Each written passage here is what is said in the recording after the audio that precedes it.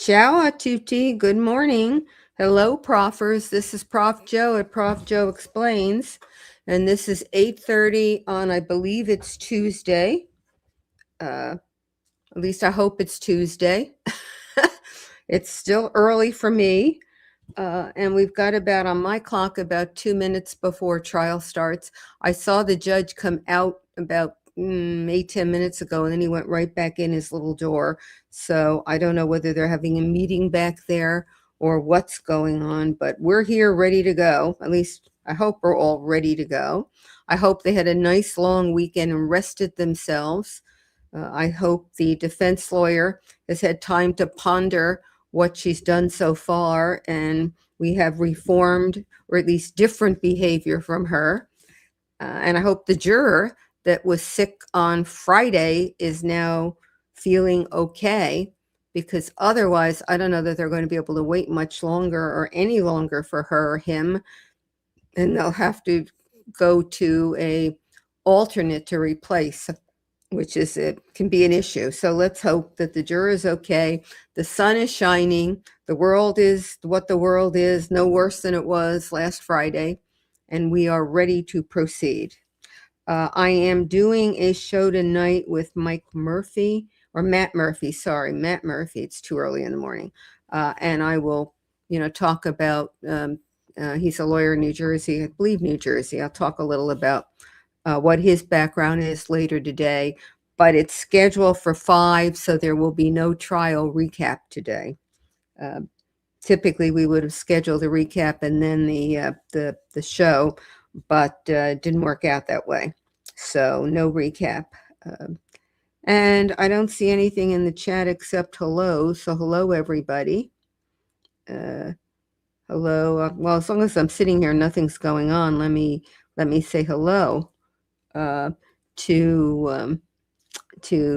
Lisa Parker, 773, and Julie 78, and House Animal with letters, Rainbow, and Julie, again, you're talking to each other. So those are members, I believe. And let's see what I'm doing here. Okay, nothing else. And we're just waiting. Okay.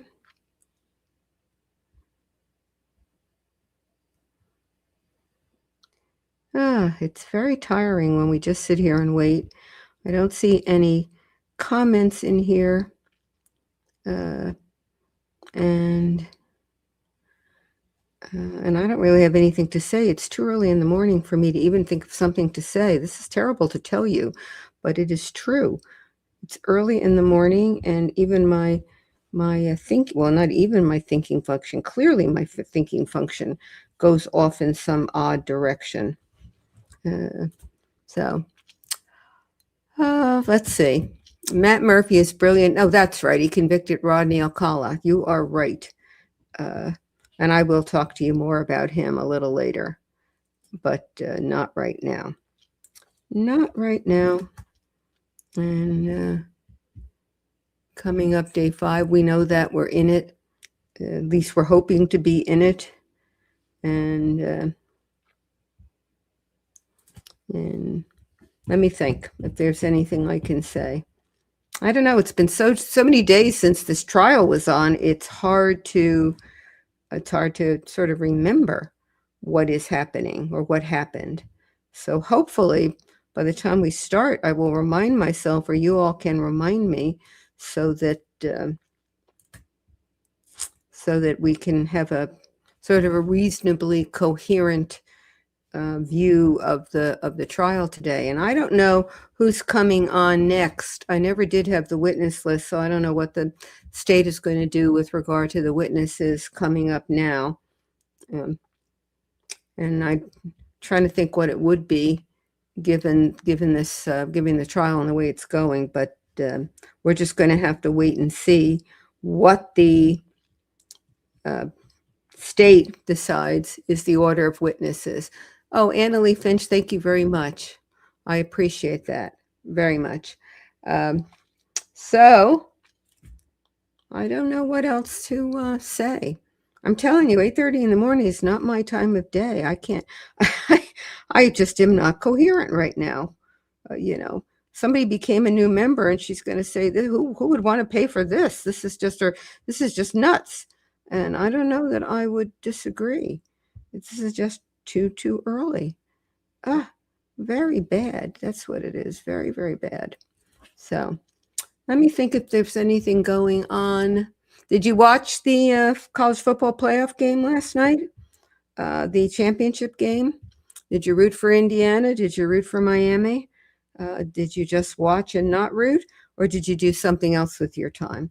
It was not a bad game. It was interesting. Now I'm going to talk sports because Indiana is a team that's known for not making mistakes. They don't get very many penalties. And yet at the worst possible moment, there's a penalty that no one should ever make by a lineman who's, I think, going to be on the, sort of the best lineman in the country. And he made a mistake that a rookie should make. And it made the end of the game very worrisome if you were rooting for Indiana, which I was because it's a Big Ten school, and I root for the conference that Nebraska is in, and Nebraska is in the Big Ten. So what should have been a nice calm ending to the game because they had the ball and there was only about a minute and a half left, and they were close to the goal line. All they had to do was hold on to the ball became a different matter, because with the 15-yard penalty, they had to switch they didn't make the first down, and the ball went back to Miami, and Miami had a chance to score. So it was a little worrisome at the end. So that's my summary. And the judge is late because it's 8:35. I certainly hope they're not having a conference, because if they're having a conference, they should have let us know last night. We're having a conference. Don't try to get on until 9 or 9:15. That's the only. Oh, good. I don't have to complain anymore. He's here. Morning. Good morning. Very good. Everyone be seated. By a show of hands, anybody do a snow angel this weekend? Oh, gee. Thank you. Anybody else? Nothing? All right. You don't play in the snow? All right. I know it's not a lot, but thank you for all coming back. I realize it was a longer weekend. We're going to get started. We'll have a decently long day today, but I appreciate everyone being here. A decently long day? With that being said, this is State of New Jersey versus Paul Caneiro. It's indictment number 19020283. Can I have the appearances of counsel for the record? Good morning, Judge Chris Decker, Assistant Prosecutor for the state. Good morning, Your Honor. Monica Mastalone on behalf of Mr. Paul Caneiro is present. Thank you, Judge. Good morning, Andy Murray, also for Mr. Caneiro. All right, good morning, everyone, and good morning, Mr. Caneiro. All right. I believe what we're going to be doing right now, this is mental telepathy that I think what the prosecutor is about to tell me, is that we're going to stop our witness, correct?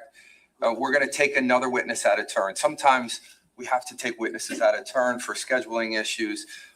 We're going to get back to Detective Zerillo in a little while, but I just wanted you to know that we're going to take probably at least two witnesses at a turn, and then we'll come back to him. So we'll do that now. Prosecutor, call your next witness. Thank you, Judge. The state calls Dr. Boris Volstein.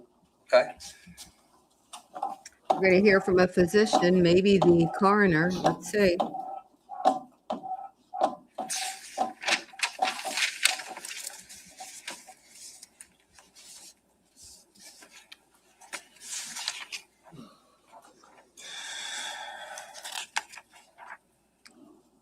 And you all don't like that courtroom? You think it's odd looking?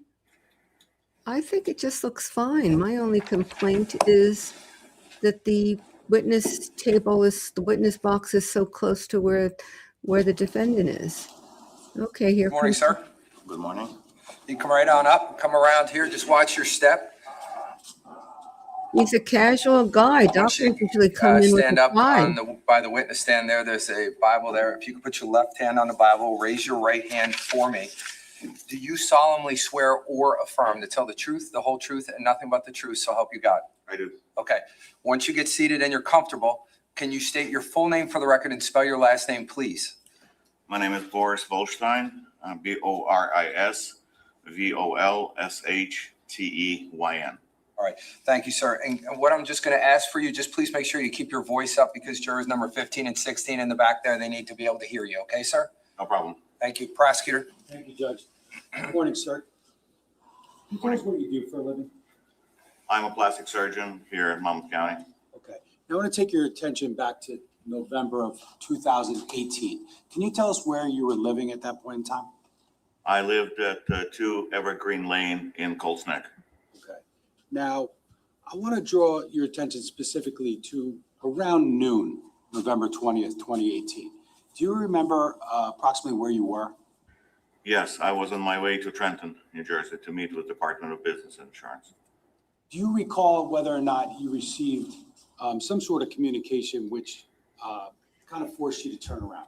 Yes. Can you, without telling us exactly what was said to you, can you just tell us the circumstances of that? I was on my way to Trenton to meet with state officials, and as I was going on a Dutch lane right around the circle, I received a phone call from my landscaper concerned about smoke coming from my neighbor's house. And did he specifically indicate, you don't have to tell us, but did he specifically indicate to you whether or which neighbor that was? Yes. Okay. Now, can you just describe your location in relation to that neighbor's house, like the connection between the two properties? Our properties are adjacent. We have a fence separating us several hundred feet. We live in a subdivision, and his house is immediately outside of subdivision, but we share the same border. And based upon that phone call from your landscaper, can you tell us what, if anything, you did? The landscaper was concerned that somebody, most likely Keith, was burning leaves in the back of the barrel behind the house. And he was concerned that he was going to get fined by the township. He tried to reach him. He couldn't, and asked me to see if I can help. And so I made phone calls to Jen and Keith. Nobody responded. So I turned around because I was nearby and decided to see if I can see what's going on. Okay. So you first referenced somebody named Keith, correct? Yes. And who's Keith? Keith is Mr. Caneiro, And Jennifer is who? his wife. Okay. And did you know them personally? I did. Okay. Now, you said, I believe you said you reached out, made phone calls to the two of them? Yes. And were you able to connect? No. Okay. Did you, at that point in time, did you respond anywhere specifically? I'm sorry, can you clarify? I'm sorry. After you couldn't reach Keith and after you couldn't reach Jen, did you go anywhere? Yes, I went to their house. Okay. Can you tell us what, if anything, or what your observations were when you got to the house? There was nothing unusual in the front of the house. I just saw barely a little smoke coming from the back of the house. That's all I saw at that time. When you got to the property, and that's 15 Willowbrook, is that accurate? Correct. Did you pull in the driveway? Where'd you park? I pulled on the driveway right in front of the house. Okay. Did you get out of your car? I did. And where did you specifically go? I went to the left side of the house because the house was positioned in such a way there was a swimming pool behind it. And it was easier to walk on the left around the swimming pool to see what's happening behind the house. And did you go to the back based upon what you were told by your landscaper? Yes. Okay. Once you went around the back, did you make any observations of any smoke or anything like that? I did. I expected to see Keith in a big barrel of burning leaves. There was nobody there, and the smoke was coming not from the barrel, but coming from underneath the balcony, underneath the house. Okay. Now, once you made that observation of the smoke, did you go anywhere else? Yes, I went to the front of the house. Okay. What happened when you went to the front of the house? I opened the service entrance door. When you say the service entrance door, can you describe for us where that is? The house has main doors, and they usually were locked. When I brought my daughter to play, because Sophia and my daughter were playing quite a bit together, I would take my daughter through this service door, which was on the right of the main entrance, which was usually open. Now, did you open that door? I did. Okay, what happened when you opened the door? There was very thick clouds of smoke coming from the inside. What did you do then? I yelled to see if anybody was inside. Nobody responded. The clouds were so thick I couldn't even enter. So I went back to my car and called 911. Okay. Now, once you called 911, did you stay near your car or did you go other places? I was actually getting into the vehicle, and I have a truck, so I was getting up on the step, and as I turned, I saw a body in front of the house in the bushes. Were you, if you recall, were you on the phone with the 911 operator when you made that observation? I was. And based upon that observation, did you go anywhere? I went closer to the body to see what it was, and I was with operator on the phone. And at that point, I described everything, was instructed to leave the location because of possibility of somebody still being on the property, and I did. Now, the things that you just described about your observations of the body, did you describe those to the 911 operator? I believe I described that I saw the body laying there, and that's what the extent of it. Okay. And have you reviewed that 911 call prior to today? Yes, I did. And based upon your review of that, did you believe it accurately captured your phone call with 911 that morning, that day? I do. Let me approach. Okay.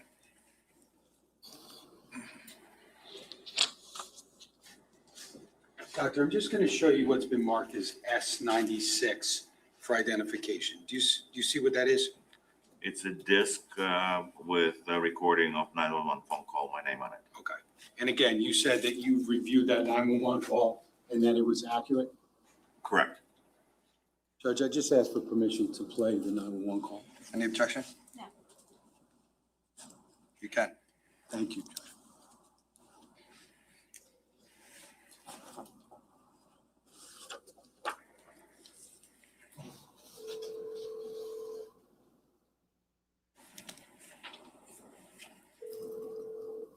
Hello? Hi, I didn't hear your Hello. name or what you're reporting, sir. What are you reporting? Okay, fire, Where? Willowbrook Lane, Where? Willowbrook Road, What's the address? Neck. Okay, what's the address? I think it's 40, I don't know, I think it's 44 Willowbrook. What's on fire?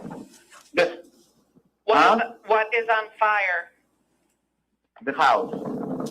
Where do you see flames coming from? I see the smoke from behind. I pulled out my neighbors from behind me. I opened the door, and there is a smoke's coming out, and there's a person laying down Where are they laying down? on Can the you get over? property Can you get over in to front them? of the house. All right, get over Yes, to I'm coming over. Okay. Oh my God, there's blood here. It's a corpse. It's what? It's dead. What's dead? Somebody is dead here. Okay, sir, you need to get to a safe area. Hold on a second.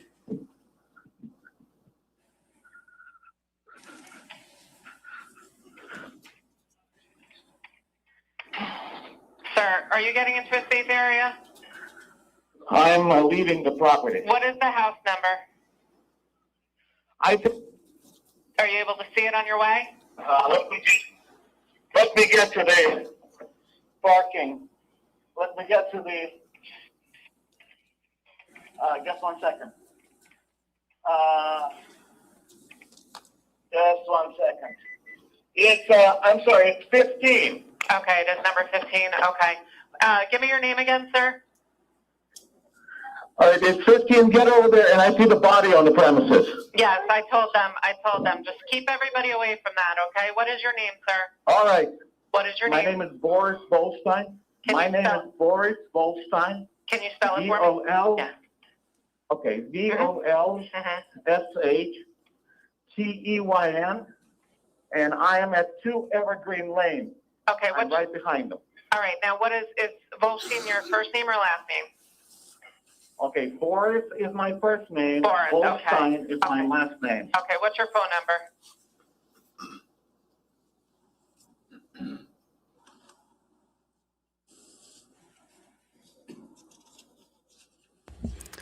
They cut out the phone number from the call so that we And what's would your know. your house number on Evergreen? Okay, listen, I really don't have time. I'm sorry. I need time to get on the property. Please send somebody. They're already en route. Doctor, did that accurately capture the 911 call like you said that day? It does.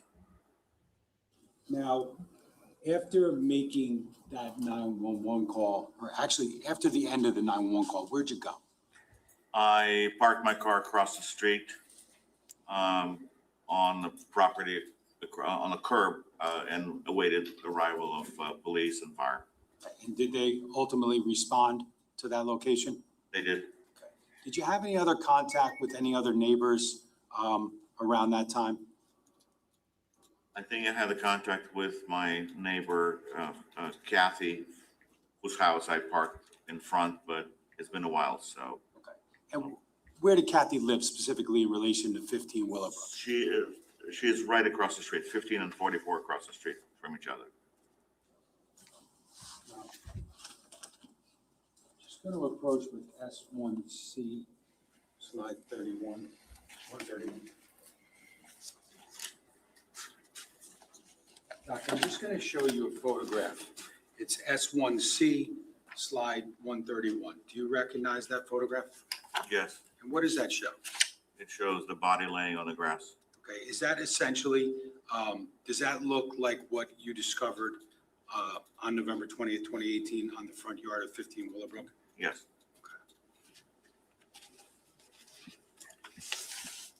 Could I just, permission of this briefing? Can I just have slide S1C 131 briefly? Doctor, is that the photograph that you just identified? Yes, Okay, and is that essentially or similar condition to the way you found the body that you described on the call? yes. Okay, and just to be real clear, when you first encountered that body, did you specifically identify who it was? No, Okay, how come? I thought I knew who it was, but I didn't know for sure. Okay, you can take that down, thank you.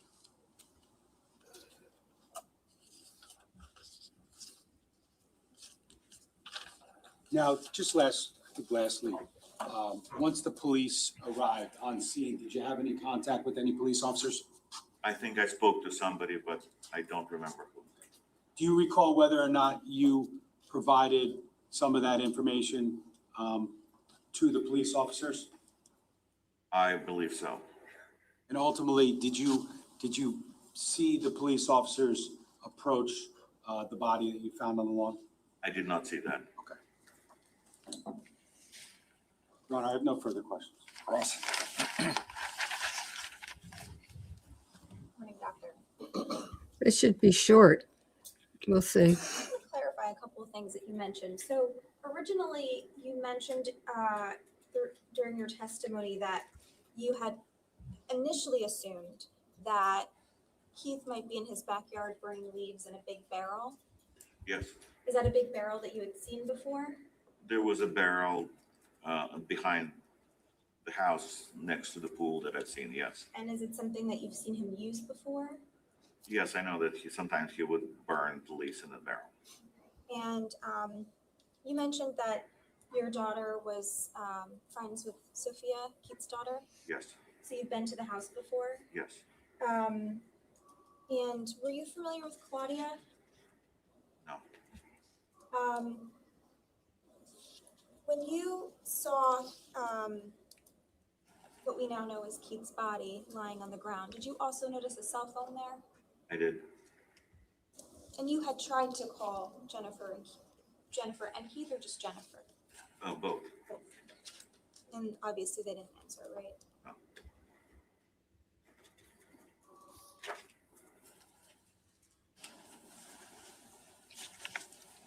She's in pink today. Maybe she's trying to soften up her image.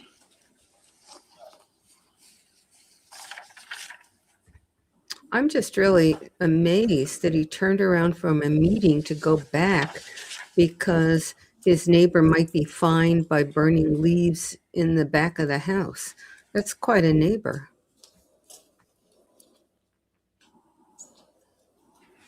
So I'm just gonna approach you with a few photos. I'm gonna start with what's been marked as D1-320 and D1-321. Sir, do you recognize, showing you photographs of, would you agree this is 15 Willowbrook? Yes. Okay. And do you see your I'm just wondering, do you see your vehicle in these photos? The vehicle you were driving at the time? I think this is my vehicle. That one, okay. And does this That's, be the same one? yes. Okay. Now, why don't- That's a fair depiction of what your vehicle looked like at the time, right? This is actually from that day? Do you Yes. recognize the Yes. responders? Okay. Permission to publish? Okay. Foundation, So he I'm gonna knew it, he start with, recognized it. D1-321. And now the jury will see it. And hopefully we'll see it, but we'll see what Court TV does. And thank you, Court TV, for letting us join the stream that you're doing. Sir, is that your vehicle that we see in the photograph? I believe so. And do you recognize the other person in that photo too? Is that your neighbor? Possibly, I Kathy? can, it looks similar, but I cannot see the facial features. Very sure. Okay. Can I just ask you to circle your vehicle? There's There's only one car there. maybe just put like a V for Boris. Sorry. Perfect. Can we capture that? I'm going to show you. D1-321.1. Thank you. And I'm going to show you 1-320 as well.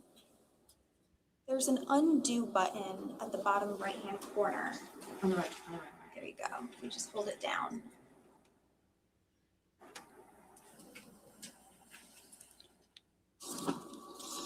So I'm showing you what's been marked as D1-320, and this is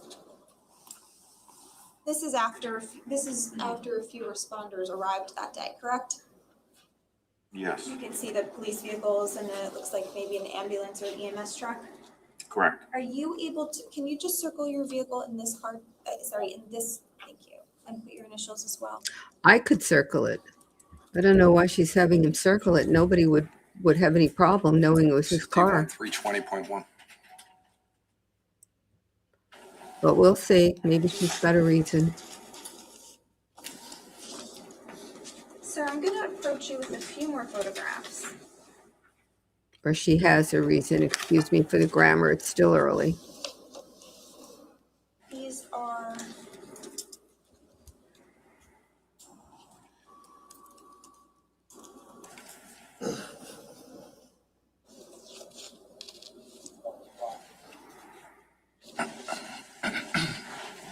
first I'm gonna show what's already been published to the jury. It's D1-301.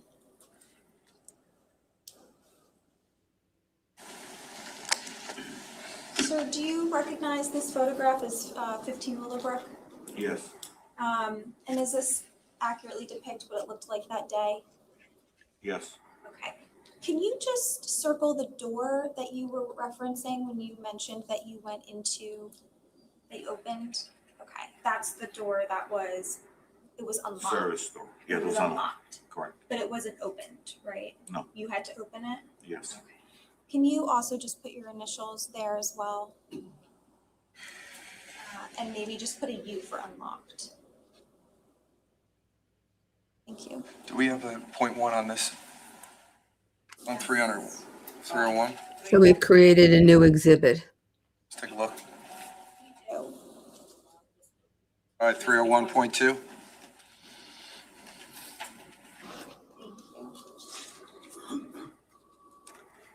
Now this circling makes more sense. So the jury can see where the open door Just a few was. more photographs, sir. I'm going to approach with what's been marked as D1-304, 1-307, -308, and -309. Where the unlocked door was in relation to the front door. I don't know. So I'm showing you, first I'll show you D1-304. Do you recognize what's in that photograph? That's Keith's house. Okay, so that's 15 Willowbrook. Correct. And do you see your house in that photograph or no? No. Okay. And I'm going to show you what's been marked as D1-309. Do you recognize what's in that photograph? That's the same house with 15 Willowbrook. Okay, it's like an aerial view. Correct. And you don't see your house in that photograph, do you? No. Okay. So I'm going to show you D1-307. Can we agree that's another aerial shot of 15 Willowbrook? Yes. And do you see the area of your house in this photograph? I do. Okay. Is it on the left side here? It's on the left side. Okay. And finally, same thing with D1-308. Do you see, do you agree this is another aerial shot of 15 Willowbrook? I do. And do you see a portion of your property? Yes, I can see. Okay. Permission to publish? Ken, any objection? No, Judge. So we're going to start with the first one, D1-304. And we've seen a similar photograph, but essentially we agree that this is 15 Willowbrook, correct? Yes. And this is a fair and accurate depiction of what it looked like when you were there on November 20th of 2018, correct? Yes. Okay. And I'm going to show what's next been marked as D1-309.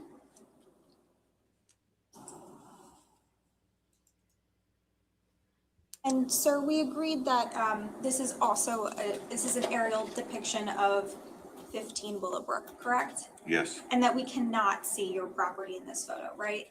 Correct. But what we can see is this road that's sort of like diagonal across the bottom right corner of the screen, that's 15 Willowbrook. That's Willowbrook Road, correct? That's the Willowbrook Road. And then this is the driveway that we see leading up to that property, correct? Correct.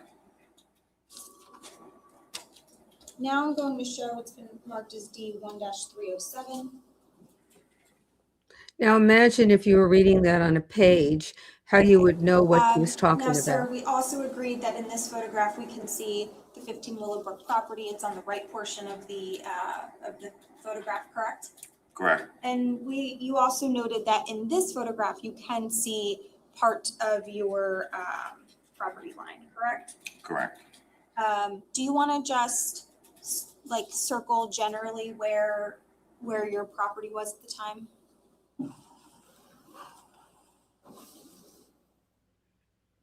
Maybe just put your initials as well. So I just wonder what she's doing about this and why.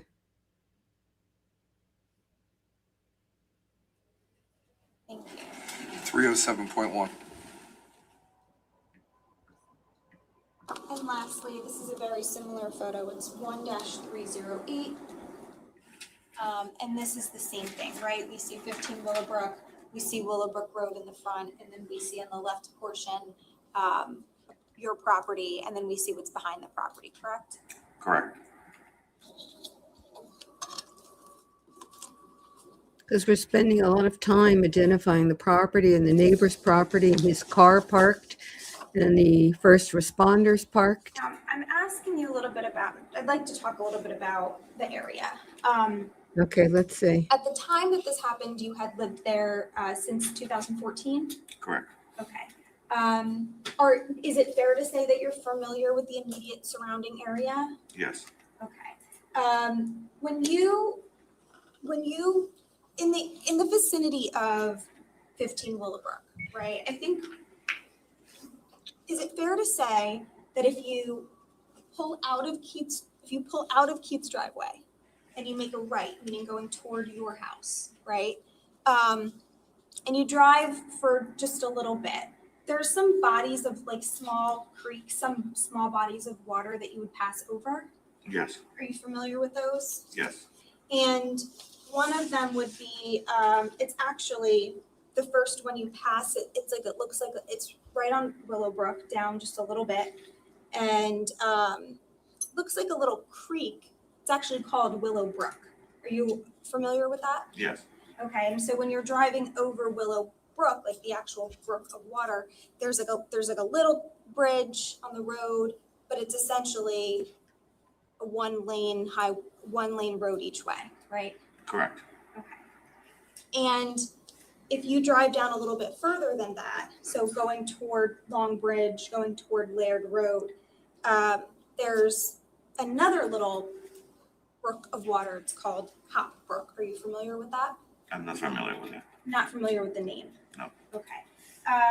Are you familiar with the fact that after you pass the first little Willowbrook, but before you get to Long Bridge Road, there is a second little small bridge with some water there? And if you can't remember, I could show you a photo to maybe refresh your recollection. I don't remember Second Bridge. Why are we doing this orally? Why doesn't she just have a picture? They put it up on the screen and we can all see it rather than try to visualize it. It's peculiar. So I'm going to approach with what's been marked as D1-323 and D1-324. I'm going to show you first D1-323. Is this what we were speaking about earlier, where we would pass over Willowbrook, the first little stream of water?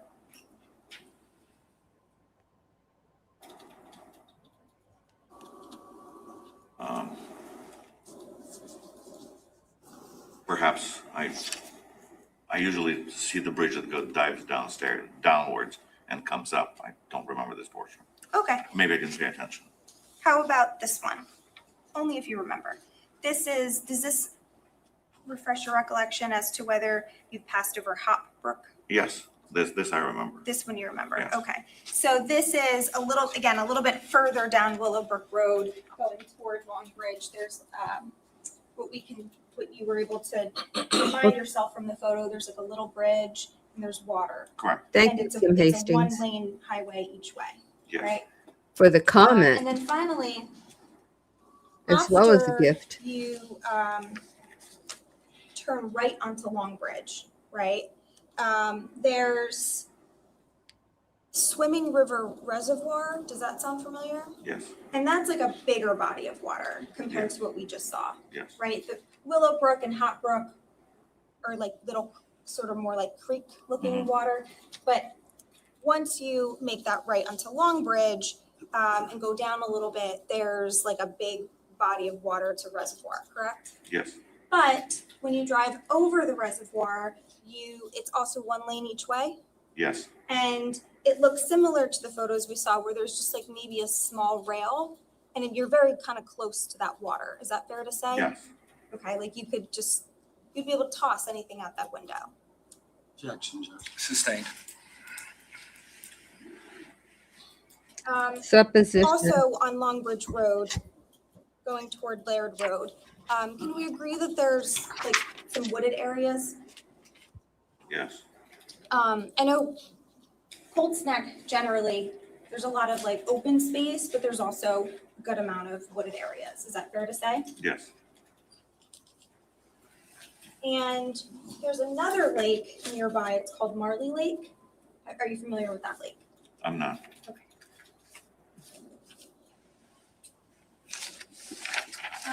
returning to the night that this happened, sounds like your first interaction, so to speak, with what happened was when you received the call from your landscaper and when you saw the smoke yourself. Yes, Okay, so were you home that night during the overnight hours? yes, And you didn't hear any gunshots? I did not. Was there anyone else home with you that night? Anyone else, any other family members? My wife and my daughter. Okay, and to your knowledge, they didn't wake Objection, you up? Judge. Sustained. Can't testify as to what other people. The question was whether they woke you up that night for any reason. No, And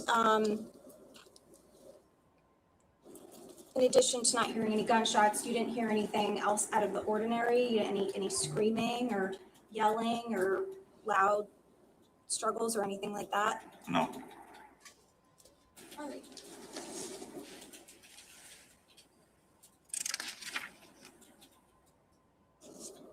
Peculiar question. We know. So up until you got to the property yourself after you got the call, there was nothing out of the ordinary that you had seen prior to that? No, We know that there were gunshots. We know that somebody had to be there. Are you done? Yes. Okay, you didn't say anything. I said thank you. Any further? No, Judge, thank you. You can step down. Thank you. Odd, unless she's going to tie it up some way. It's just You sure can. questions with answers that don't go anywhere. You might note it down and ask yourself if later something is relevant about the fact that he didn't hear anything. Or that the cars were parked on the road in front of the house. He can't hear. Now he can. He looks very preppy today, doesn't he? Blue sweater, yellow shirt, blue plaid tie. I mean, there's nothing wrong with what she did. It just is extra time unless it's going to tie up or go somewhere.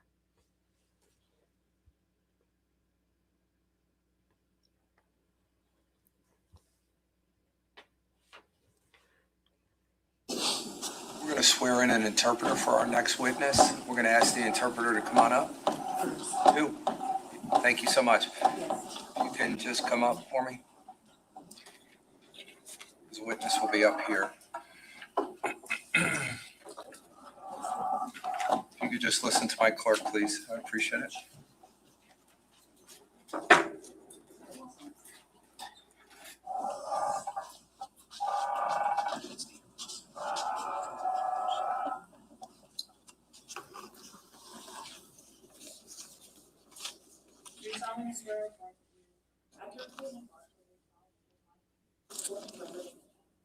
That are binding, I'm sorry, on you and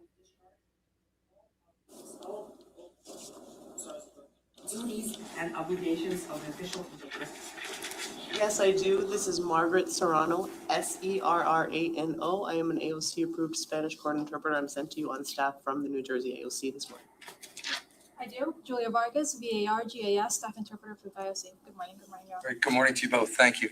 Ma'am, come over and take a seat. Señor, usted puede tomar asiento ahí en la silla. The interpreters are going to need to request if we could maybe get a chair because we need to stay close to each other when Sure. we interpret. I don't know if You've there's got any- two interpreters? Is that what I You can heard? have mine. I don't need to do that. That seems a little unnecessary. The judge gave the interpreter his chair. Now, where did he go? That's very nice. Need two, you said? We just need one. One? I'll We take this normally one. have an active and a passive interpreter, and the passive one will sit in the chair. Wherever you need it. Thank you so much. He went and got them a chair. Where's the bailiff? Can you please stand? Put your left hand on the Bible. Raise your right hand. Mano izquierda en la Biblia, levantándose la mano derecha. Do you solemnly swear or affirm to tell the truth, the whole truth, and nothing but the truth, so help you God? Yes. Can you state your full name for the record and spell your last name, please? Por favor, diga su nombre completo para las actas y luego hay que deletrear el apellido. Giselle Restrepo.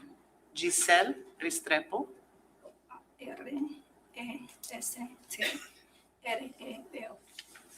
R-E-S-T-R-E-P-O. R-E-S-T-R-E-P-O. Please, you can be seated and get yourself comfortable. You can understand somewhat English, you can see that. The interpreter is just going to ask the witness to put these headphones on.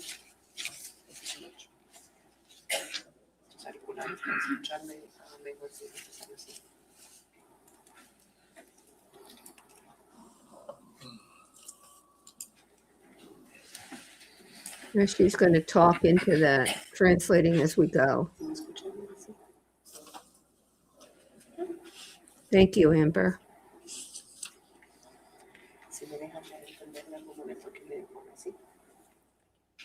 The interpreter just asked the witness to let her know if she is unable to hear or understand her during time.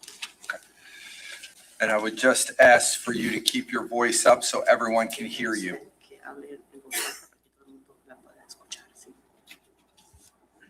You have to speak a response. Okay. Can you move a little forward? There's a microphone closer to you that will pick you up.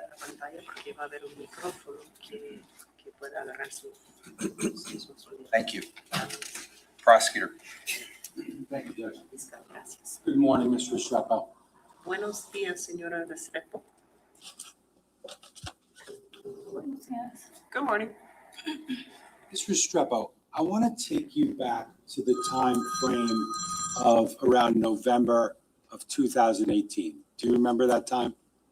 Señora Restrepo, quiero que usted se fije mentalmente un poco atrás en el tiempo, al periodo de tiempo en noviembre de 2018. ¿Se acuerda de ese tiempo?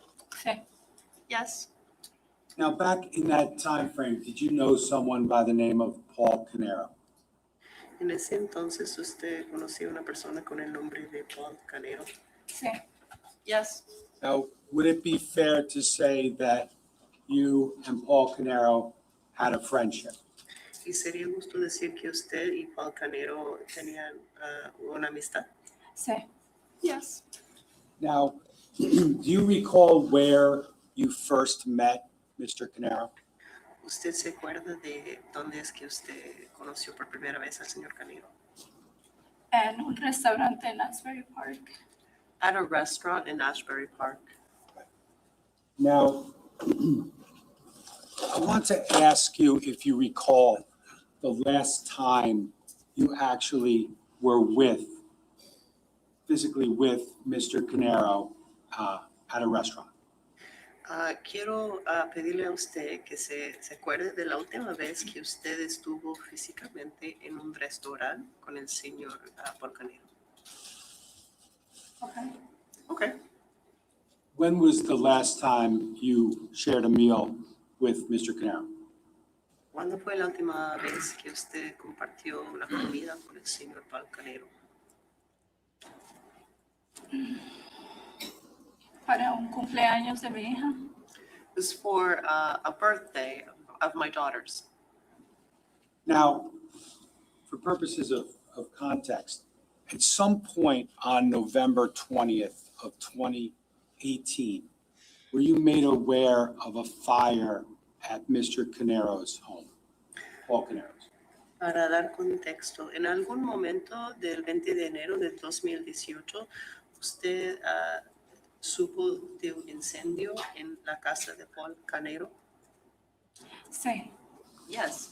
Now, approximately how many days earlier from that fire did you have dinner for your daughter's birthday? Aproximadamente cuántos días antes del día de ese incendio fue cuando usted compartió la cena con Paul en el cumpleaños de su hija? 2-3 días antes. It was 2 or 3 days before. Okay.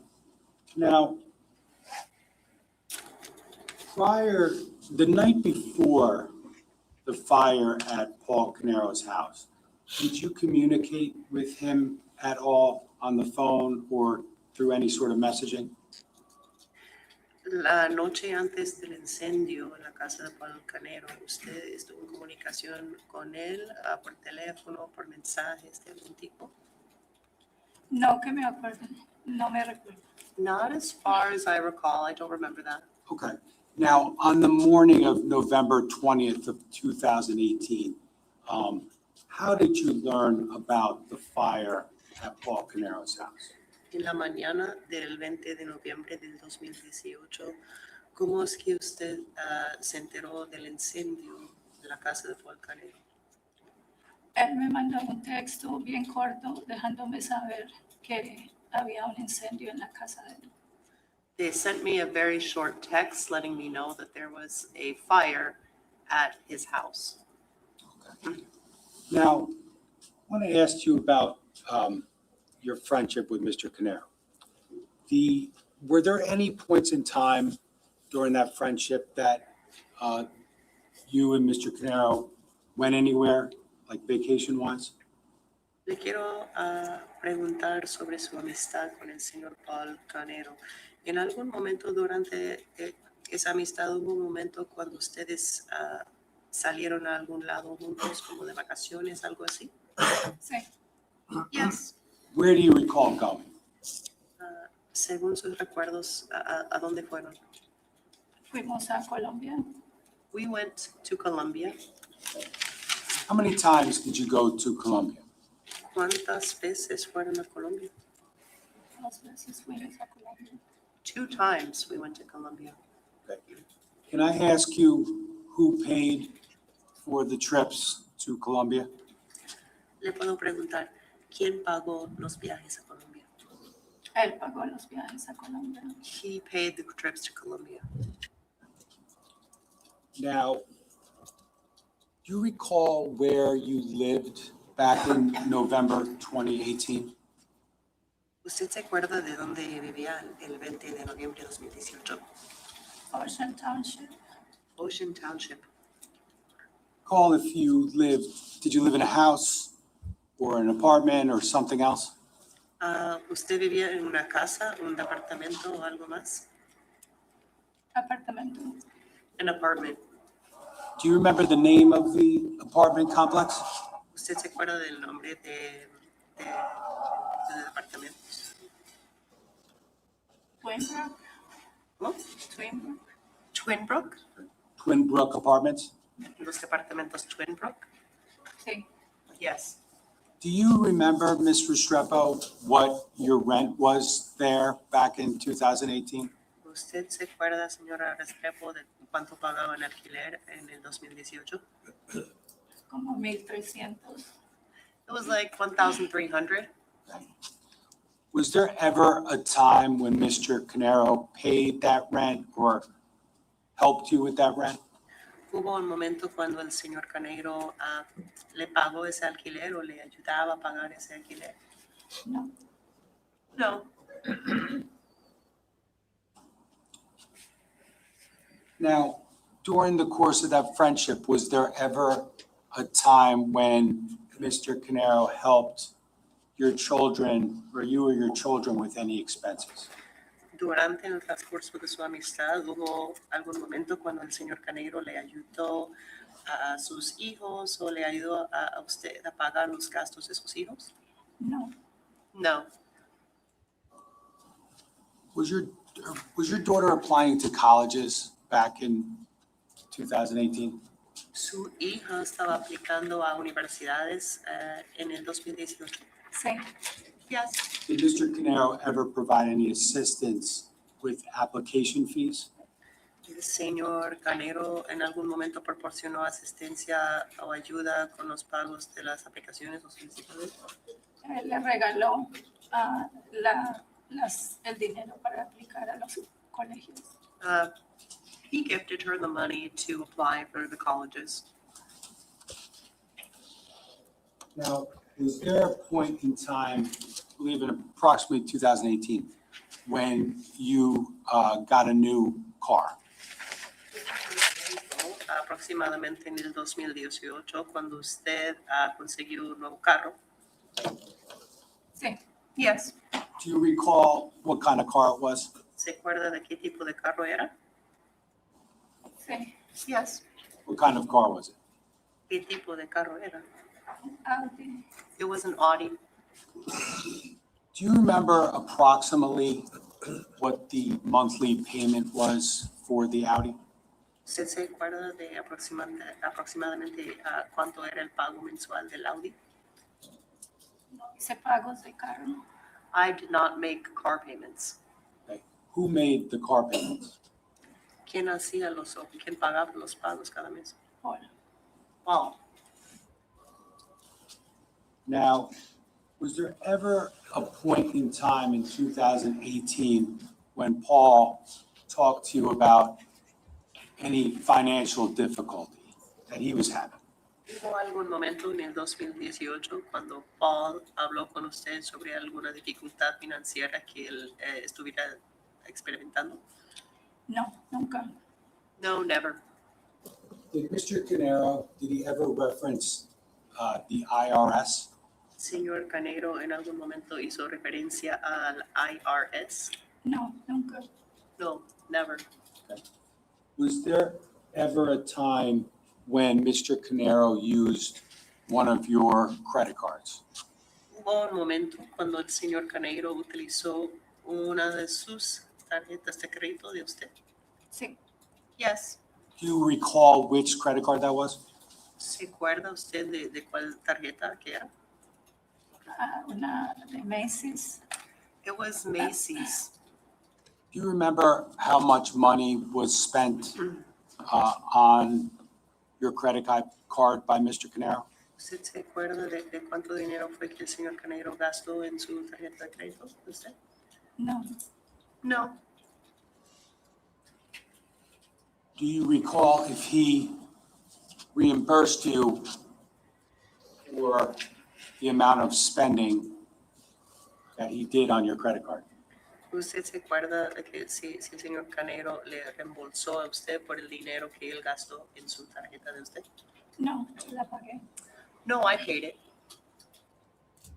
Now, I want to ask you about whether or not you ever observed Mr. Caneiro and guns that he owned. Quiero preguntarle sobre si usted en algún momento observó al señor Caneiro con armas de fuego que eran en posesión de él. Sí, Yes. Where did you see these guns? ¿Dónde es que usted vio esas armas de fuego? él tenía una. He had one. Did he have one gun or more than one gun, if you know? Si es que usted lo sabe, él tenía uno o más que una arma de fuego. Yo creo que más. I think more than one. Okay. Did you ever shoot a gun with Mr. Caneiro? ¿Usted alguna vez disparó un arma de fuego con el señor Caneiro? Sí, Yes. And where was that? ¿Y dónde ocurrió eso?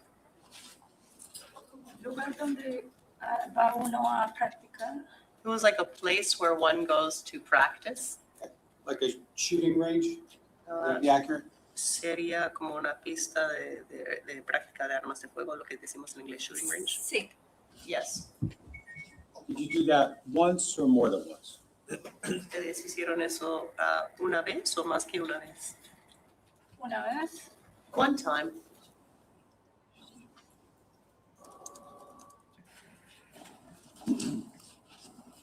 Now, you talked about going to Colombia twice with Mr. Caneiro. Did you ever go anywhere else in the United States with Mr. Caneiro? Usted mencionó ir 2 veces a Colombia con el señor Caneiro. ¿Usted alguna vez fue a otro lugar dentro de Estados Unidos con el señor Caneiro? Sí, Yes. Where did you go? ¿A dónde? Carolina del Norte, Las Vegas, Boston, North Nueva Carolina. York. Yeah. North Carolina, Las Vegas, Boston, New York. Yeah. Who paid for those trips? ¿Quién pagó esos viajes? Él. He did. Now, Ms. Restrepo, you talked about Paul Caneiro. Do you see that individual in court today? Señora Restrepo, usted ha hablado sobre Paul Caneiro. ¿Usted ve a esta persona, la misma persona aquí presente hoy? Sí. Yes. Could you point him out for us? ¿Usted nos puede indicar quién es? Identifies the defendant. Él ha identificado al acusado. The state has no further questions. El Estado no tiene más preguntas en este momento. The interpreters will briefly switch. That's why there are two. Yes.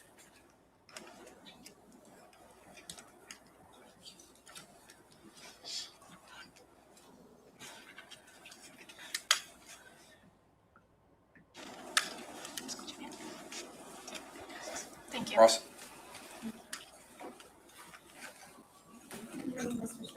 Buenos días, señora Restrepo. Buenos días. Good morning.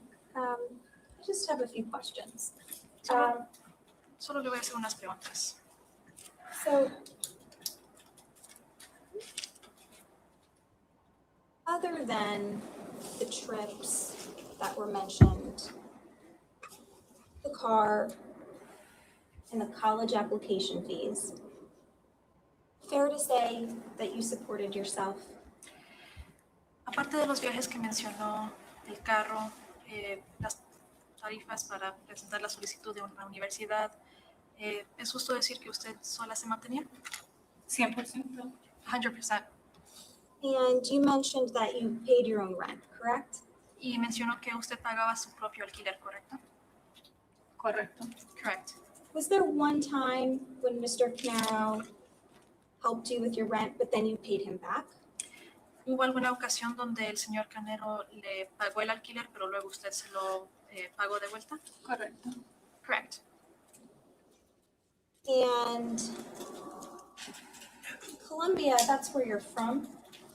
¿Y usted es de Colombia? Soy colombiana. I'm Colombian. So when you went to Colombia, you were visiting family? Entonces, cuando fue a Colombia, ¿estaba visitando a la familia? Sí. Yes. And the prosecutor said, asked you to agree that you and Paul were friends. Is it fair to say best friends? Y el fiscal le preguntó, le pidió si estaba usted de acuerdo con que usted y Paul eran amigos, pero ¿es justo decir que eran mejor amigos? Sí. Yes. And during the time that you knew Paul, was he always very nice and supportive of you? Y por el tiempo que conocía a Paul, él siempre le fue amable, cariñoso. Sí. Yes. He was there for you as a friend. La apoyaba como amigos. Todo el tiempo. All the time. And he helped tutor you with your English as well? Y también le ayudaba, le enseñaba el inglés. Fue una parte muy importante para que yo mejorara y practicara. He was a very important part for me to improve and practice. And would you agree that Mr. Caneiro, would you describe him as very smart? ¿Y está de acuerdo o describiría al señor Caneiro como alguien muy inteligente? Él es muy inteligente. He is very smart. And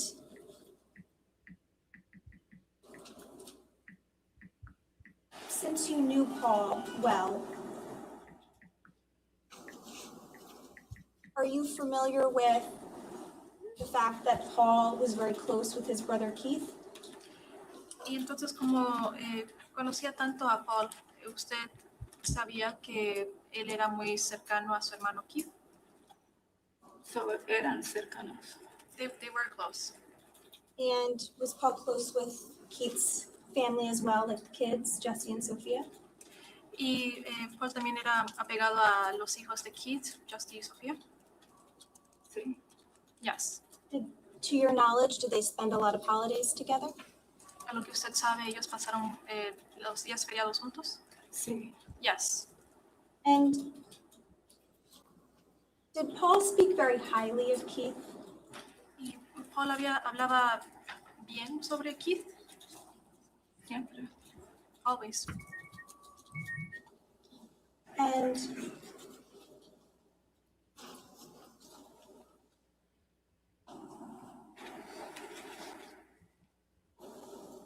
to this, you don't have any bad things to say about Paul, right?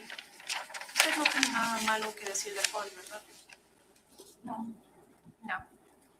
And lastly, the prosecutor asked you about Paul owning multiple guns.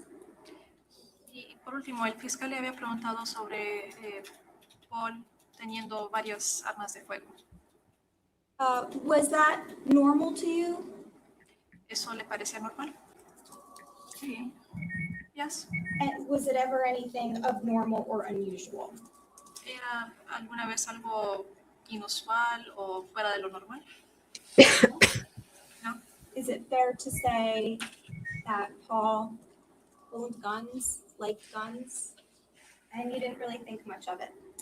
Entonces es justo decir que Paul poseía de armas de fuego, le gustaban las armas de fuego y usted no pensó más allá de eso. Pienso que era un hobby. I think it was a hobby. Thank you. No more questions.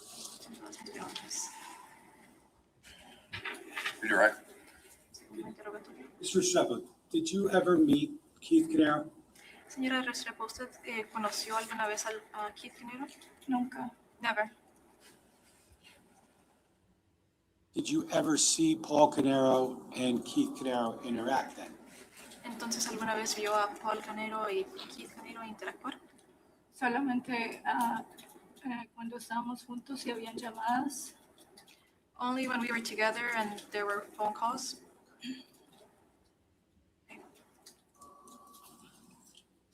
No further. Recross.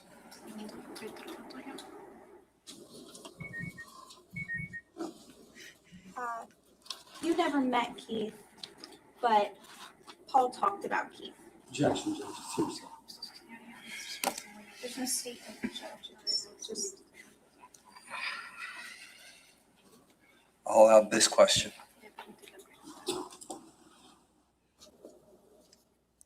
¿Cuál fue la pregunta? What was the question?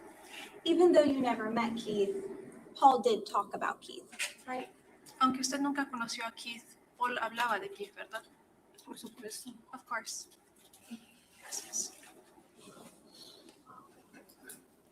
You can step down.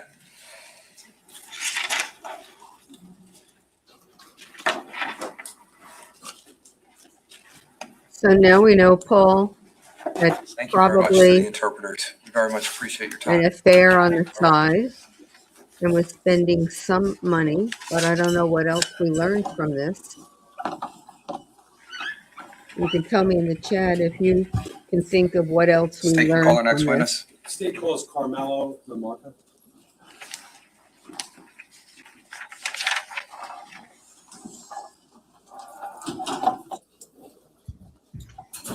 I mean, what did she say that helped the case that Paul murdered Keith and his family and committed arson? He never told her that he had money trouble. He helped her with money. She never saw Keith and Paul together. And the only thing he said about Paul and Keith was that she said was that everything he said was favorable. So I'm not Come on quite up, sir. sure where he helped. Just watch your the step as you prosecution. come up. Once you're up there, if you put your left hand on the Bible, raise your right hand, please. You solemnly swear or affirm to tell the truth, the whole truth, and nothing but the truth, so help you God? I do. Can you state your full name for the record and spell your last name, please? Carmelo Lamarca, Lamarca. All right. Sir, just make sure you speak up loud enough so juror numbers 15 and 16 can hear you in the back, okay? Yes. Thank you, sir. Prosecutor? Thank you, Judge. Mr. Lamarca, can you tell us what you do for a living? I'm in real estate. Okay. Now, do you serve your community in any other capacity? Yes, I'm a volunteer firefighter. Okay, where are you a volunteer firefighter? Adelphia, Atwell Township, Fire District 2. Okay, and approximately how long have you been doing that? About 10 years. Now, I want to draw your attention to November 20th, 2018 in the early afternoon hours. Do you recall that date? Yes. How do you remember it? I was working from home. Remember, it was a clear day. I wasn't particularly busy.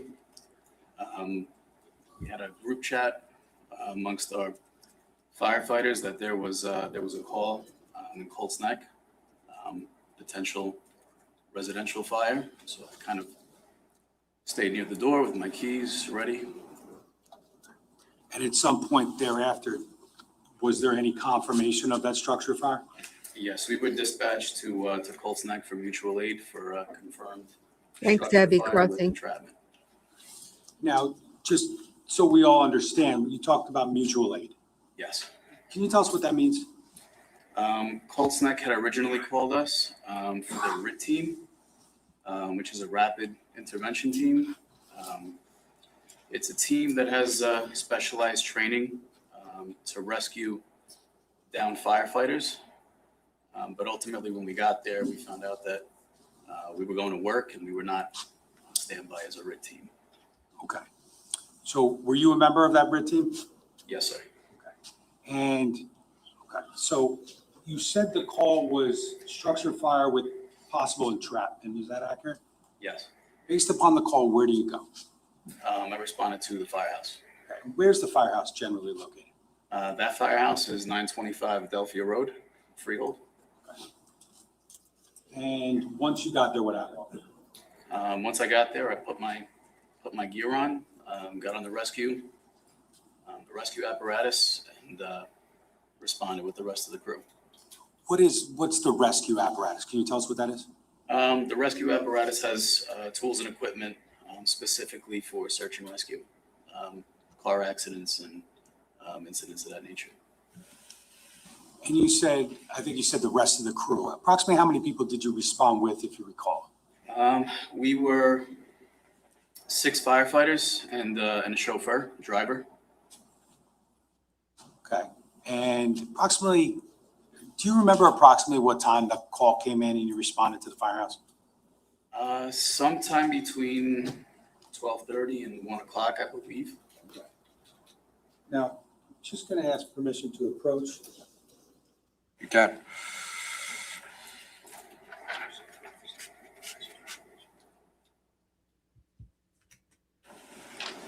Mr. Lamarck, I'm just going to show you what's been marked as S106 for identification.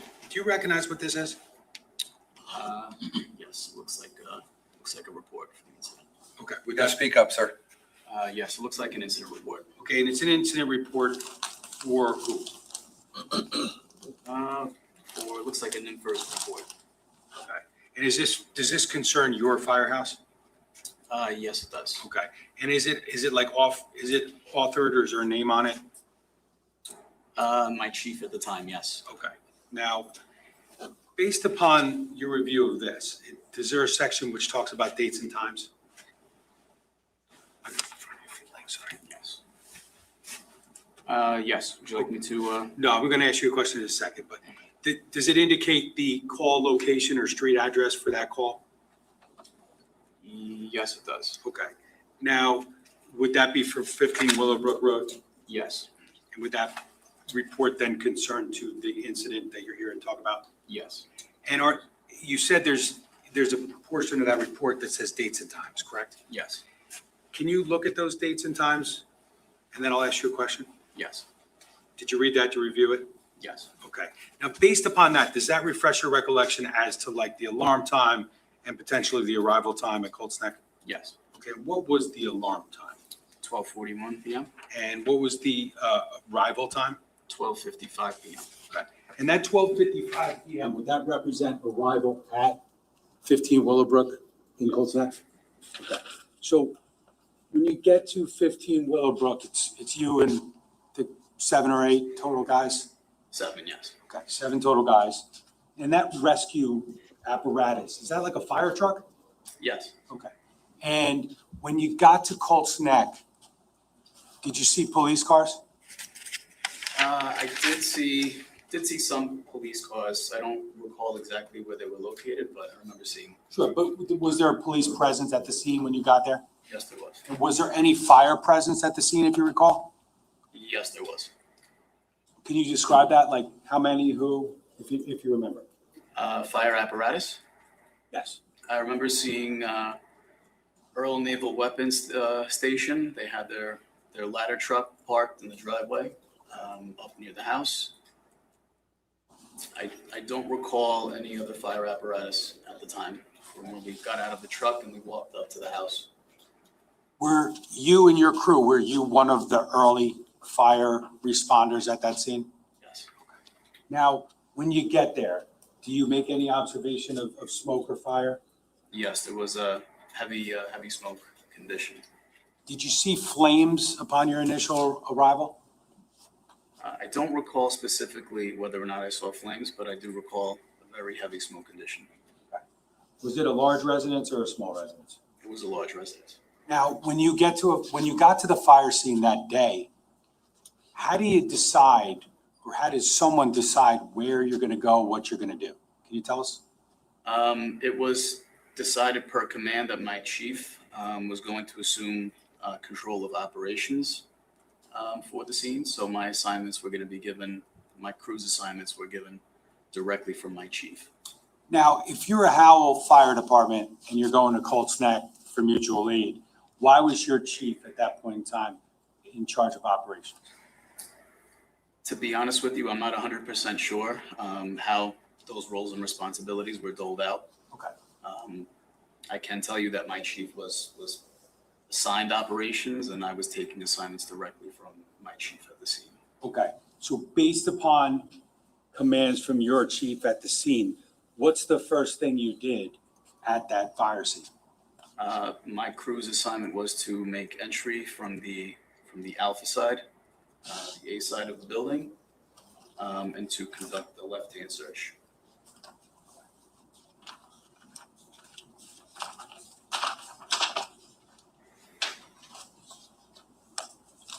I'm going to show you just briefly. I'm going to approach with S1C, slide 9. Yeah.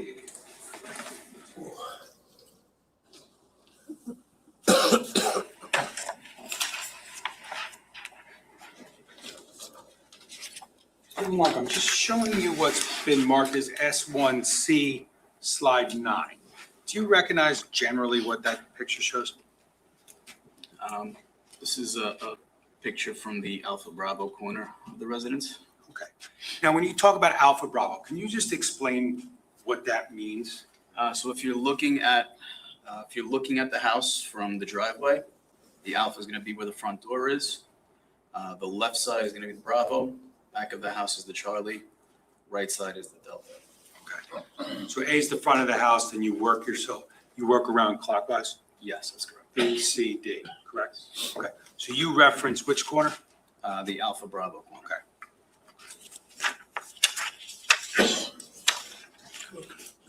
Just want to.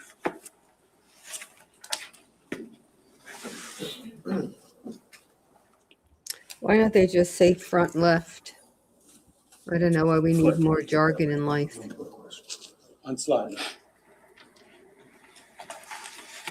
Where did you enter, you and your crew, where did you enter on that date? From the door here on the Alpha side. You got to speak up, sir. From the front door on the Alpha side that leads directly from the driveway. Could I permission to publish? No. Okay. Could I have S1C, slide 9?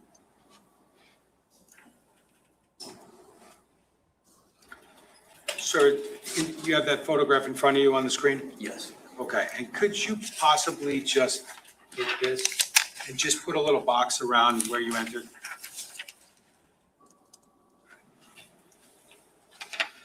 Can we preserve that, please? Thank you. That's slide 9.1.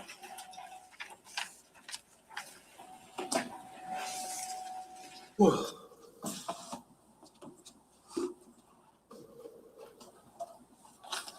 Now, Mr. LaMarca, can you tell us, like, what you encountered when you first went through that door? As soon as we got through the door, there was zero visibility, blackout conditions because of the smoke. So we were essentially operating by touch. Okay. Is that something that are you trained for that situation? Yes. Okay, so what do you do once you walk in, there's not a lot of visibility? How do you get to where you want to go? We conducted a left-hand search, so you're essentially keeping your left hand with contact at all times to the wall, just to keep yourself oriented, and using your other hand, foot, tool, reach out as far as you can to feel for any potential victims as you move through the left-hand search. Isn't the wall hot? Now, based on what you just said, when you get there, do you get briefed on information that others have prior to your arrival? I don't recall us being relayed very much information at all. We were pretty much just given our assignment, there was maybe 2, 3, or 4 firefighters from Earl that had made entry prior to us arriving there. I guess I'm the not sure gloves where protect. they searched, where they went. Ultimately, I believe, if I recall correctly, they had to bail out of a window at some point, but I don't have any confirmation of that. They made it to the second floor. Now, when you entered that front door of 15 Willowbrook, were you looking to find people? Yes, we were told that there was confirmed entrapment, potentially for victims and also potentially a nanny. Okay. So you go in, you said you wanted to stay towards the left, correct? Yes. Would that be the front of the home, the A side? Yes. Okay. Where did you go? As soon as we went in, began the left-hand search, we were met with the set of stairs. We climbed those stairs, and shortly after reaching the landing of the stairs, we came in contact with the victim. How did you come in contact with the victim? I mean, as far as visibility goes. I felt her. Were you with anyone else at that point in time, like right in front of you? Yes, there were 2 firefighters that had made their way up past me onto the second floor, and there were another 3 behind me.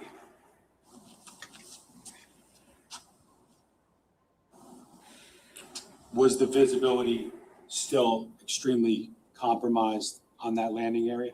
Yes.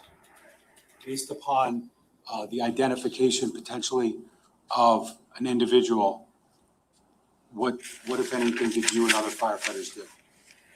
After it was determined that it was in fact the victim, I turned to the firefighter that was just below me on the stairs, and I told him that we're going to be taking them out. I grabbed the legs, and he grabbed her arms, and we carried her out. Where did you take her? Just by the garage doors. In front of the house? Yes.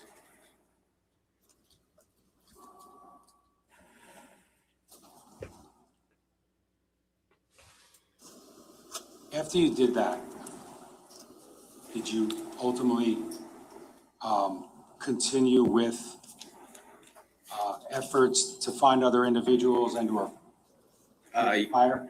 Yes, we were instructed to place her down in the driveway and then to go back in and continue our search.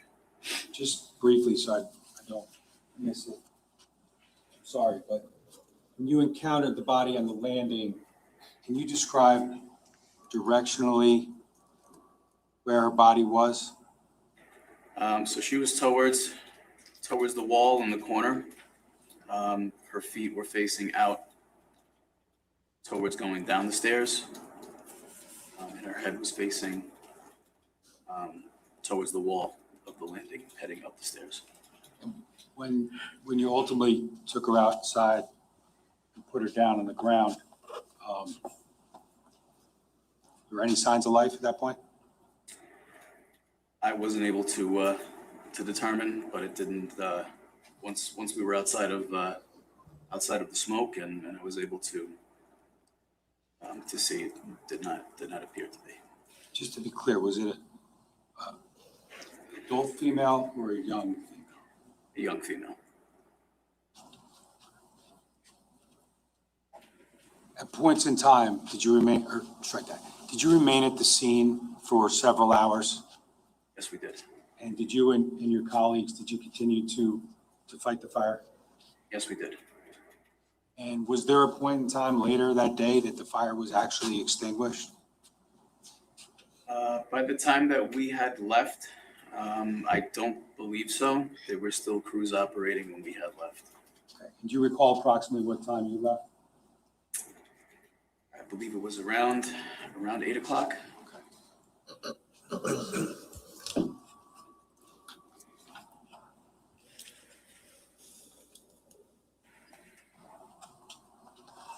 Your Honor, I have nothing further.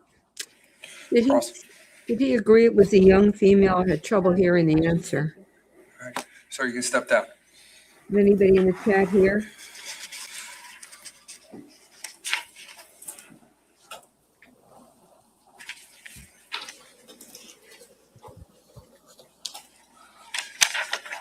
Well, thank you, Zakel. Prosecutor, you want to call your next witness? Zekel. Yes, young. So it was 58-year-old.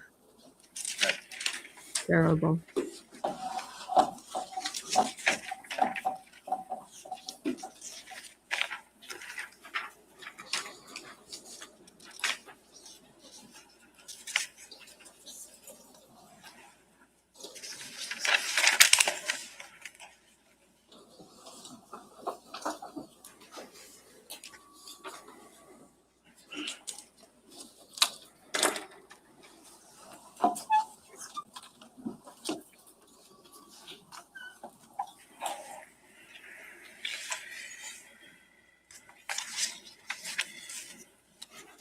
Detective, you were under oath when we left you on Thursday afternoon.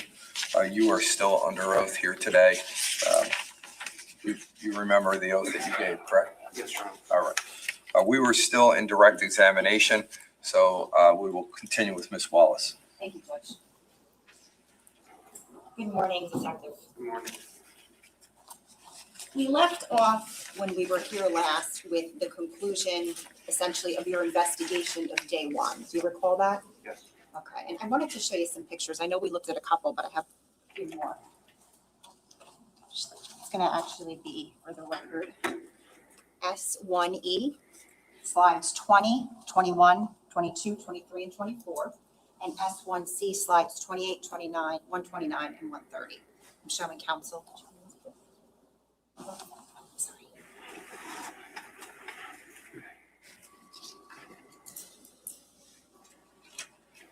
If this had been done without having to go out of order, he would be Mr. Murray, is there starting his objection to testimony. them being published now, or do you need the foundation before?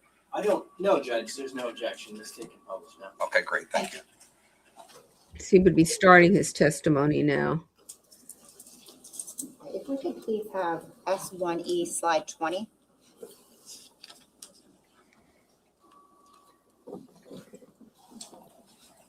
Detective, can you describe what we're looking at here? The rear of the structure, the house. All right, so if you're facing the house, where would this specifically be located? From the roadway, this would be to the right or to the west of the structure. Do you see the door there? Yes, Okay, what is on the other side of that door? a garage. Okay, and if you're looking head on at the photo, is there, you spoke earlier about an electrical meter. Where would that be located? That's on the left side of the door, excuse me, on the corner of the structure. Okay, and how about the generator? Where would that be? Behind the shrubs on the right side of the door. Can we have slide 21, please? Do you see the electrical meter in this picture? Not 100% sure. I do see the meter pan cover. Sorry, the meter box. I do see the electrical service panel on the left side. Okay, and can we please have the next slide, 22? Okay, what are we looking at here? The meter service panel. Okay, that's the meter service panel? Yes, the electrical service comes into the structure from Okay, now just from this location, where was Keith's body located, specifically from there? behind me, if I'm looking at this, and to my left. What, if anything, did you observe about that panel right there that we see? The handle is in the down position, and there's no meter attached to it or a cover on it. Can you circle that handle for us?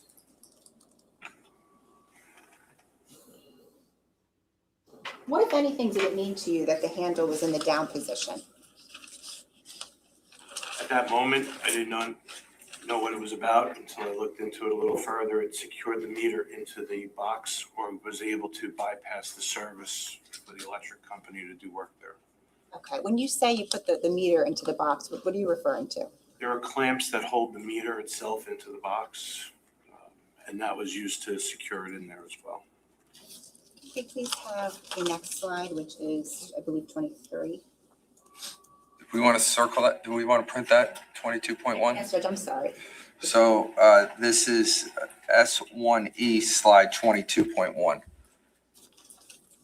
It's like If these you don't mind exhibits, just doing the undo button, if you remember. like these exhibits have babies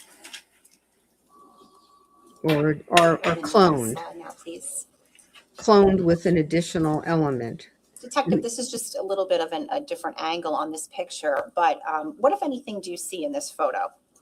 To the left of the panel, on the floor, I see the meter pan cover and the meter in the shrub there. Can you circle those for us, please? And the clones really only have the circles or the checks or the letter. Yeah, you testified previously when you were on the stand that when you arrived, you were over by Keith's body and you made some observations about this particular area. Yes, Are those the observations that you were referring to, the door and the meter on the floor, yes. on the ground? If we could please have the next slide.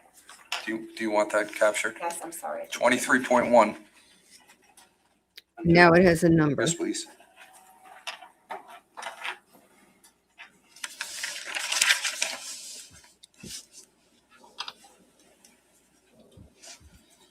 Slide 24, please. And sir, what is this that we're looking at? That is the meter from the meter pan.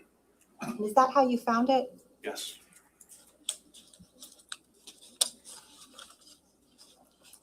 Can we please have slide, it's going to be S1C, slide 128.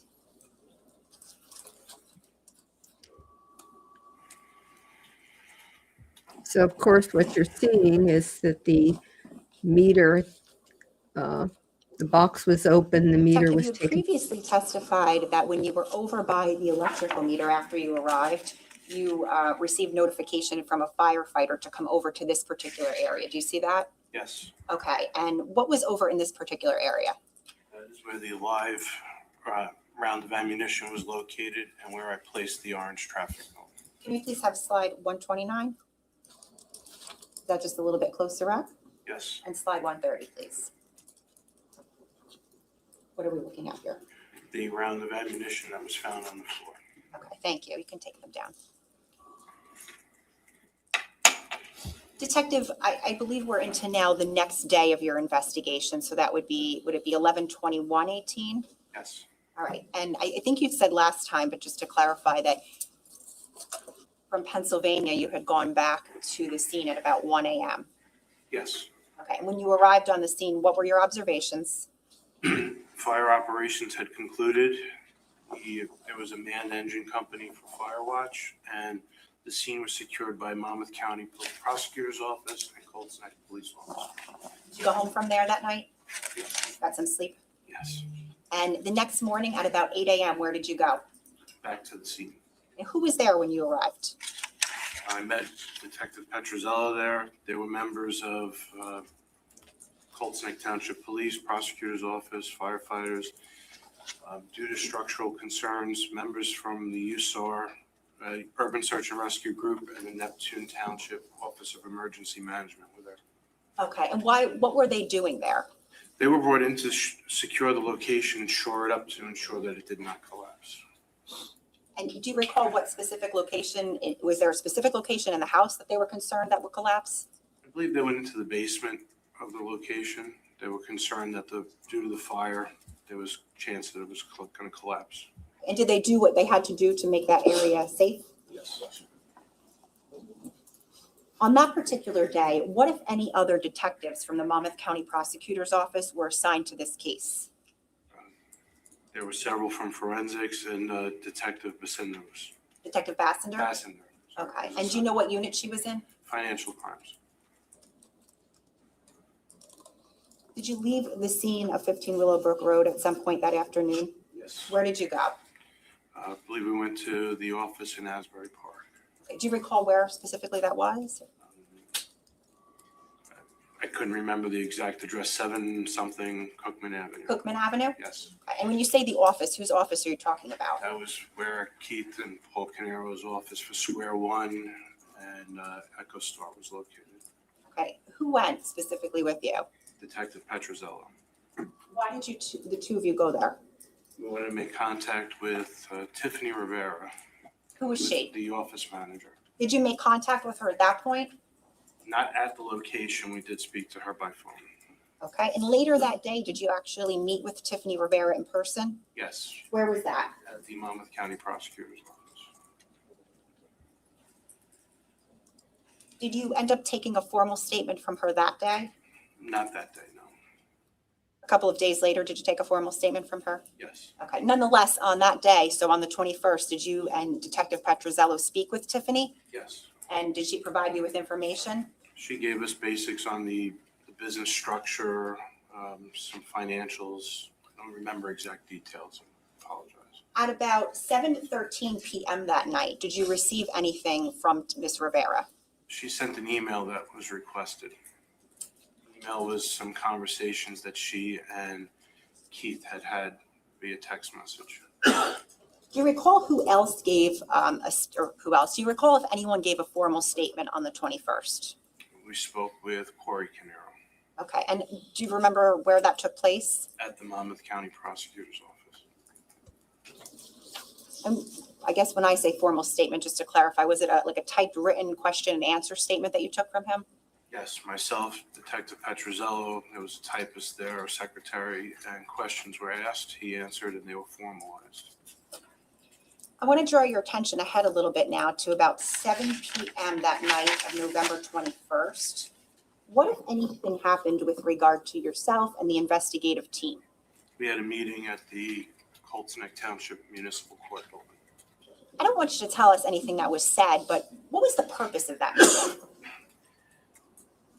Everybody came together in the same location to discuss where we were in the investigation. When you say everybody, can you just tell us generally who from what departments? You don't have to say specifically, but who are we talking about? So members of the forensics unit from the prosecutor's office were there, myself, Detective Petrozello, members of the investigative team from the Ocean Township location were on scene. Their administration or higher-ups from all of the agencies were present as well. And what is the point of sharing information between the investigative team? So we're all on the same page where we are collectively.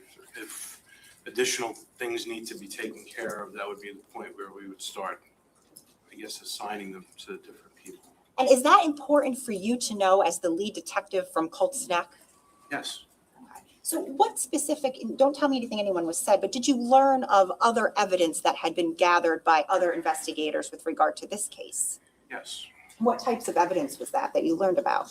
Forensics had collected ballistic evidence from the scene. There were many pieces of evidence collected from both scenes, actually. Okay, and you learned about those pieces of evidence? Yes.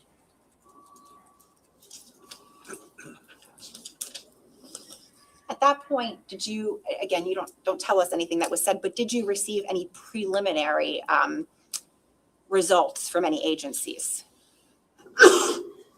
Yes. From where?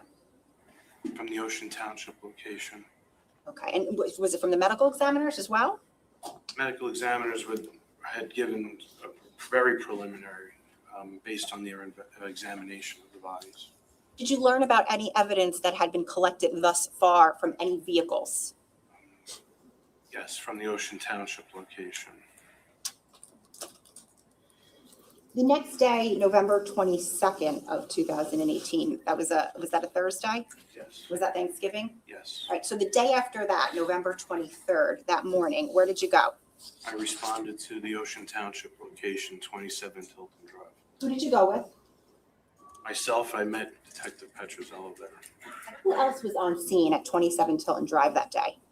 There were many members from Ocean Township, the prosecutor's office, and 2 members of the state police. Who were they? 2 canine handlers. Trooper Coking, another trooper, I don't remember his name, and they brought a cadaver dog with them. Okay, and what, if anything, did you see those troopers and that cadaver dog do? The trooper gave commands to his canine to search for specific evidence that he's trained to, and he went in there and located that evidence. Do you know where the evidence? Can we go to the sidebar? Sure.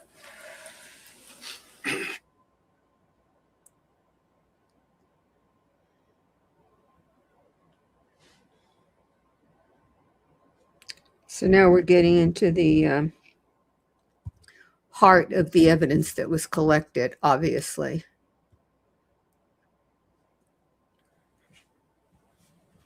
I don't know if there are any questions that I can grab while we're waiting.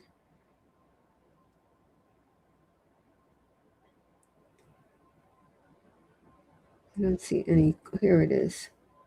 What is the defense? But this is Nassus Rubel, but I don't know when that question came, so I'm not quite sure what it relates to. But the defense hasn't really, right now, all they're doing is cross-examining. The only thing you're going to get from the defense is the opening. They were pointing their finger at the other brother, Corey. And I don't know from what they're doing. They're going to suggest that it was not Paul, and they're going to try to at least establish reasonable doubt based on the evidence that was collected and in the information. But so far, I haven't seen much in terms of how it is they're going about it. As I said earlier, some of the questions don't seem to me to be related to anything. Did the neighbor next door hear gunshots? Those sorts of questions. So if they relate, I don't know how. Okay. Let's see if there are any questions here.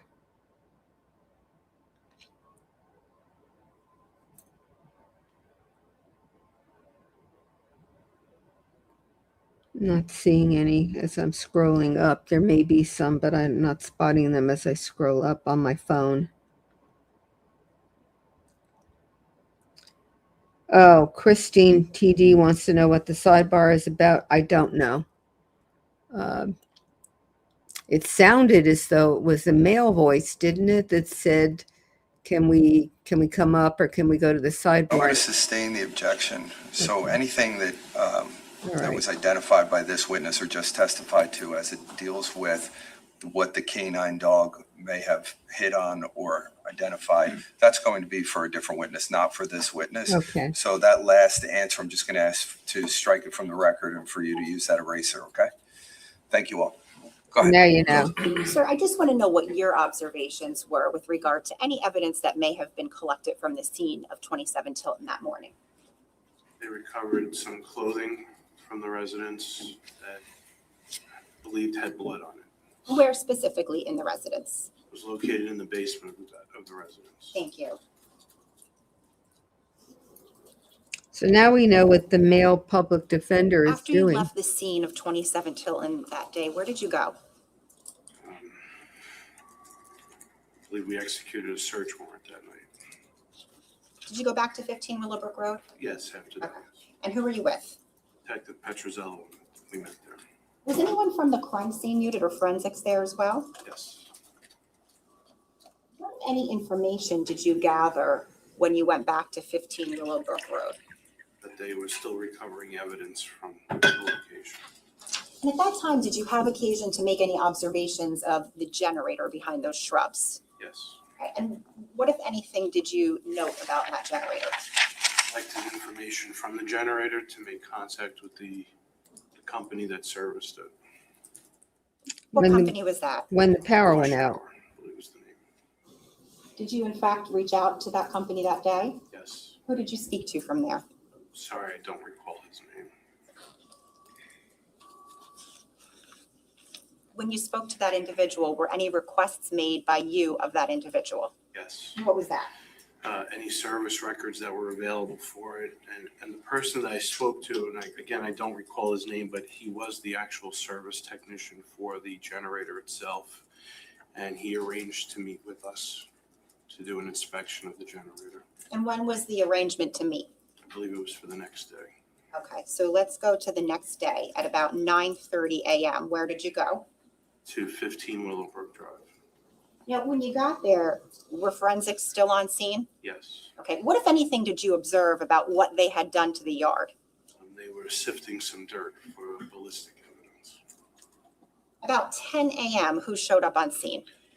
Representatives from Washour, fire departments, including Colts Neck and Naval Weapons Station Earl, members of the ATF, and the representative from Washour were there.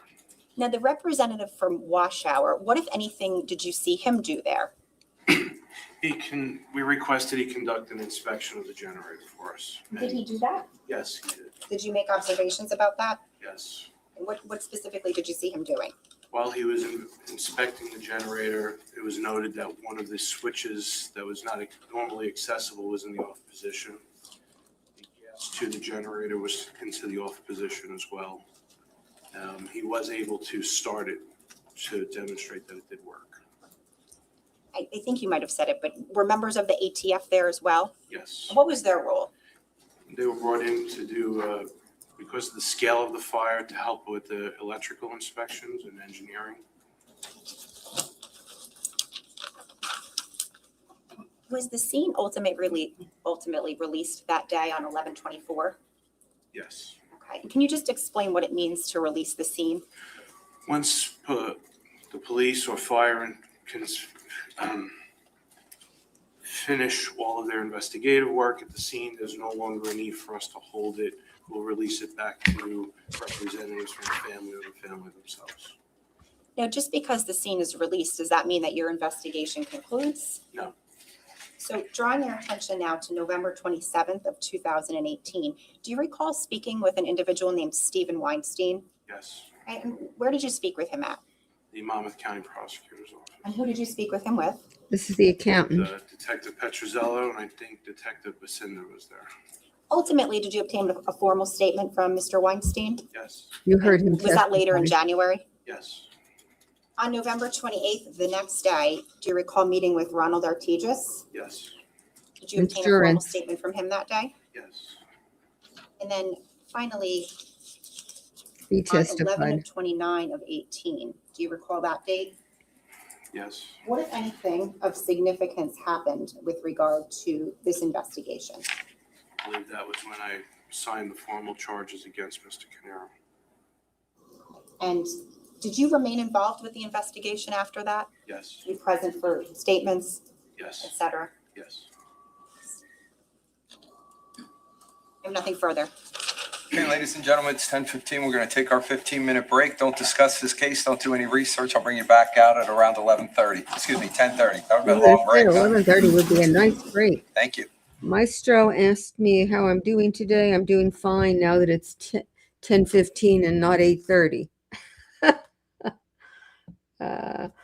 Okay. Were there any questions? If there are, I'll take them. Otherwise, I will do a break also and get some coffee. Let's see. Sidebar question was obviously the person who was testifying. This guy is not the canine, the officer in charge of the dogs. And so he is not the person who can really talk about how they find evidence and what they discovered. And so it's got to, so that he was not able to testify. And I started to say, I think I've discovered what the male public defender does. He's tracking the legal information, because I think it was he that made that objection, because it sounded to me like a male voice that made the objection. So it was coming from him, although he hasn't done any of the, he didn't do the opening. He's not doing any of the questions of witnesses, at least not so far, but he seems to be tracking the information that's going in, and he made that objection. So he's doing something there. I'm glad we found that out, because up until now, he just seemed to be a potted plant in the room. And I don't mean that disparagingly, although it might sound that way. I just mean he wasn't active. Okay, I don't think I see any questions here. So that being the case, let's take a break and we will come back. Nope, I don't see anything. And we will come back and hear more from this witness. I felt really bad for that volunteer firefighter who found the body of the 8-year-old. It had to be just awful. And I saw something in the chat before I went out, about that firefighter working from home. He was working from home as an insurance, I think he said he was an insurance agent. I'm trying to remember. And so he's a volunteer firefighter. So he's working on his real job, got the call, went into the station, and then he and 6 others went out to the scene. So why is it not a capital murder case? If you mean a murder, there's no death penalty in New Jersey. Okay, so let's hold off for now, and we will be back in a few minutes.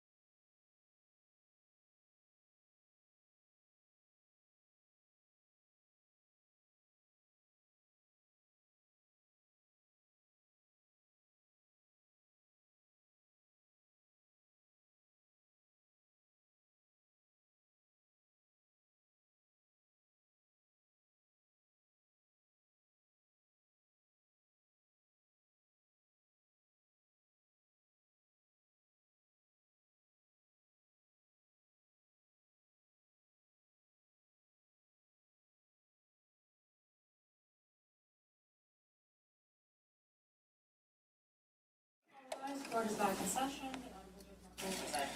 Okay, everyone can be seated. Feeling good? Yeah. All right. We can start with cross-examination, Mr. Murray, whenever you're ready. Okay, thank you, Jeff. Detective, good morning. Good morning. So I think where you ended with the state just now was at the point in time when you approved formal charges against Paul Caneiro, right? Yes. And that took place on November 29th of 2018. Yes.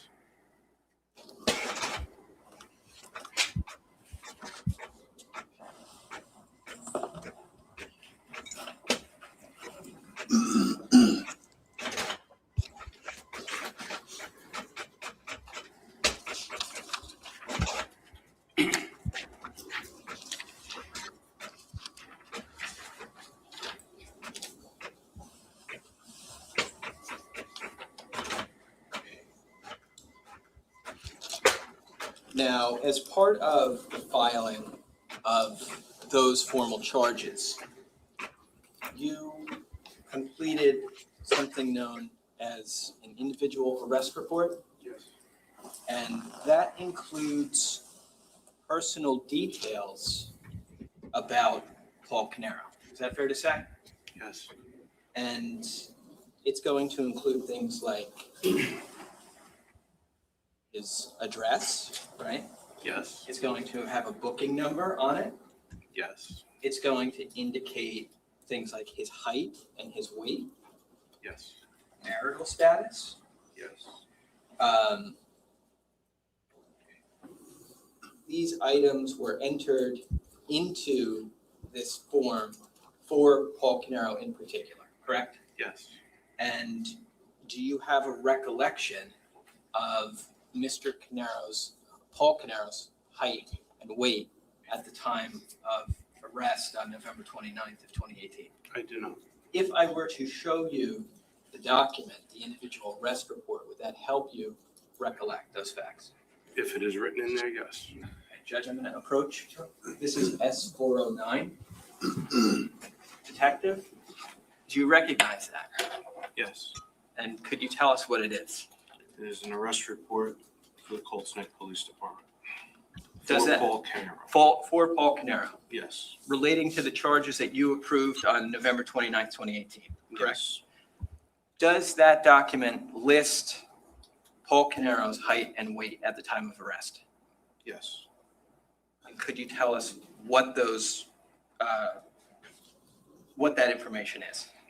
The information listed is 5'11" and the weight of 230. I'm going to take this back, okay? Okay. All right, so when you say the weight of 230, obviously, I'm sure we all understand this, but just for clarification purposes, we're saying at that time, Paul Caneiro was 230 pounds, right? Yes. Okay.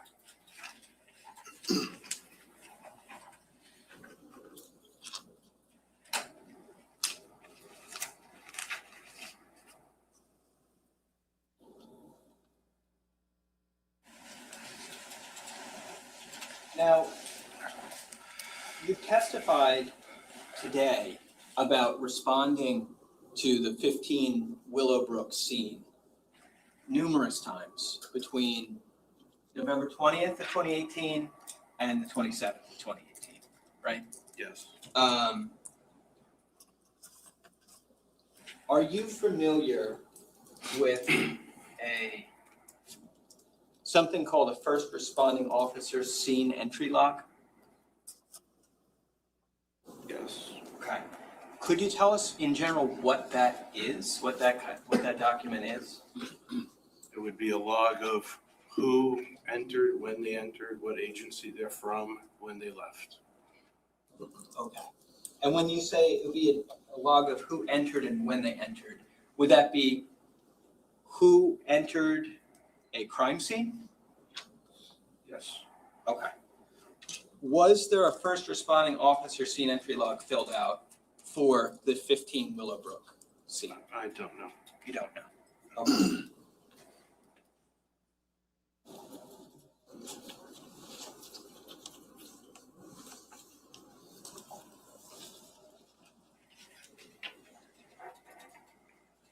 This is S103.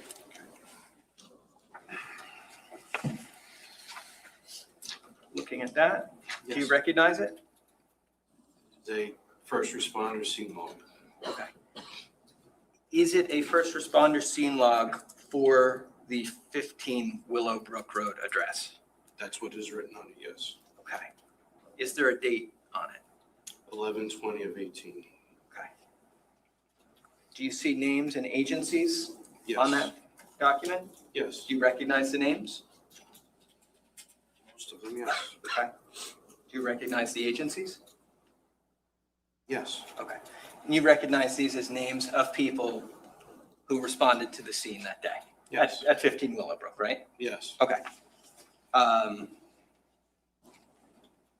Now,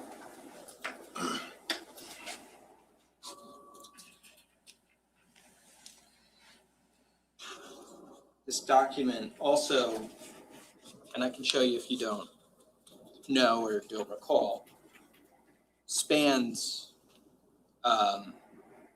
over multiple days. Okay. Okay. And that would be common for a scene entry log for a crime scene where there was police and fire involvement over multiple days, right? Yes.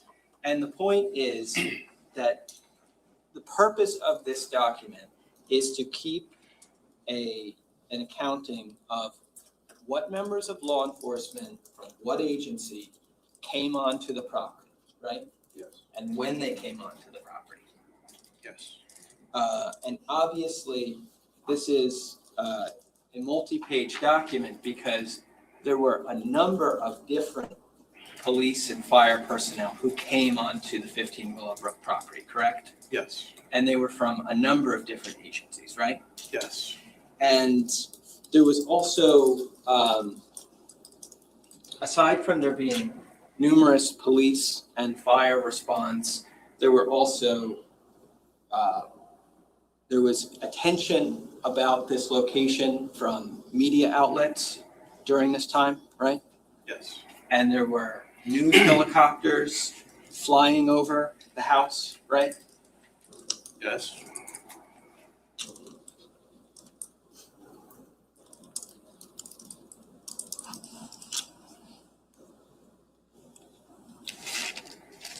Now,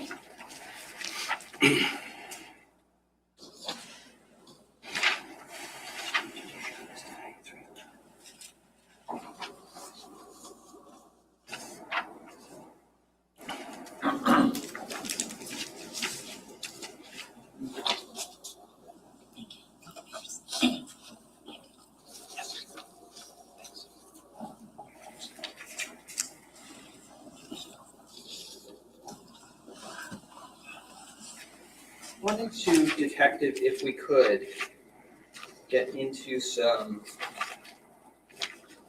photographs of the location.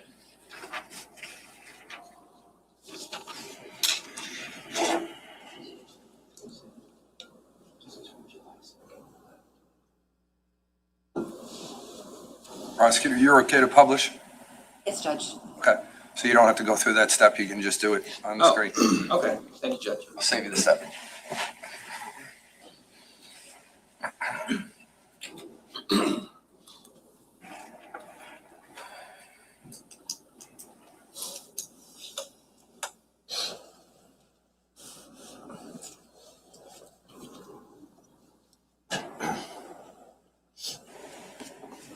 Officer.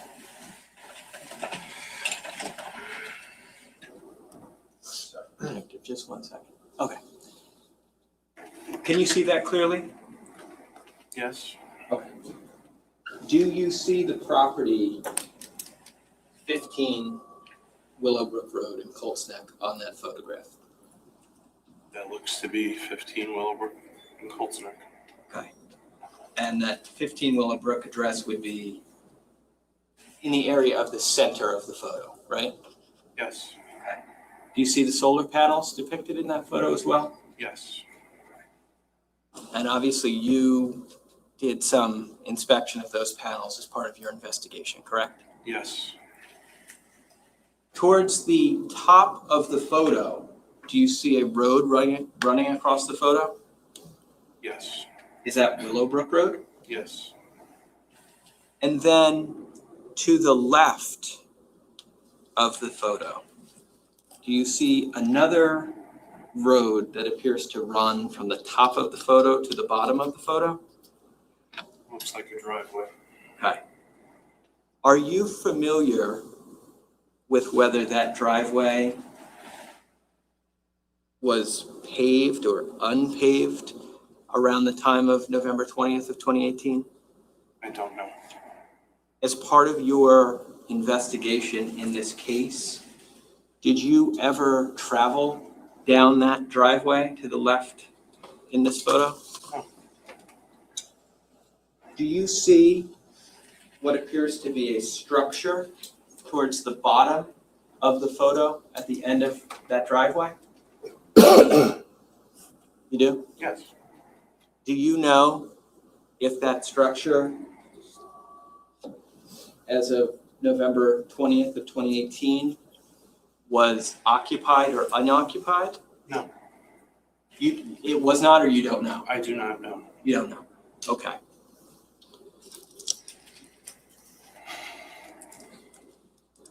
Towards the top of this photo, between this driveway you've identified, we also see the driveway of 15 Willowbrook depicted towards the top of the photo, correct? Yes, Where it meets Willowbrook Road. yes, In between that other driveway and the 15 Willowbrook driveway, we see a tract of land with what appears to be trees on it, right?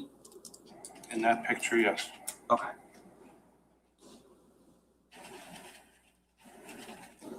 Could I actually ask the detective if he could just circle the area of this photo where you see the trees between the driveway If he had a of 15 Willowbrook and the other driveway you identified? laser pointer, he could point for the jury while he's doing the From talking. driveway to driveway? If you could, however you see it.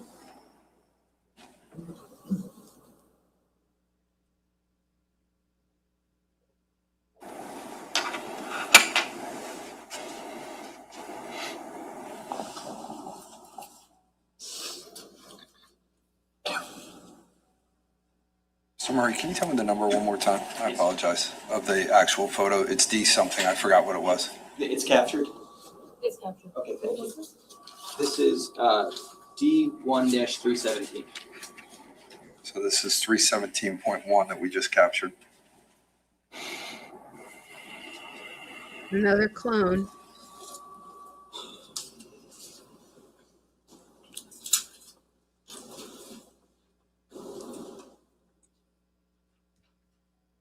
Detective, as part of your investigation in this case, did you ever walk the area that you just circled in D1-317? I did not. You did not. So you did not walk in that circled area to do, let's say, a canvass for potential pieces of evidence, right? I did not. Okay. Did you take any measurement from the area of the house, 15 Willowbrook, to the area of the circle in the upper left corner of the photo? I did not. Okay. So you did not measure how far it is, let's say, from the end where that other driveway meets 15 Willowbrook Road to where the actual house at 15 Willowbrook Road is? I personally did not. Now he's emphasizing somebody else Do you did it, see but not he. inside of the circle that you drew on the photo? It would be to the right of the other driveway. Do you see a little area where it looks like you might be able to enter between the trees onto the 15 Willowbrook Road property? Possibly. Okay. As part of your investigation of this case, did you ever drive along that area of Willowbrook Road, specifically looking at this area that you circled? I did not. Okay.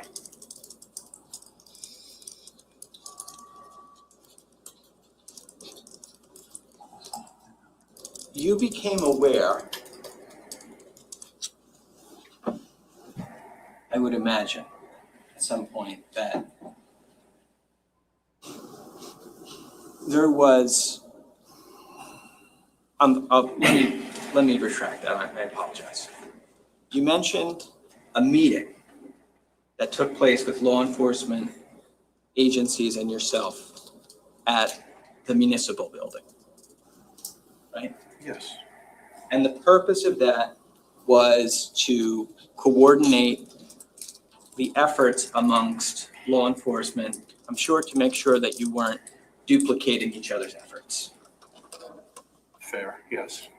And to make sure that everybody was apprised of what the agencies were doing, right? Yes. And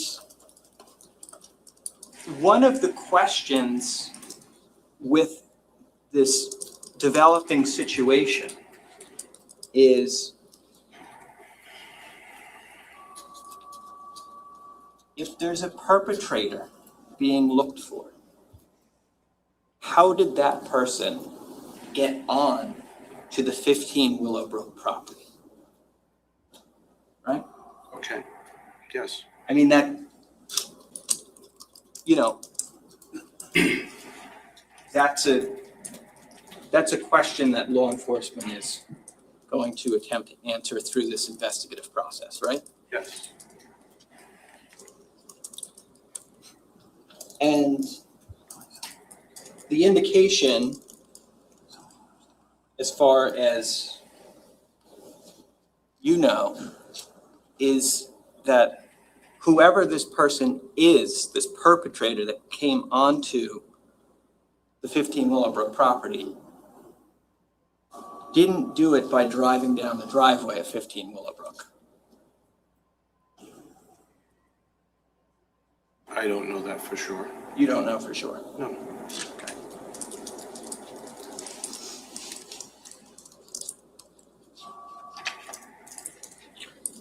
Could you do me a favor? The circle that you've drawn, could you just retract that? It's canceled.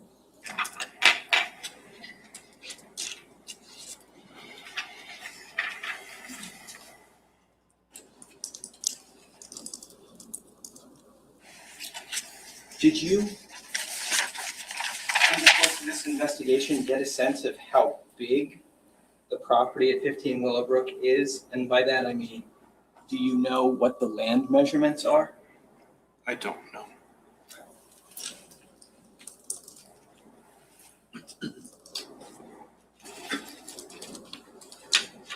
Would it be fair to say that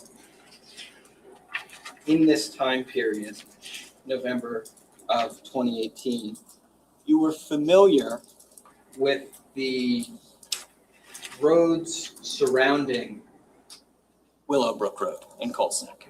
Yes. And you were aware that if you were at 15 Willowbrook Road in the driveway, if you went out of the 15 Willowbrook Road driveway and made a left, you'd go to Route 34. Yes. And if you made a right, you would go to Longbridge Road. Yes. And you're aware that other members of law enforcement who participated in this investigation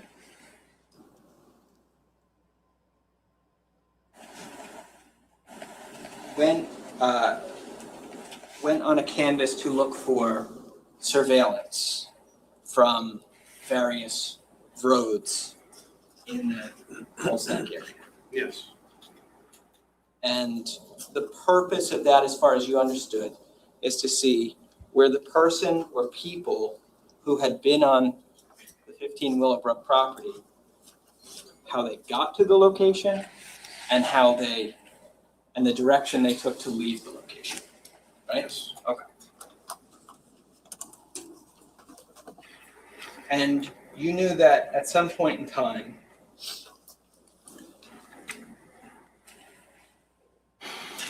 the road, Longbridge Road, became significant in that investigation, right? Yes. And Longbridge Road connects directly with Willowbrook Road, right? Yes. But it's fair to say that Willowbrook Road comes to a T intersection and you can make a left or a right onto Longbridge Road from there, right? If you make a right and go and head down Longbridge Road, you come to a body of water, right? I believe so, yes.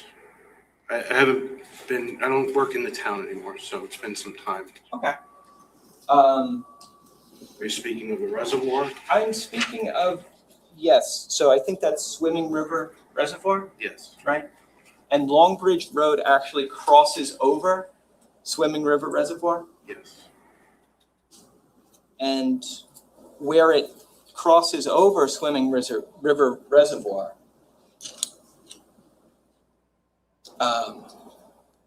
Longbridge Road is a single lane road. There's traffic going one way in each direction, right? Yes.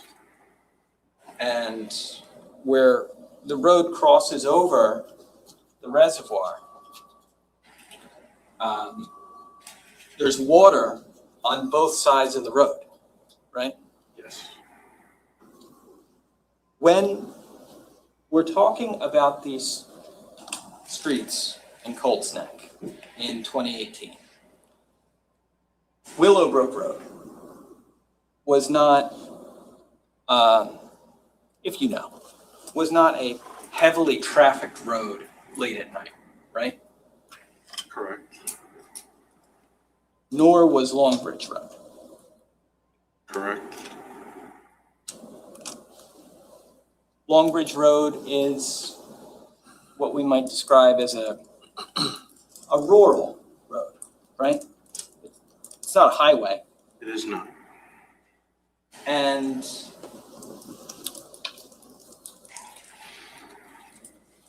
where Longbridge Road goes over the reservoir on both sides, right? Obviously, it's a bridge. The road is a bridge at that point in time, right? Yes. As part of your employment and experience in Colts Neck, I'm sure that prior to November of 2018, you had been on Longbridge Road. Yes. You probably had been on it many times, right? Fair, yes. And you know that bridge section of Longbridge Road where it goes over the reservoir, there's just basically a guardrail on both sides of the road. Yes. There's not like, for example, high fencing on the road at that section, right? No.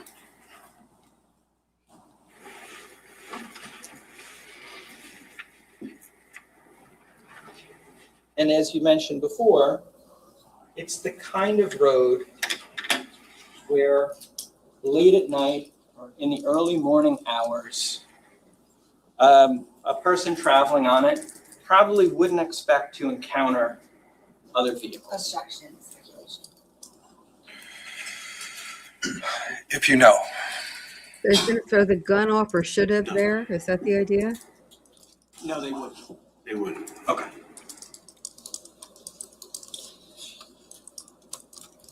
Or the bullets or whatever? You know that the investigation, and let me clarify this first of all. Obviously, you've testified that this investigation not only involved 15 Willowbrook, but also involved the Tilton Drive address in Ocean, right? Yes. But just confining ourselves to Colts Neck for a moment, okay? You know that the investigation of this case regarding Colts Neck took place not in more places than just the 15 Willowbrook property, right? Yes. You know that officers searched in other parts of Colts Neck for potential evidence rather than just 15 Willowbrook, right? Yes. And you know that about a little over a mile from the 15 Willowbrook property, officers ended up discovering a pair of gloves. I don't recall that. You don't recall that? No. Okay. But you do know that officers searched for items of evidentiary value in areas other than the 15 Willowbrook property, right? Yes. Because at that point in time, nobody knew where important evidence items might be located, right? Yes.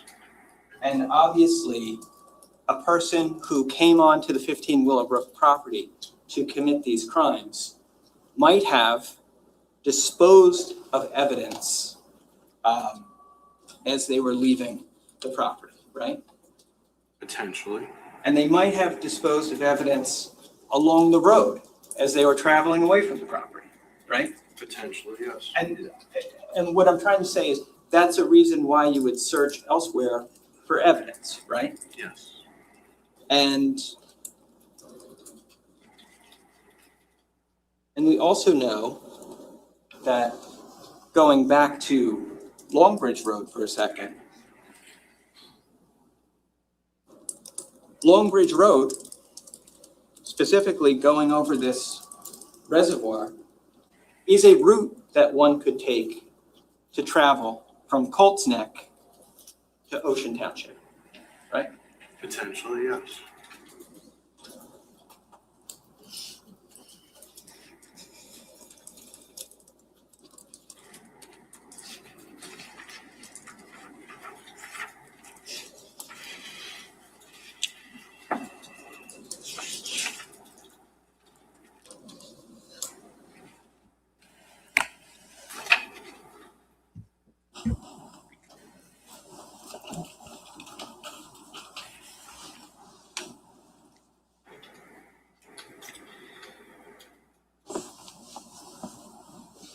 We saw during your direct examination, the state showed you a photo of a garage door. Yes. Okay. Now, that garage door was a door at the 15 Willowbrook property, right? Yes. Now, the 15 Willowbrook property, the garage is set up that at the front of the house, it is a 3 garage bay garage, right? Yes. And in the back of the garage, there's that 1 garage bay door, right? Yes. So that photo we saw before, we were actually looking at the back of the garage. Yes. Okay. Now,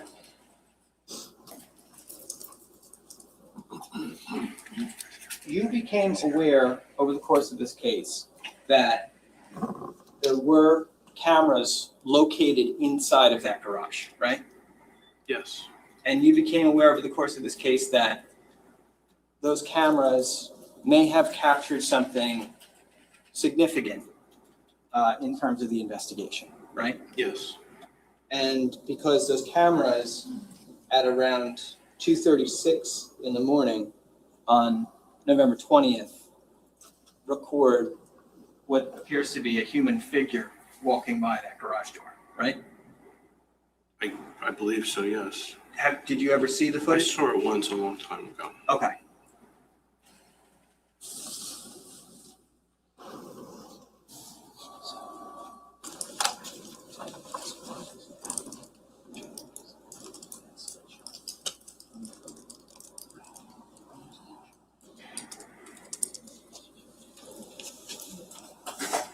So what's the problem?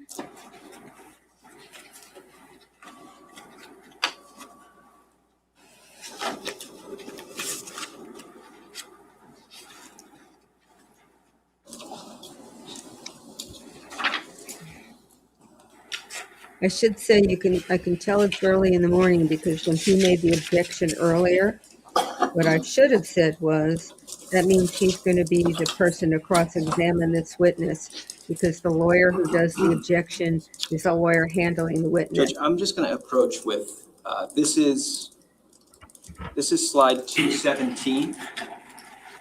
Is it the Willowbrook? Is it 1C?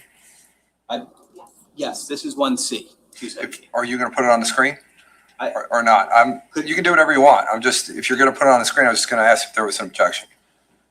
I just want to see if he recognizes it first, the photo. He's Okay, go ahead. Just drawing your attention to the top photo. You recognize that? From the inside of the garage at 15 Willowbrook. Okay. Was this photo significant in the investigation? Yes. Okay, well, let me clarify that. Did it capture something that was significant? It captured what we believe was a person outside the residence prior to the incident occurring. Okay, when you say prior to the incident occurring, do you mean the early hours of November 20th of 2018? Yes. Okay. Is there a time depicted in this photo? Timestamp on the picture is 2:36 and 02 seconds on 11:20 of 18. Okay, thank you. And that's slide number This is 217. 217. Okay, thank you.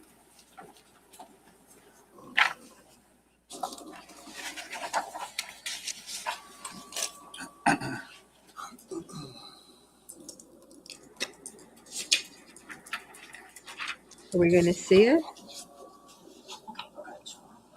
So we can decide if it looks like Paul? Judge, this is going to be with the state's consent, 217 and 218. Okay, go ahead. No objection, right? No, Judge. Come on, cameraman, let us see.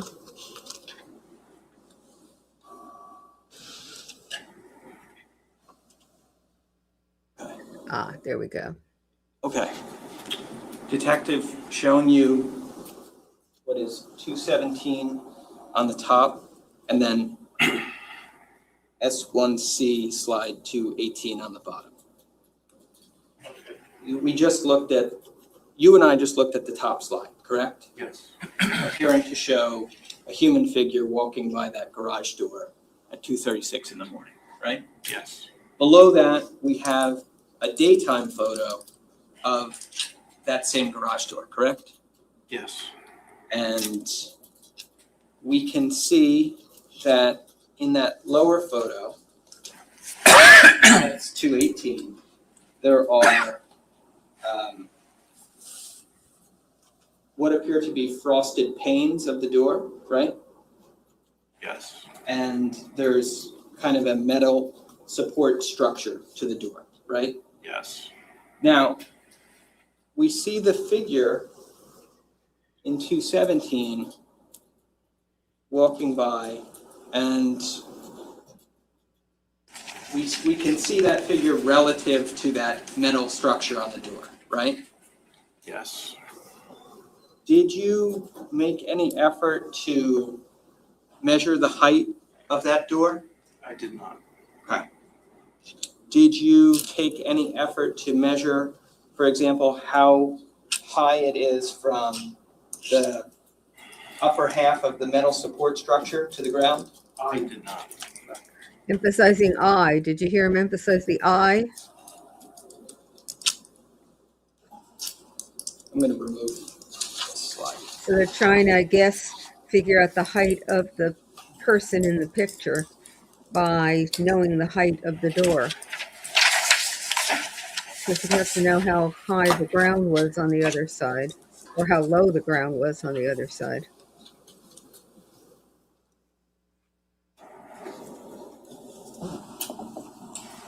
So no measurements were taken by yourself then?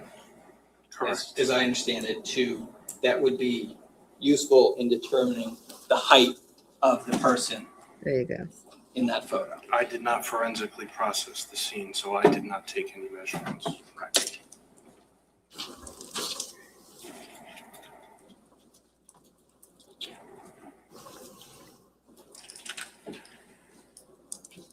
You mentioned a person during your direct testimony. This is going back to last week now, okay? You mentioned a person who contacted 911 to report hearing shots early in the morning on November 20th, right? Yes. And you said that person lived about 2 to 3 miles away from 15 Willowbrook Road, right? Yes. And you told us that, well, you gave us their last name, right? Yes. And you determined this information because you said as part of your job, you would daily monitor calls that came in, right? Yes. And so you actually found out about this because it's one of the calls that came in the night before, right? Yes. Now, you found out about it also and you listened to the call, right? At some point, yes. Okay. And there was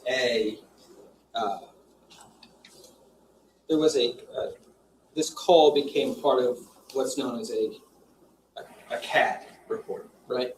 Yes. Would you tell us what a CAD is? It's a computer-aided dispatch record that's created when the 911 call comes in or any call for service comes in. When this call came in on the morning of November 20th regarding shots fired, a CAD was created, right? Yes. And the CAD would have listed when the call was placed to the police, right? Yes. And it would have listed when the caller identified hearing the information about which he was calling, right? Yes. And it would have given a brief description of why the caller was calling, right? Yes. And the CAD in this case for that call describes all those things we just talked about, right? I believe it did, yes. Okay. Do you remember when the call from this caller came in? Okay. Do you remember when they reported hearing the shots? No. If I were to show you the CAD report, would that help you to remember? I would be able to identify those times, yes.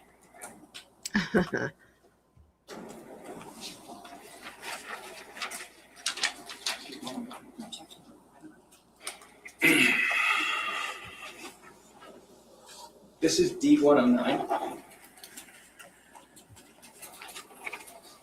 This seems to be the first Do you evidence. recognize that? It says it's a CAD master table report. Okay. This is not the report that I would typically review as part of my day. My report looks different than. Okay.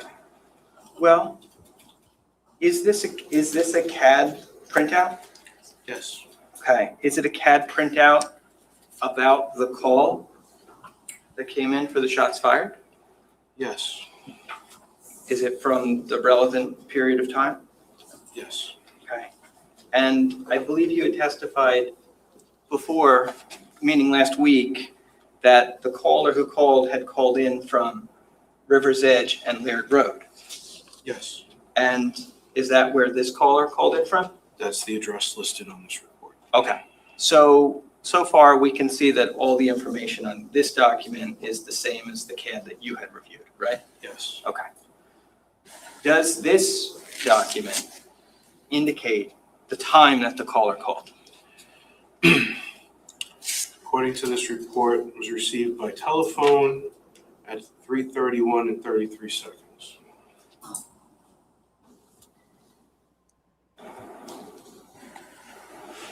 This is the first evidence that they're showing. And we see that there's a time for when reported. 3:33 and 43 seconds. So 3:33 and 43 seconds is when this catalyst is reported. According to this report, yes. Okay. That is actually helpful to the defense.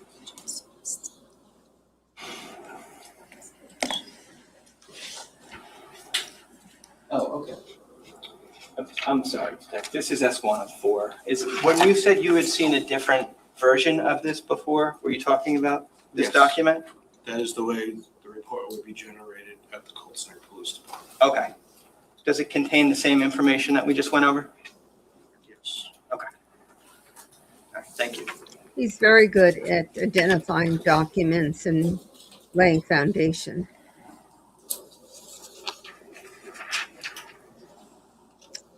This is helpful because it's 3:30 in the morning and I'm trying to remember the times when Paul was back at the other house when the fire was discovered there. And I think this time would conflict with his ability to set the fire here and be back Now- at the other house. You obviously when you got to the scene, you are the person who placed the traffic cone in the patio area? Yes. And you did that because you saw that there was a live round on the ground of the patio area, right? Yes. That was, when we're thinking about the property and we're looking, let's say we're looking at the front of the property, 15 Willowbrook. If we're looking at the front of the property, to our right, on the side of the property would be where the patio area is, correct? Yes. Okay. That was also the side of the property where spent shell casings were found as part of this investigation, correct? Yes. And it was also the side of the property where Keith Caneiro's body was located, right? Yes.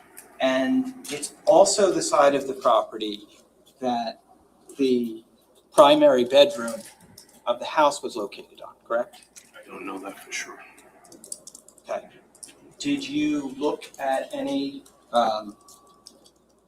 architectural plans for the home? No. And did you do a walkthrough of the home? Yes. And you went to the second floor of the home? Yes. And you looked in the bedrooms of the home? Yes. And you knew that on the second floor, there was a balcony? Yes. And there was a balcony that you could get to from the second floor by going through a set of sliding glass doors?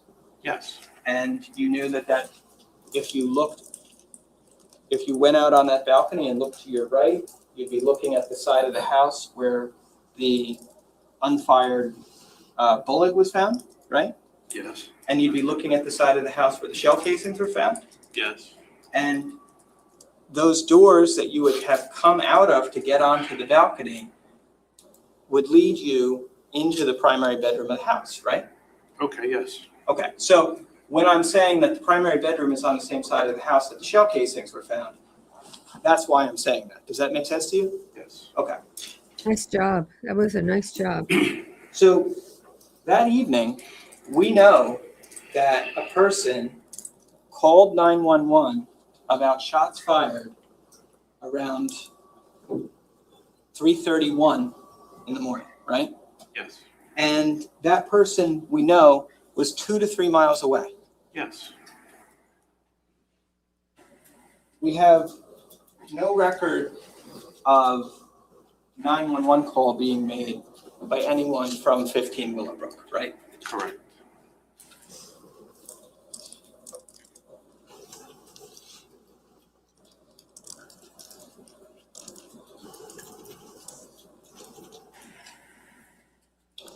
Numerous electronics were taken from the home.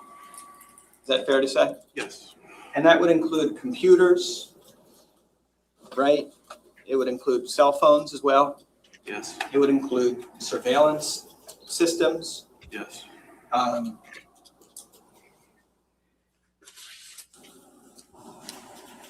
Jennifer Caneiro, was her phone ever taken I from the residence? do not recall.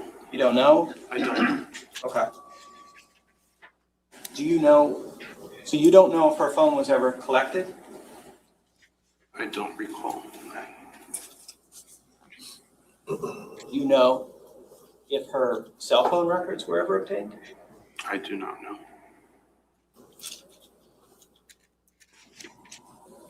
You know that you weren't the only detective to go to the second floor of the home, right? Yes. There were numerous people from the Monmouth County Prosecutor's Office who also went to the second floor of the home, right? Yes. And they were doing an investigation to look for anything of evidentiary value, right? Yes. And on the first floor of the home, there was an extensive search of the areas of the kitchen, the foyer, and the stairs, right? Yes. And debris from the fire was taken from inside the house and brought out and inspected, sifted through outside in the yard, right? Yes. And that the sifting and going through that, all that was for the purpose of finding anything that could be of evidentiary value, right? Yes. But we don't know,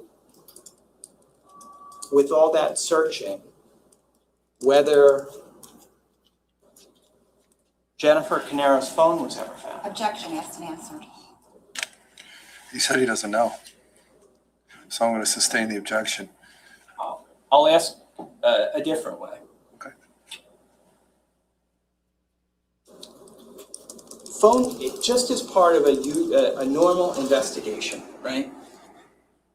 Obtaining phone records can be an important step in the investigation, right? Yes. Phone records can tell us who a person is in contact with, right? Yes. It can tell us potentially where a person was when they made or received a phone call. Yes.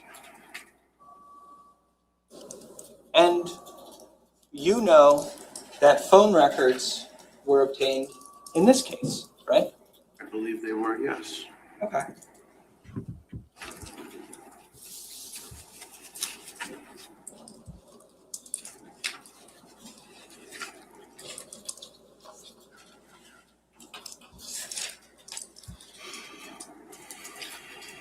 Specifically,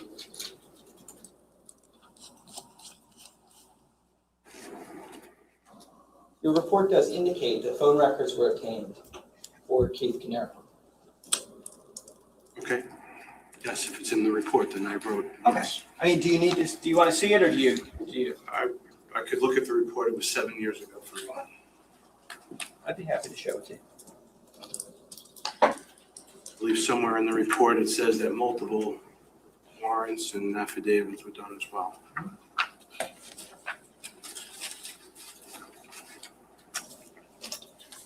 So I double checked now.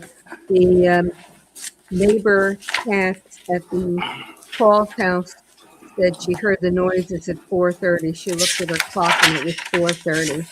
And then it was after that, I believe she said she may have seen smoke. And so this person at Keith's house was seen at 3:30, or maybe the shots seem to have been heard at 3:30. Maybe. Whenever, yeah, go ahead.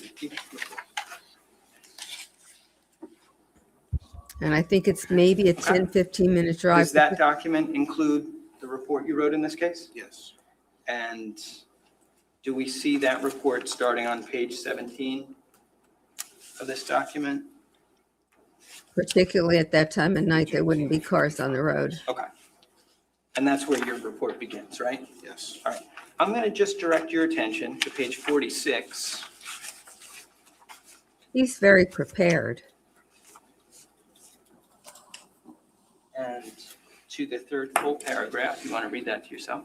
And he doesn't get flustered when the witness says, I don't know. He's able to go back Okay. and take him step by step by So we do step. know that phone records were obtained in this case, right? Yes. And they were obtained for, in particular, Keith Caneiro, right? Yes. And another thing that phone records do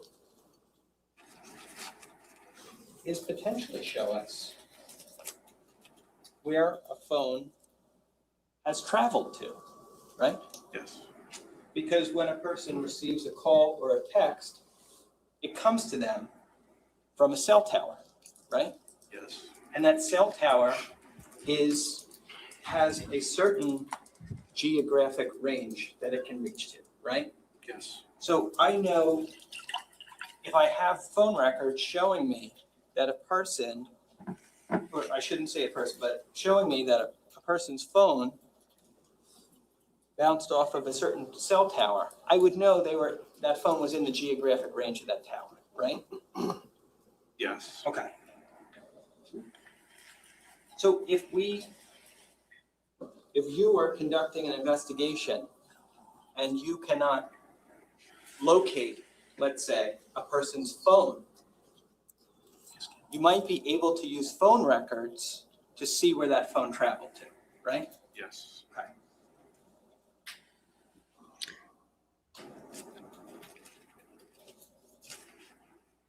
Jeremiah McGee said he agrees about him But being your nibble, but testimony is you don't remember if phone slowly records were nibble. requested for I agree. Jennifer's phone. I do not recall. Okay.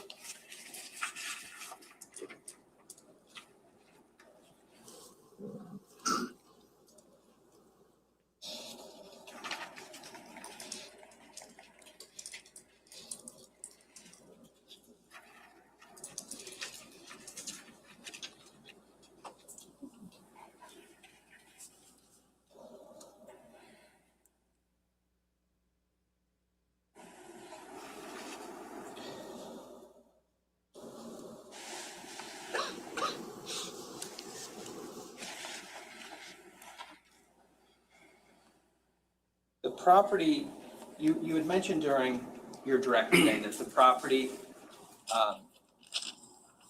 was cleared by law enforcement and turned back over to the appropriate people, right? Yes.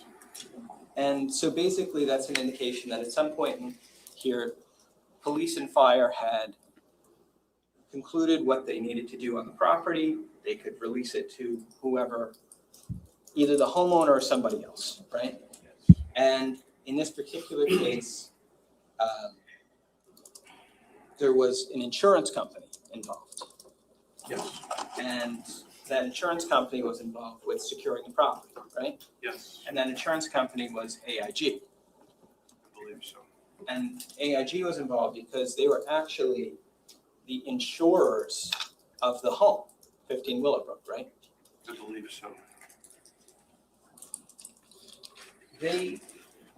AIG conducted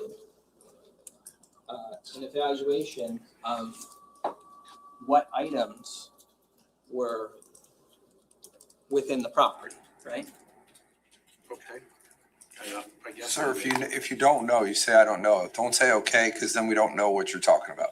I don't know the answer to what AIG did at the property. Okay. Did you ever speak with any representatives from AIG about what they did at the property? I personally did not. You were, just so we're clear, and let me ask you this question first, actually. When you say you personally did not, does that mean somebody else in law enforcement did speak with them and told you about it? I don't know the answer to that. Okay.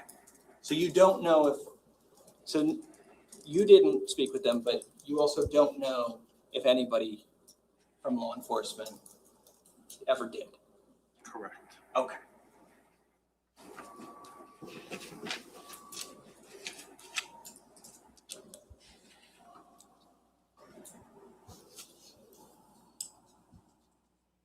Now, you were the lead detective for Coltsneck on this case, right? Yes. And what does it mean to be the lead detective? I don't understand the question. Well, so the words you've used are lead detective. So it's detective who's leading the investigation. Yes. Okay. And what does it mean to lead an investigation? Determine what needs to get done at the scene, but who to interview and other parts of the investigation. But while I was the lead detective for Coltsneck, I had a partner from the Monmouth County Prosecutor's Office, and we were co-investigating this case.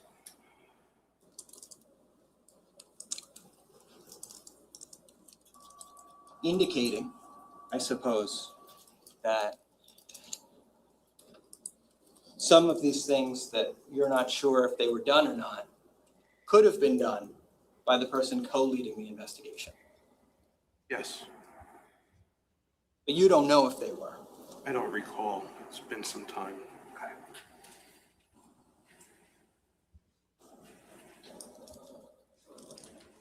Just so the jury's aware, the person you're talking about who was co-leading the investigation, that's Detective Petrozello.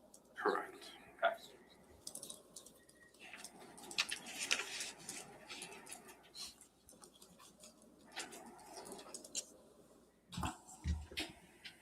So you're saying, since you don't remember whether these things happened, we should ask Detective Petrozello, right? Objection. That's not what he said. I'm not sure that this is a proper question. Right. I mean, you're asking him if you should ask somebody else? Is that what your question is? I'm saying if he doesn't have the information, is he implying that the other detective does? I don't know. That's a proper question. If you can answer, go ahead. I don't know the answer to that. Yeah.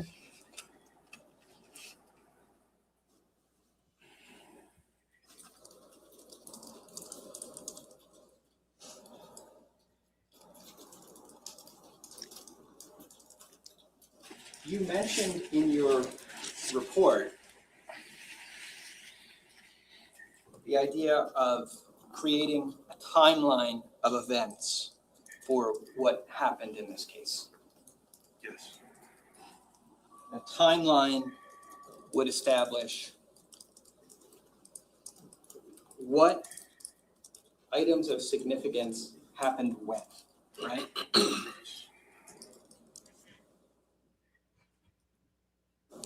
A timeline gives us an order for a series of events, right? Yes. And a timeline is an important investigative tool. Is that fair? Yes.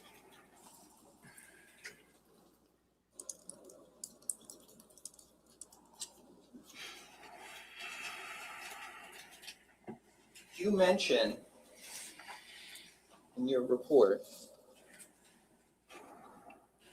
that I think the timeline would include not only events that took place on the 15 Willowbrook property, but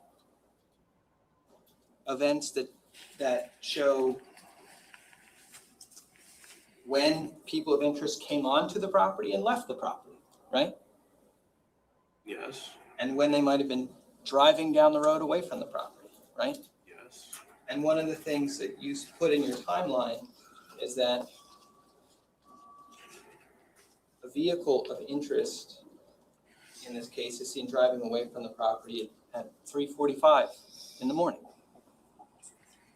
Yes.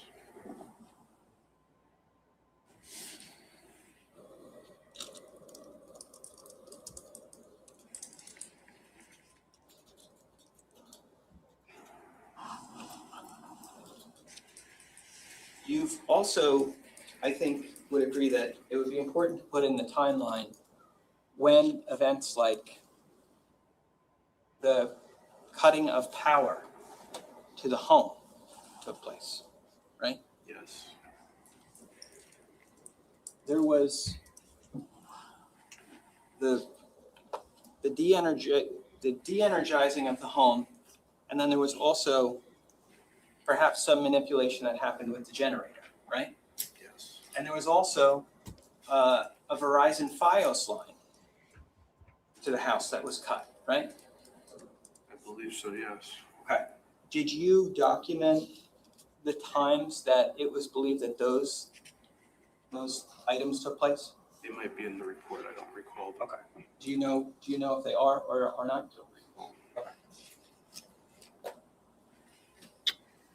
Yeah, well, usually it would be the prosecutor who would say something. I'm not sure he needs I a think break. you'd I agree think that that's they're- his style.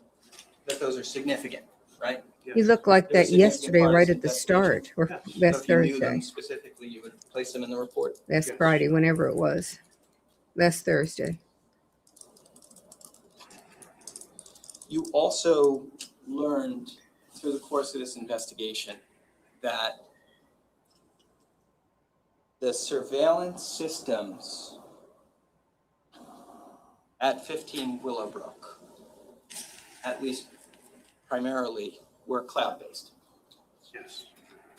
That there had previously been hardwired systems on the property, but they were switched to cloud systems because there were issues with the hardwired systems. Yes. Do you know what the issues with the hardwired systems were? No. You just know there were issues that led them to move to the cloud, right? Yes. Okay.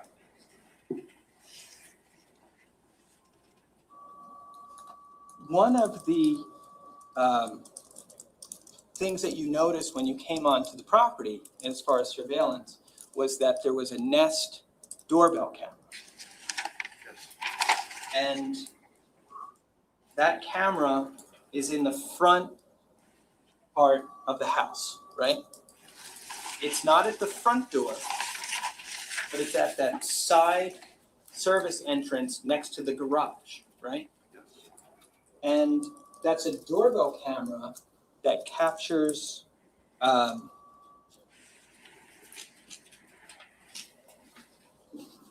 some area in the front driveway area of the house, right? Yes. Okay. Now, are you aware that that was, or do you know if that was a motion activated camera? I do not know. Okay. Did you ever review footage from that camera? I don't recall. Do you know if footage from that camera was ever sought out or obtained by law enforcement? Possibly, I don't know. You don't know? No. Okay.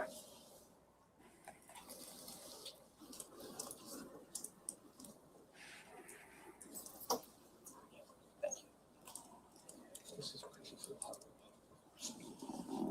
Judge, this was previously published, D1-1. Right.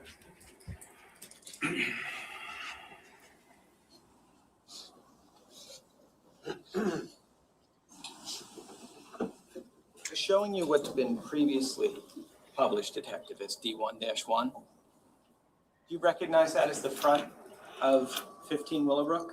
Yes. And do you see in the upper right-hand corner of the photo, it says Nest, Yes. indicating that this is taken by the Nest camera? Yes. This is the area, looking from the vantage point of this camera, this is the area where you saw the Ring doorbell, The video doorbell, yes. the video doorbell, I'm sorry. So this would appear to you, this item as marked D1-1 would appear to be video from that video doorbell, a still shot of video from that doorbell, right? Yes. Okay.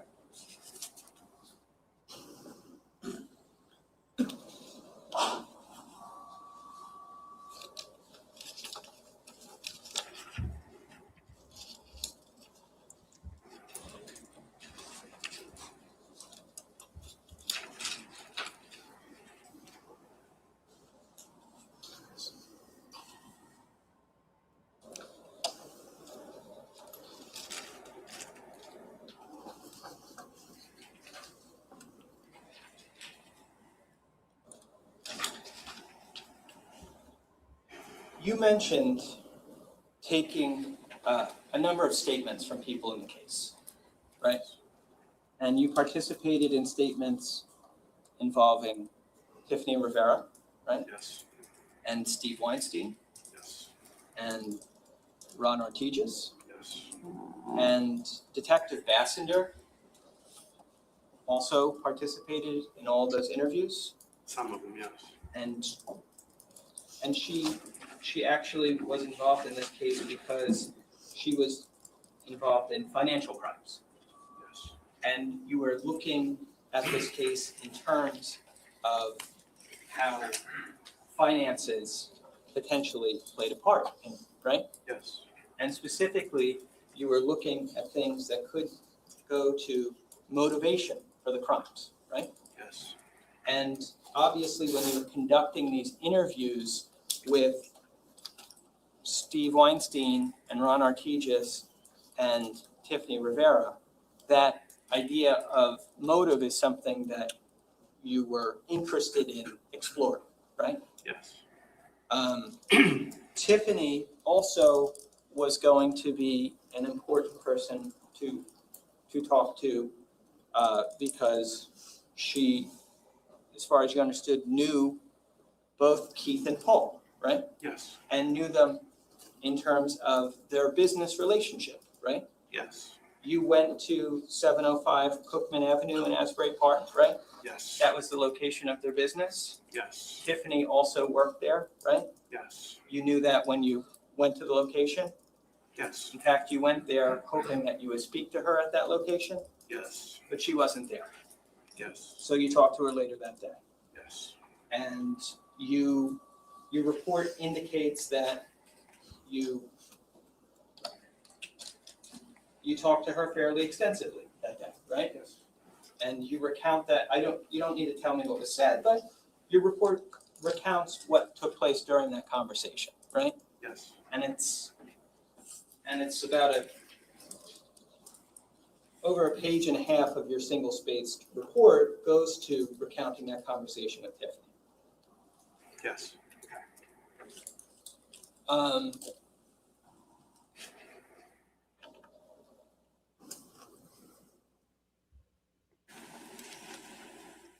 You also mentioned that Detective Bassender was on scene at 15 Willowbrook, right? I don't remember seeing her that day. I'm sorry, when you testified earlier today, I thought you said that on November 21st, when you were at 15 Willowbrook, Detective Bassender was there.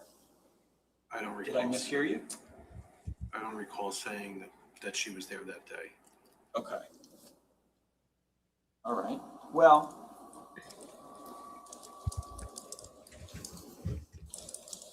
and maybe I'm mistaken, but obviously she was present when you went to speak with Tiffany Rivera, right? I believe she was present during one of the interviews at the Monmouth County Prosecutor's Office. And she was present during the interview with Steve Weinstein. I believe so, yes. Do you want to see your report? I'm okay right now. Okay. All right. So your memory is she was present for that. Yes. Okay. And she was present for the interview with Ron Artigas. Yes. Okay. And obviously, like Tiffany Rivera, you're meeting with these people so you can get background on financial information that could be relevant to your investigation, right? Yes.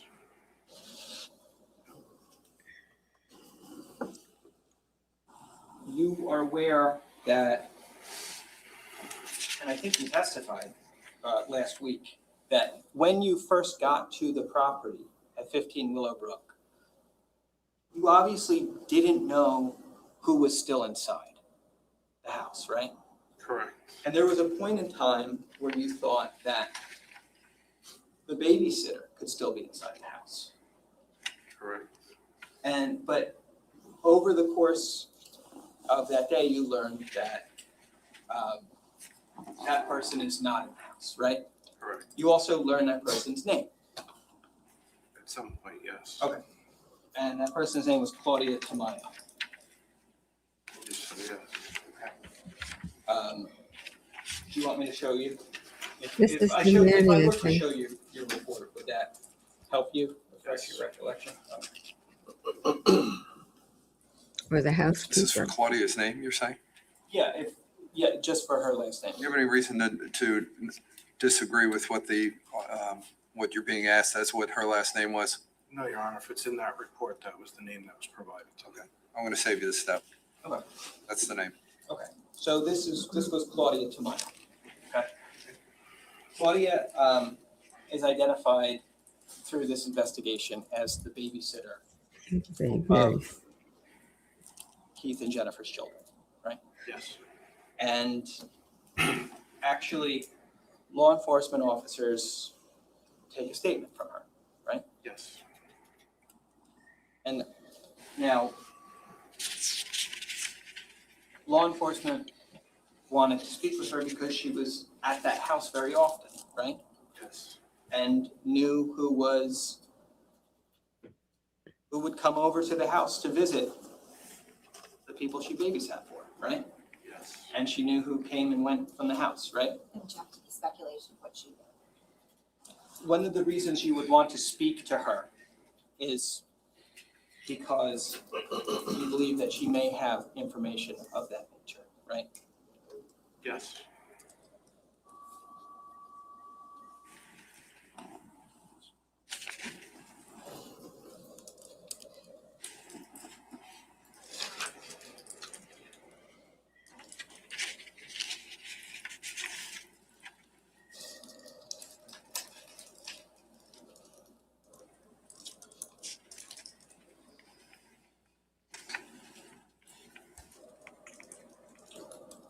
So you also found out, let me start this way. The person who you identified in the CAD report that we talked about, who called 911 about the shots, Yes. that's the only person who called 911. That called 911, yes. And you answered that way because you learned through the investigation that other people heard something they believed to be gunshots that night, right? Yes. But those people, as far as you understand, did not call the police. Correct. And they may have given various explanations for why they didn't, but in the end, they didn't call the police, right? Right. Okay. Colts Neck is a rural town in New Jersey, right? Yes. There are a lot of farms there. Yes. There are a lot of livestock there. Yes. People, there's hunting that takes place, right? Yes.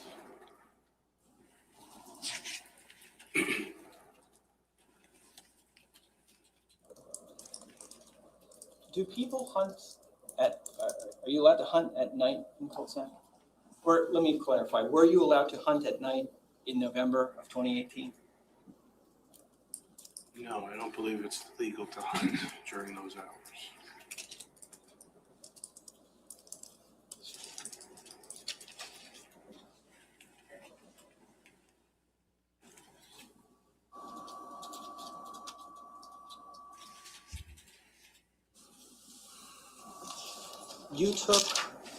You spoke with Paul Caneiro on more than one occasion as far as this investigation, right? Yes. One time you spoke with Paul Caneiro, you were in Pennsylvania. Yes. And you drove to Pennsylvania to meet with him there, right? Yes. And you did ask, before you drove all the way out there,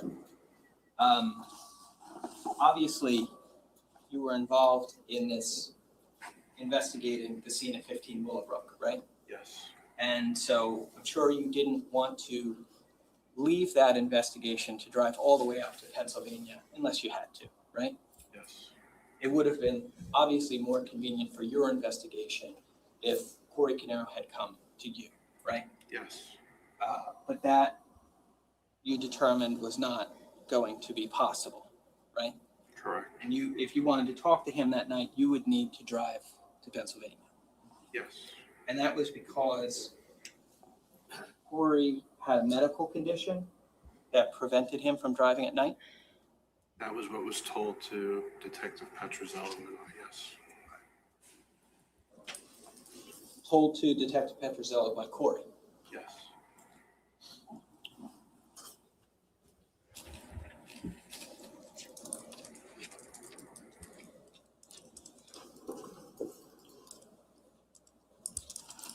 Now that was hearsay, just so you could recognize After it. speaking with Corey in Pennsylvania, you then, several days later, take a formal statement from him? The next day. The next day, I'm sorry. Take a formal statement. Yes. At the conclusion of that statement, do you continue to investigate this case in terms of obtaining any further documents for Corey Caneiro? I don't recall if we asked him for any additional documents. Okay. Did you subpoena any documents pertaining to Corey Caneiro? I did not know. Did you contact any companies, phone companies, banks, things of that nature about obtaining any records for Corey Caneiro? I did not know.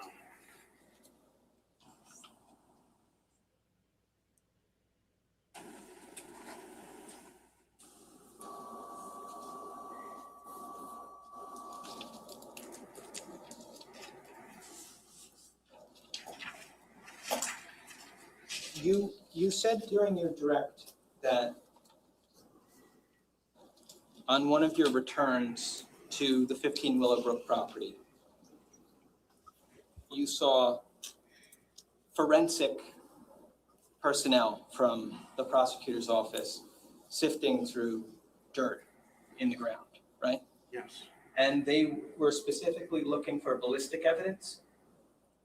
That and any evidence that would be there. Okay.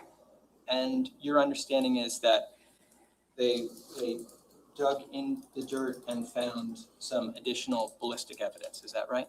Yes. And that was located in the ground underneath of where Keith Caneiro was found lying, right? Yes.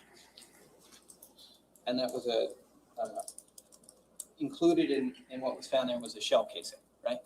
I believe so, yes. When you say you believe so, do you? There was ballistic evidence recovered. I don't remember exactly what it was. Your report would indicate what it was, right? Yes.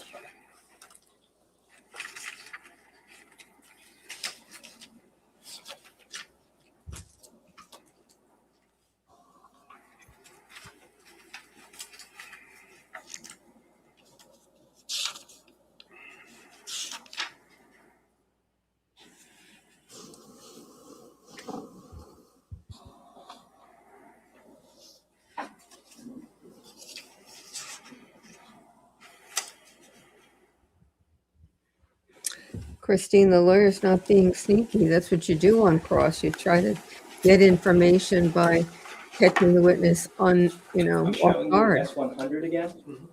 Your report, this is page 33 to 55.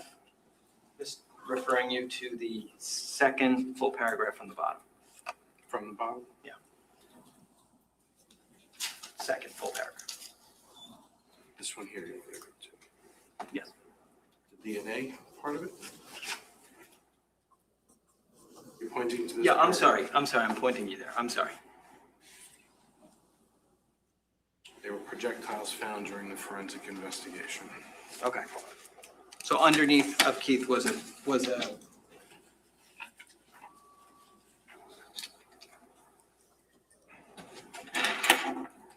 does it say that it was additional casings that were located?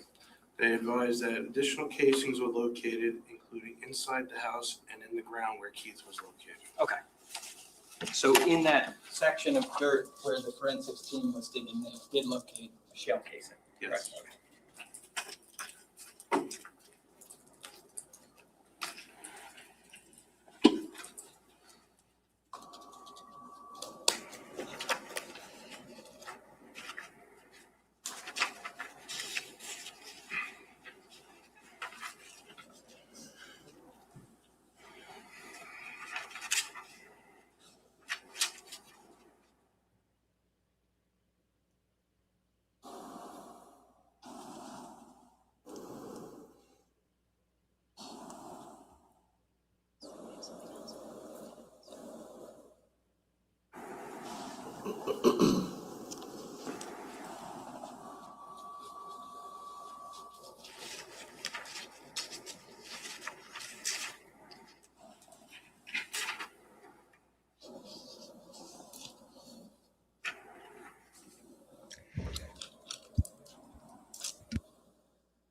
As part of this investigation, did you ever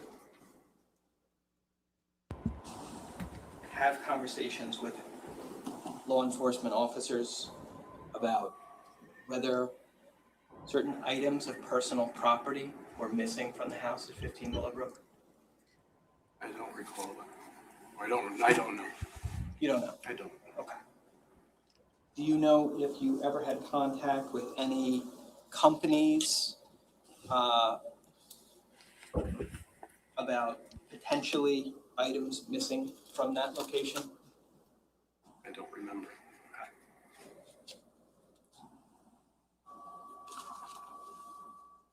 Do you know, you don't remember doing it yourself, do you know if anybody in the investigation did?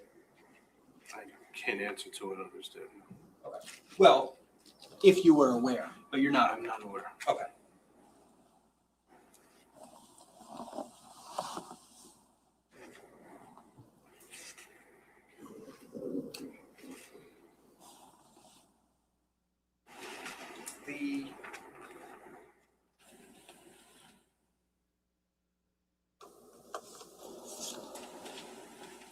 Going back to the Ring doorbell, or the doorbell camera on the side entrance of the house. After you noticed it, what efforts did you make to secure any potential footage from that device? I did not. I believe that came up during the investigative meeting to obtain any surveillance that was available. Let me understand that answer. You believe it came up during the investigative meeting? I personally did not acquire any of the video from the location. There were other detectives obtaining information, search warrants, affidavits, whatnot, for various records as needed. Okay. So you did not send out any requests for information related to that camera or any camera? No. Okay.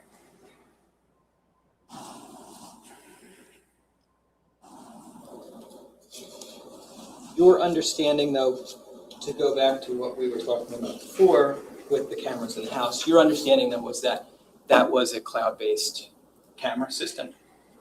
At some point, yes. Well, when we say at some point, what I mean is that was a cloud-based camera system as of November 20th of 2018. Yes.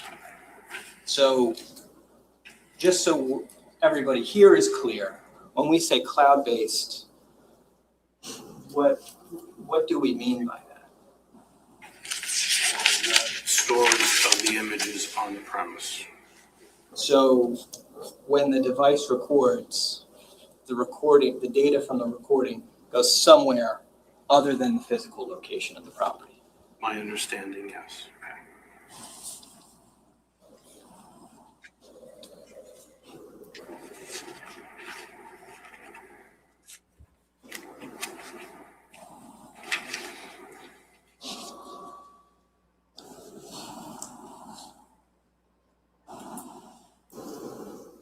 At the law enforcement meeting, did it come up to discuss the property we saw in the photo with the long driveway next to 15 Willowbrook? I don't recall that. Okay. Do you recall whether anybody discussed going to that property, going to the structure to see if it was occupied or unoccupied? I do not recall that. Do you know if somebody actually did go to that structure to see if it was occupied or unoccupied? Objection. This has been asked and answered.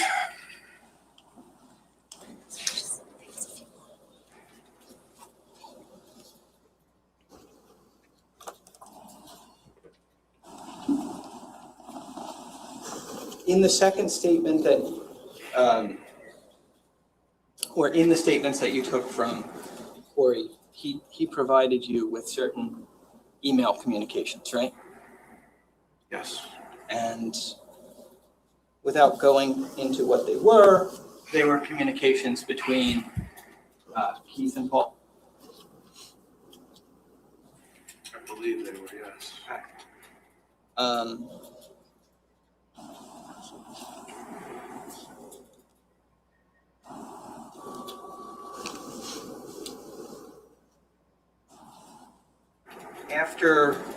After you approved charges on November 29th of 2018, you stayed involved with this case, right? Yes. And that would mean continuing to go to briefings on the case? If we had any, yes. Okay. It would mean speaking with other law enforcement officers about the case? Yes. It would mean staying informed about what was happening with the investigation? Yes. It would mean being apprised of whether there were any new developments with witnesses, right? Yes. Being apprised of any new developments about evidence in the case? Yes. And on January 4th of 2019, you had a meeting with Detective Bassender and Detective Petrozello? Yes. Did you learn over the course of this that there was a trust that like a financial instrument, a trust that was potentially significant in this case? Yes. And did you learn that that trust included as potential beneficiaries, not just Paul, but also Corey? Yes. And did you learn that as far as being potential beneficiaries, both Paul and Corey were 50-50 beneficiaries in that trust? Yes. Meaning that they stood to benefit equally, right? Yes. And after learning that, in being updated in this investigation, did you take at that point any efforts to additionally investigate Corey? No. At that point, did you take any efforts to additionally get any records pertaining to Corey? No. At that point, did you take any steps additionally to contact any companies or organizations about Corey? No. Or his records? No.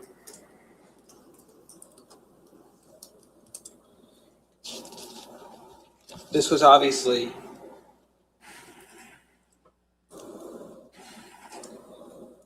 an extremely traumatic event that took place at scene at 15 Willowbrook, right? Yes.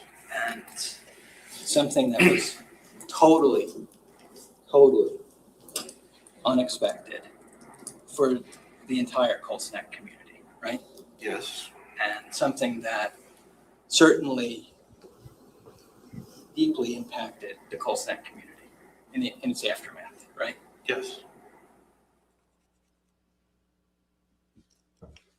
I don't have anything further. Redirect. Detective, this is just a little thing, but you were asked about gathering some personal pedigree information from the defendant at the time of the charges. Do you recall that? Yes. And I believe the weight that was given was 230. Yes. Did you weigh him? No. So you're going by what he's telling you, right? Correct. Now, the crime scene log, can you just explain a little bit, and maybe I should have asked you this, but how does that work at the crime scene? Like, who establishes it? An officer is typically designated to be the keeper of the log. He'll identify everybody that's coming into the location, what agency they're from, when they get there, when they leave.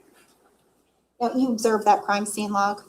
Yes, Ms. Okay. Shonk. And Officer Mazzicola, was he the first one on scene? He was. Okay. The crime scene log, do you recall that it indicated 1,300 hours? I believe so, yes. Okay. Why would it say that if he was there a little bit before that? That was the time that the log was established. Okay, so the log itself was established at 1,300 or 1 p.m. Yes. Okay. You were asked some questions about the first time that you met with Corey Caneiro in Bethlehem. Do you recall that? Yes. Okay. Let me ask you, Detective, was Corey difficult to get in touch with that night? No. Did he speak to you or your partner as soon as you called him? I spoke with Detective Petrozello.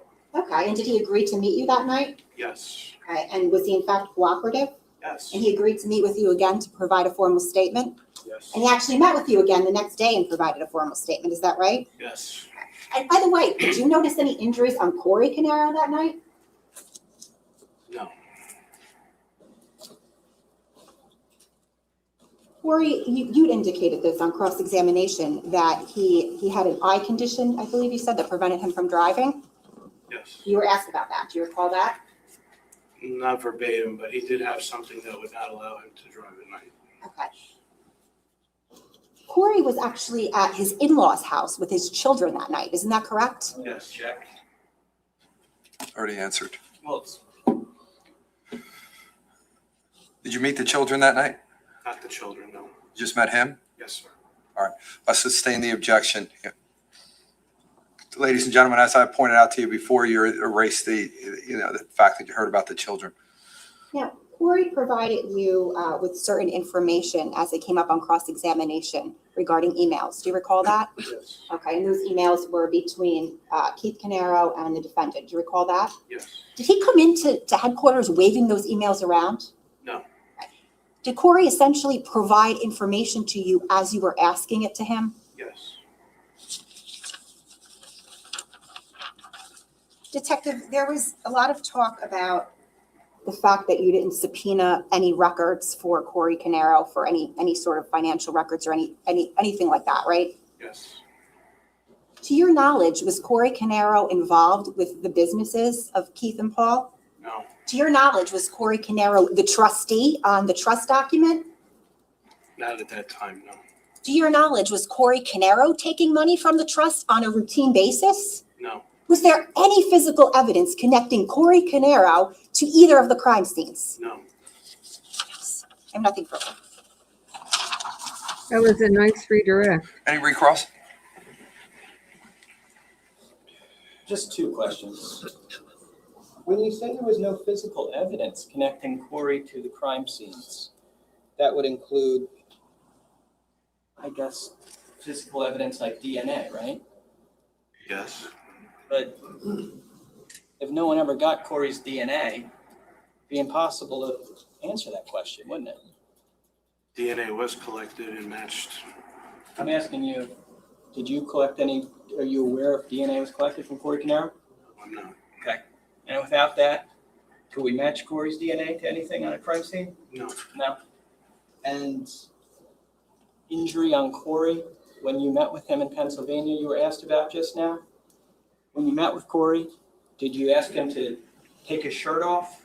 You ask him to remove his pants?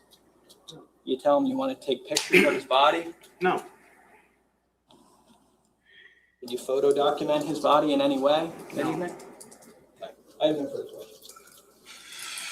All right, Detective, you can step down. I don't think I would have asked about an injury for that reason, but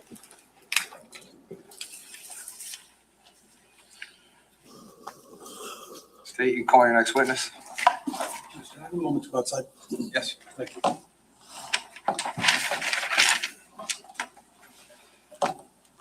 How's everyone doing? Anyone need a bathroom break? Okay. All right, let's go into the jury room. We'll give you 5 minutes, just real fast. Anyone that needs one, real quick, and then we're gonna come back out. I'm gonna give you your lunch break pretty quickly, but I just want to make sure everyone was comfortable before we started. and that wasn't a bad recross, particularly on the fact that there was no DNA collected, so they couldn't have matched it with his. Both those questions of hers, no physical evidence, and then did you see an injury? She had to know that they were going to come back with that response. So I don't know. It seemed to me that was a wash. She didn't come out ahead, but I don't think she lost anything on those questions. And the questions about who was on the trust and who managed the trust and evidence about who took money from the trust, those were really good on redirect.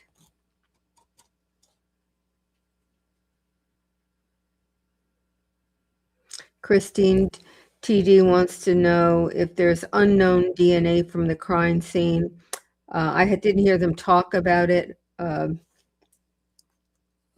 So I think the answer is no, but I don't want to say that with absolute certainty.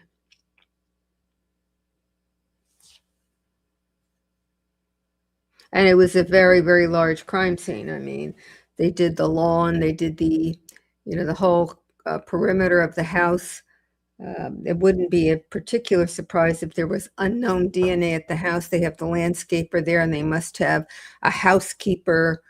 Who knows who else is in and out? Family, friends, and they didn't take DNA from any of those. So it's certainly more than possible that they would, if they had checked everything, they would have found some unknown DNA.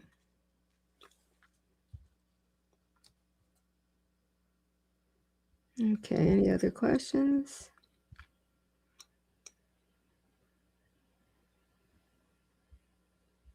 I don't see anything else.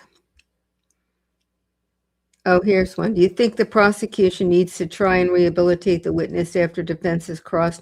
No, not unless it's not in this case, it wasn't rehabilitating as much as clarifying for the jury or giving context to the points that the defense lawyer made. He didn't have to be rehabilitated. I didn't think that there was anything he said that needed it, but she came back to show that some of the inferences the defense wanted the jury to draw from the answers to the questions, that there were reasons why the police didn't do what the defense asked about. So it's not so much rehabilitation, as I say, giving context and undermining or nullifying the point that the defense was trying to make. As to rehabilitate a witness, only if you think the witness, the cross really got some points. And even then, no, if you have no way to respond to it adequately.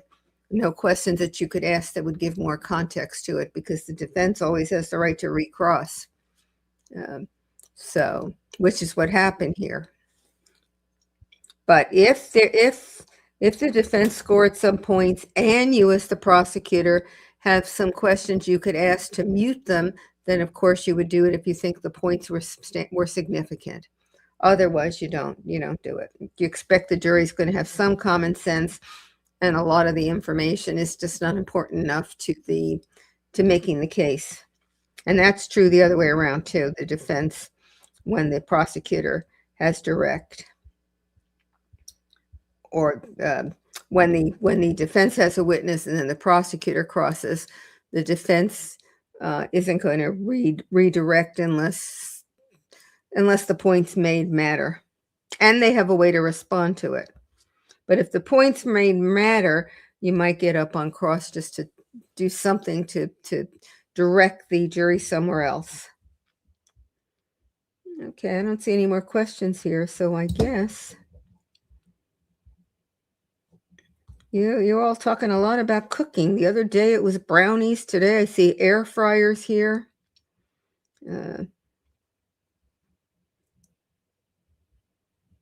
I guess it's only air fryers I see here. I don't see any food mentioned.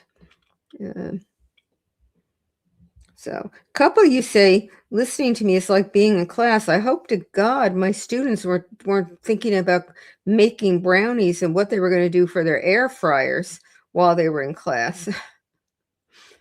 A breakfast meal for three people. But there we go.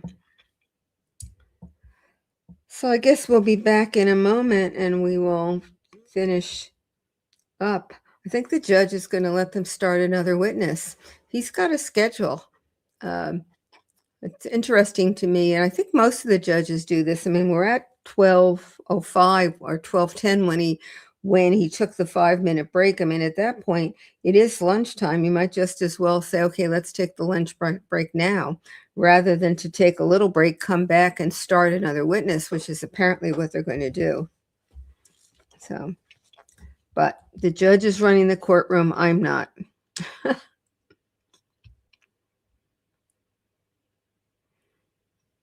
Okay. Let's see. Nope, there's nothing else. Leftover pizza. You really all, you people like to eat, don't you? Or like to think about eating. Here we go. Apparently. Yeah. Everybody can be seated. Thank you. Prosecutor, call your next witness. Thank you, Judge. The state calls Tyler Badaracco.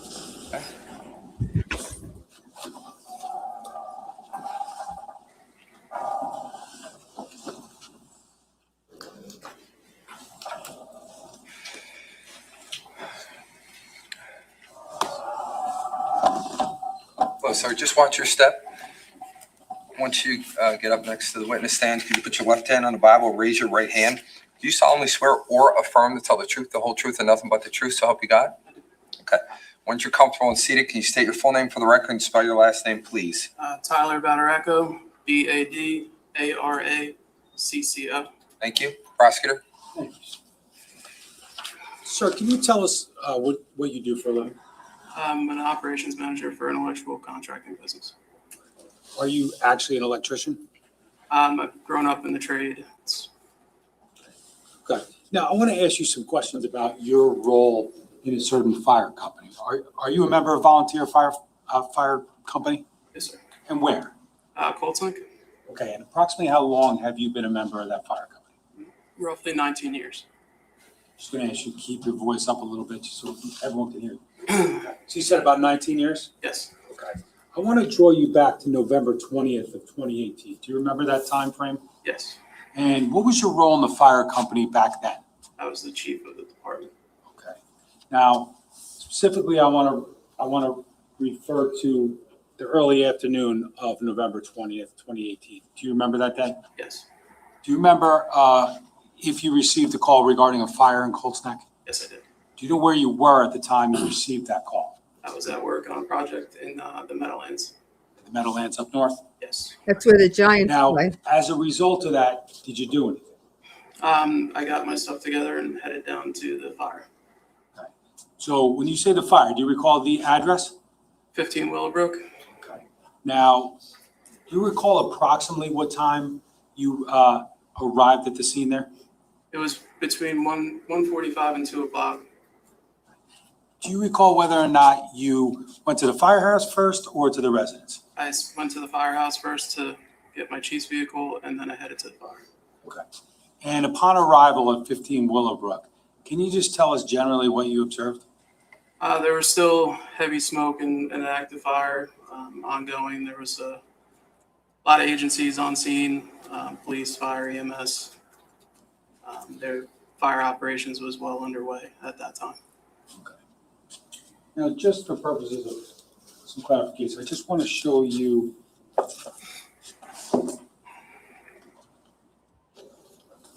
I want to show you some photos from S1E 15 Willowbrook. Is it okay? Andy, Monica, is it okay if I publish some photos? Okay. Can we have the back table, please? Thank you. Again, this is S1E. I'm going to ask if you could put up slide 3, please. Do you recognize what's depicted in that photo? Yes, that's the front of the residence of 15 Willowbrook. Okay. Now, is that a fair depiction of what the scene looked like upon your arrival that day? It's a lot of smoke. Now, as far as like where the fire was worse, would it be in the front or the back of the house visually? Visually, it would be towards the front left side, called the AB corner. Okay, you say AB, so we talk about A being the front of the house, B being going around clockwise. So the B side would that be the east side of the residence? Yes. Oh, that's going to help the jury. Could I have slide 12, please? Can you just say the left side of the picture? You recognize that? Yes, sir. And what does that show? That's also the front of the house in that AB corner with heavy fire blowing out of the windows. Can I just have slide 11, please, as well? Do you recognize that photo? Yes, that's the east side, the B side of the residence, Yeah. and also showing part of the back that heavy fire shown. Okay. The area just, there's a firefighter in that photo, correct? Yes. And is that you or someone else? That's one of our guys. But it's not you? No. Now, just underneath where the water's being shot, is that the entrance to the basement? Yes. Now, your guys, as you said, members of the Colts Neck Fire Department, do you recall approximately how many of your guys were there that day? On the initial, we had 7 guys from our department there. Were there more that came later? Yes. Now, during the course of operations like this, do people need to get breaks and things like that? Correct. Okay. Now, as far as upon your arrival, were you briefed by anyone at the scene, like a commander or anything like that? Yes. The ex-chief at the time, Mike Burke, he had the scene. He was the incident commander with the help of one of the Naval Weapons Station Earl Chiefs. When I got there, I had a briefing with him, did a 360 on the house, and we went from there. Okay. Now, where, if you know, were the guys from your department upon your arrival?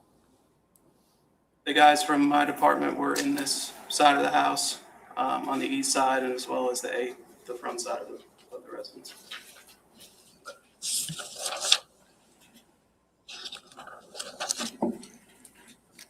Could I just also have slide 9, please? S1E. Do you recognize what's depicted in that photograph? It's the rear of the residence. Okay, does that accurately depict observations that you made on Wow. arrival that day?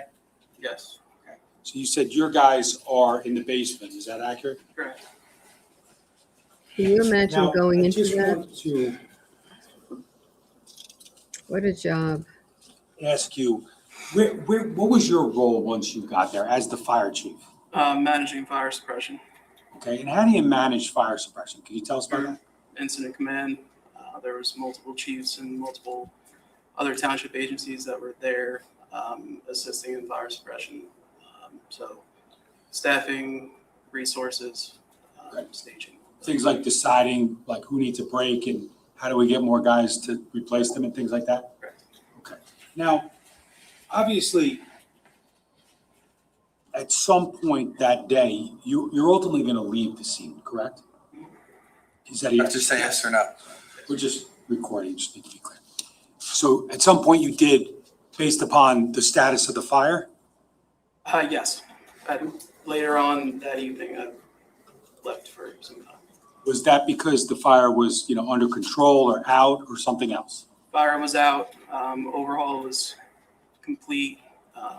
We remained on scene to monitor any hot spots or any flare-ups for that location. So we left the crew on scene overnight.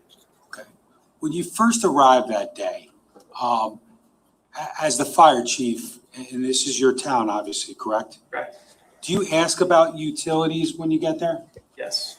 And when we talk about utilities, what are you asking about?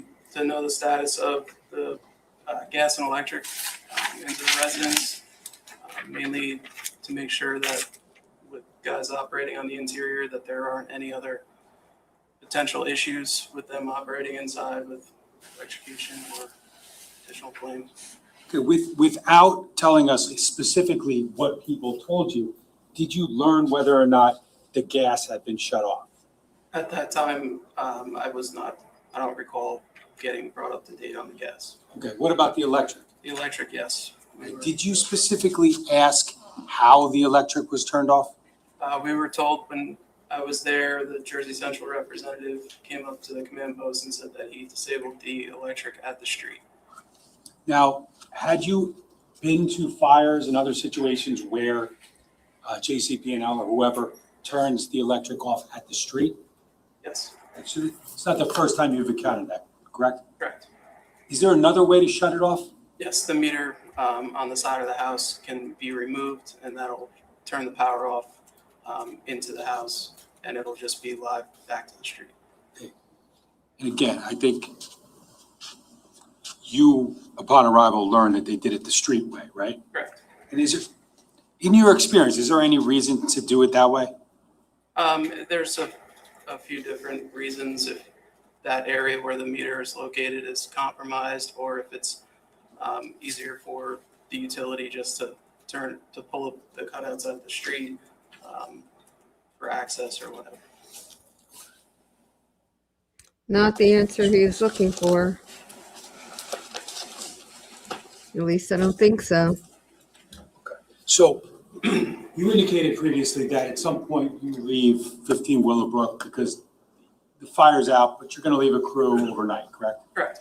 Now, before you left the scene, what, if anything, did you do? Before we left the scene, myself and some of the other chiefs, along with the representative from the fire marshals, we did a 360 on the house. We just wanted to make sure that everything was safe for leaving a crew overnight. So we went for a walk. Okay.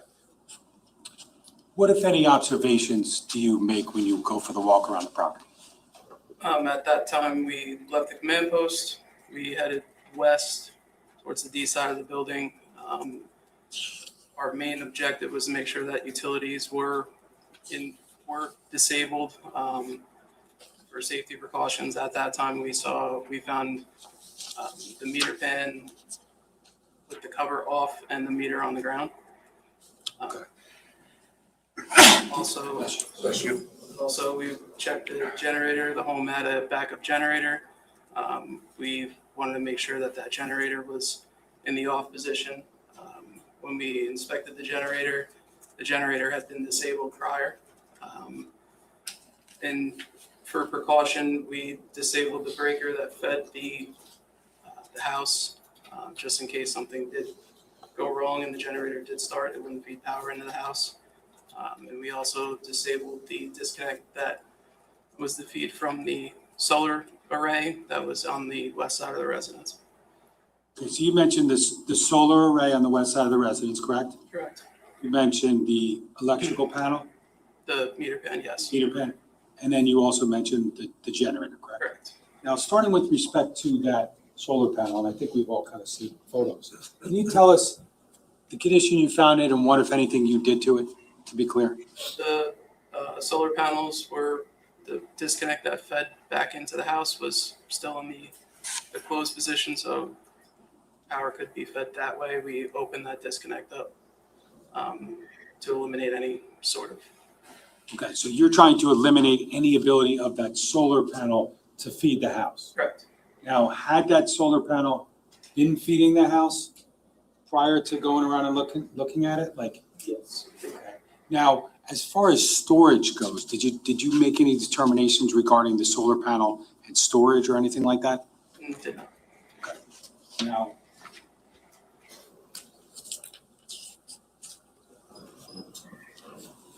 respect to the meter, I wanted to just, if I could show you what S1E, I'm going to show you quickly slide 20. You recognize what's depicted in that photo? Yes. And what's that generally? That is the east side or the D side of the residence behind the garage. Okay. And then I'm just going to show you slide 22, the same. Recognize that? Yes. What do you see there? That is the meter pan that feeds the house. Okay. And was that the condition that you first saw it on November 20th, 2018? Correct. And then can I have slide 23, please? This is S1E still.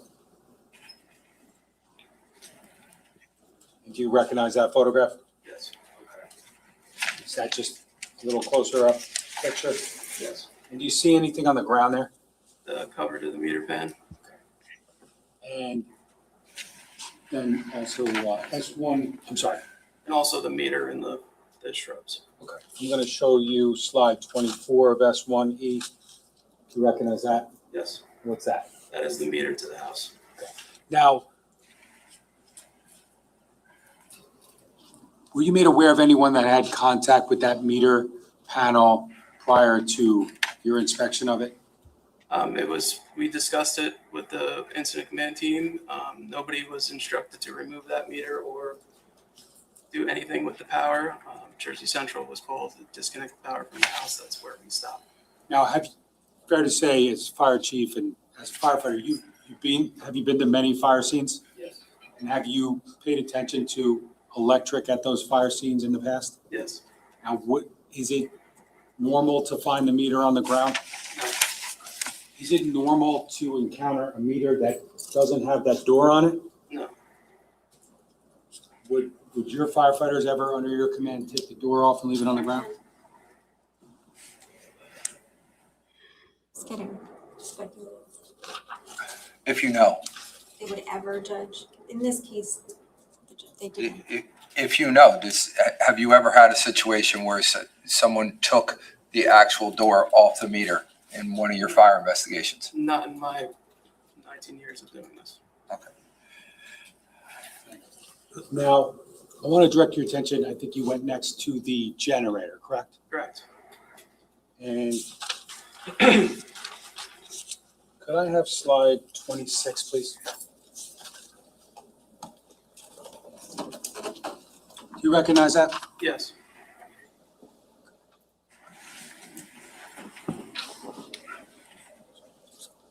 Now, does that fairly accurately depict the generator that you located or made observations of at Keith Caneiro's house on November 20th? Yes. Now, those two front doors that we're looking at, what are we looking at there? Those are the compartment doors to the engine for the generator. See, I'm going to show you a few photos from S1C, 15 Willowbrook.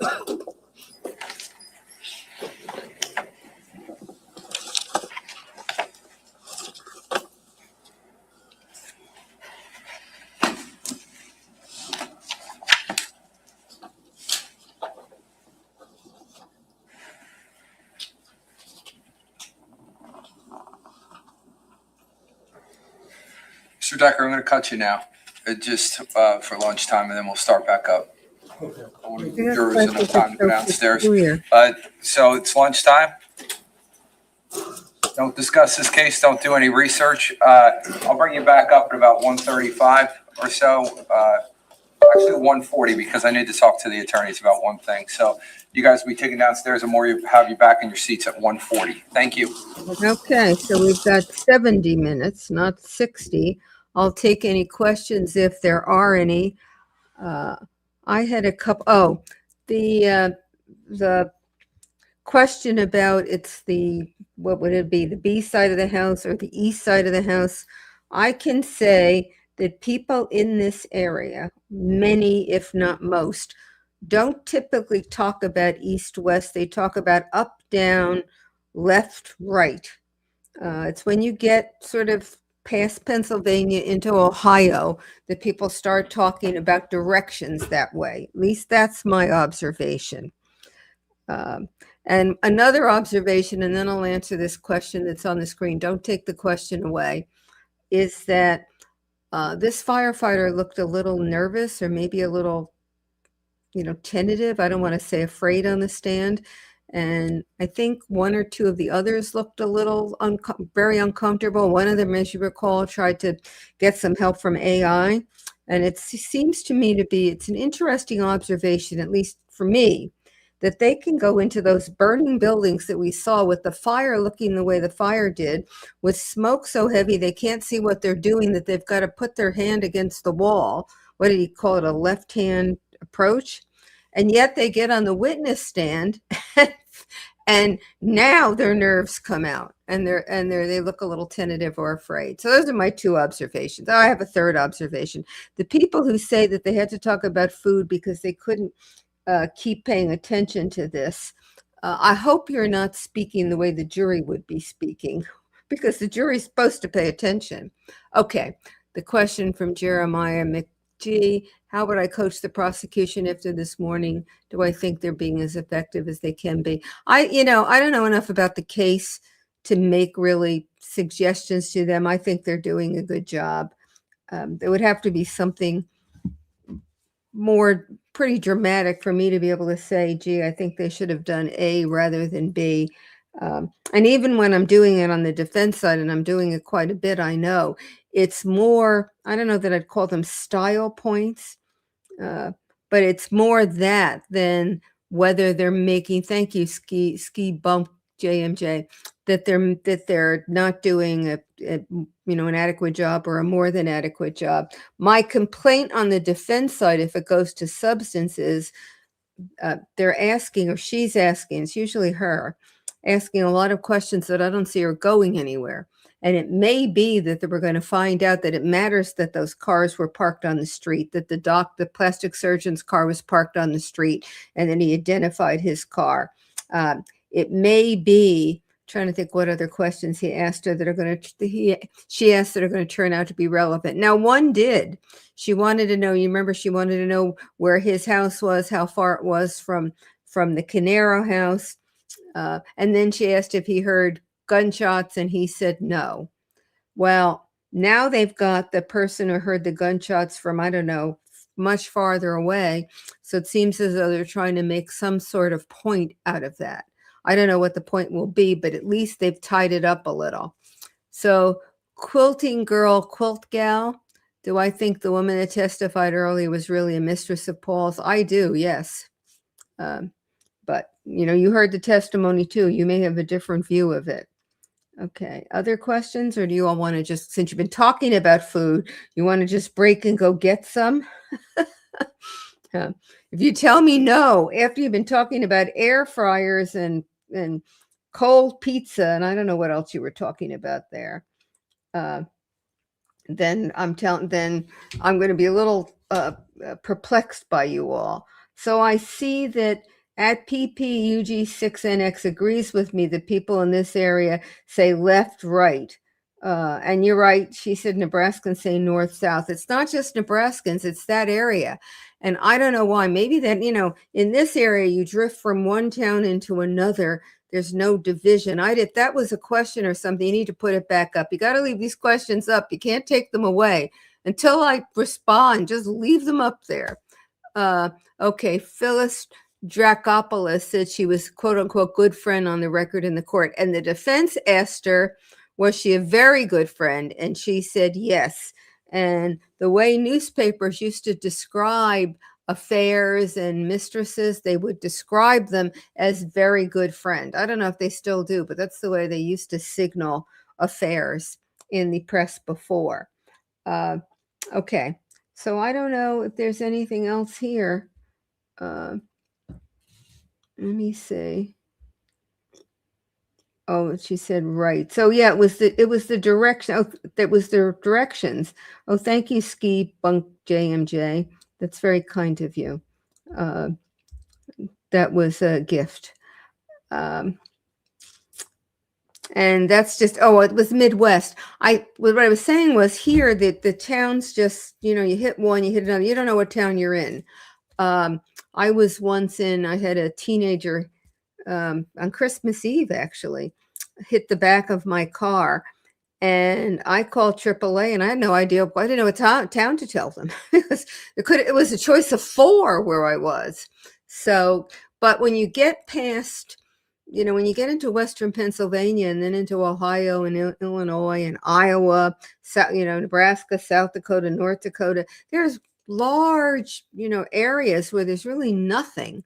And I wonder if that has some impact on their use of directions as north, south, east, west, because the interstate Route 80 goes north, south. So it may be that it anchors better.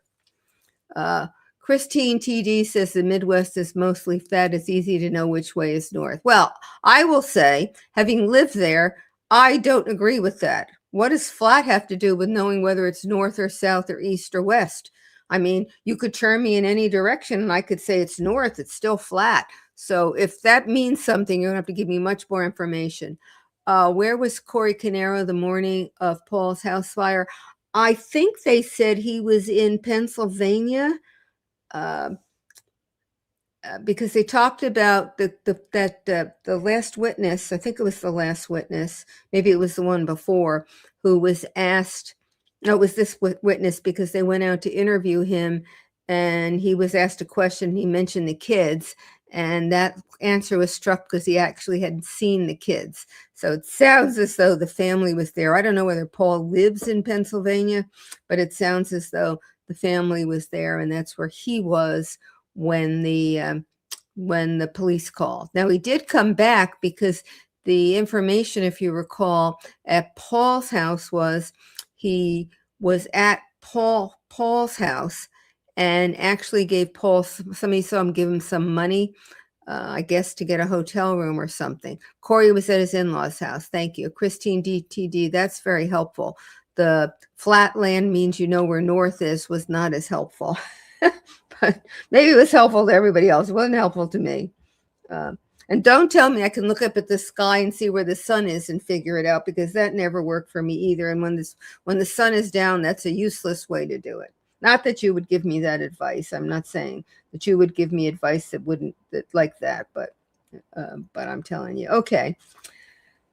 Okay. Amber says if it was a question, she'd leave it up longer.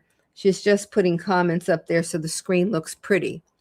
And Annalie Finch asked, you mean Corey Caneiro? Yeah, he's the third brother. He's the one that Paul is pointing his finger at as being the one. If there's someone who committed the murder, the one he thinks it might be is Corey. And that's why you got those questions from the defense about Corey was also a beneficiary on the trust. It was 50-50. And that's why the prosecutor, that was an important point. And she got up and then confirmed that Paul was the trustee. Paul was the one about whom there was evidence that he was taking money from the trust. That evidence, there was no evidence that Corey was doing that. Okay. Okay. And Just Me 554. She says this proudly. She says sorry, but I don't think she means sorry. What she says is sorry that the defense bored us to air fryers, but I think she means that. I think she's proudly saying she was bored and went off to think about food. I just hope she wouldn't do that if she was on the jury. Shelley Malone, was this defendant an unmarried man with no children? No, he was married, and I think he had two daughters who were older than Keith's daughters, because I think they are now young adults. I don't know what their ages are. Did the defense establish reasonable doubt from that detective? Allie 99. That's not how reasonable doubt works, Allie 99. It is not any particular piece of evidence. It's all the evidence combined. So you can think one witness lied on the stand. You could think one witness helped the defense more than the prosecution. You can think one witness didn't say anything that helped one way or the other. It doesn't matter. On the basis of all the evidence, including the evidence where you think a witness lied or that the evidence didn't help, on the basis of all the evidence, you decide if you think the case was proved beyond a reasonable doubt. It's the case that's proved beyond a reasonable doubt, not every piece of evidence. If it related to every piece of evidence, you'd never convict anybody of anything, because lots of evidence is, most of it, maybe almost all of it, is not conclusive in and of itself. It's part of a lot of pieces that build to a case that you can say is beyond a reasonable doubt. So it's a good question, because a lot of people, I think if you think about it, you'd realize what I just said has to be true. But a lot of people, when they're not sort of focused on it, would ask the same sort of question that you did. So it's a good question. Okay. And Christine TD thinks the relationship between that witness and Paul is strained right now. Well, he's been in jail since 2018. I assume that would put a strain on a relationship, even if he wasn't on trial for murder, if he couldn't see somebody for 8 years. And if there's a strain here, I would want to guess that maybe it's put a strain on his marriage also. Okay, I don't see any other questions here. I'm going to shut off now. And the judge said 1:40, so it's 1:40, so you've got an hour. So go put your air fryers on, and I think cold pizza is fine. You don't even have to heat it up. Cold pizza is just wonderful in and of itself. Okay, I'll see you in a while. So long.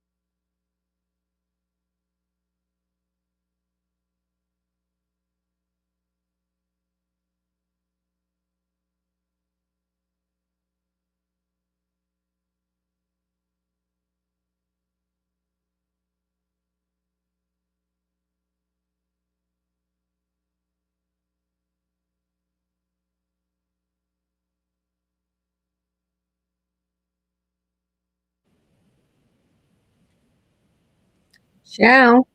This is Prof Joe at Prof Joe Explains. If anyone is back from lunch yet, it looks like we're not starting quite at 1:40. I'm ready. They don't seem to be. Hope you all had a good lunch.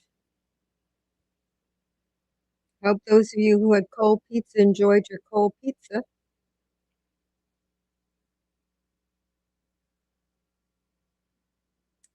And I hope those of you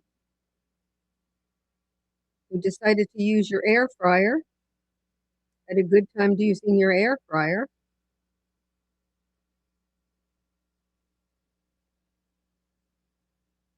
I got one errand done and discovered that I managed to mess up another errand. I had somebody coming to look at trees, and I forgot about it.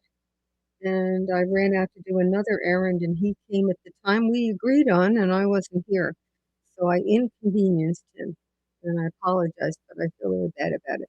So here's a question from Teardadarakish Ani. Teardatter.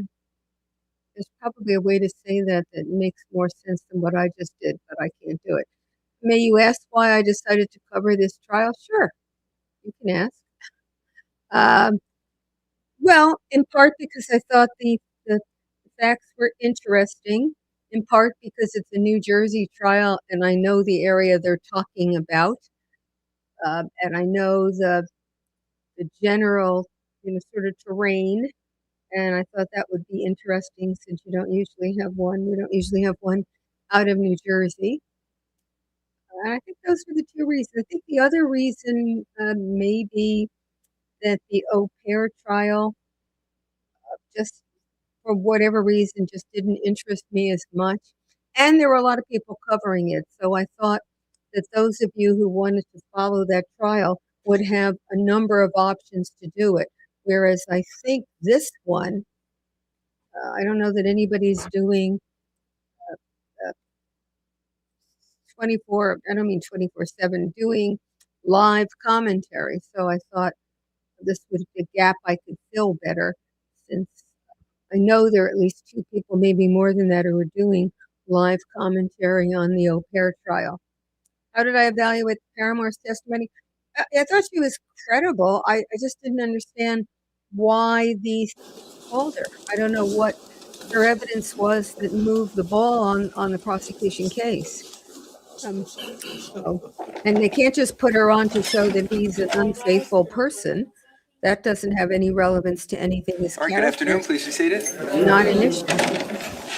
Here we Wanna have a good go. lunch? By the way, I'm going to be Very doing the recap at Who made 5 it for everybody? because my guest is ill. You guys got to work on that. So anyone who wants to hear the Never recap, know. Somebody's going to do it one of these times. at 5, Okay. I will do a recap All right. on what happened today. We are going to continue with our witness.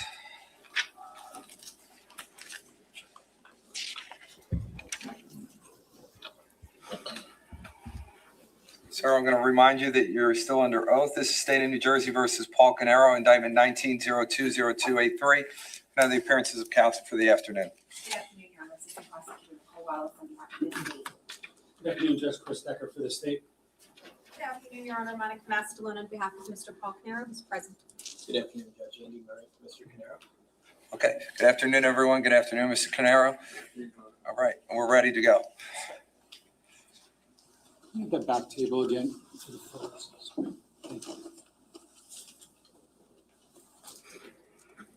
We're on S1C for the record, Judge. Okay. Could I have slide 222?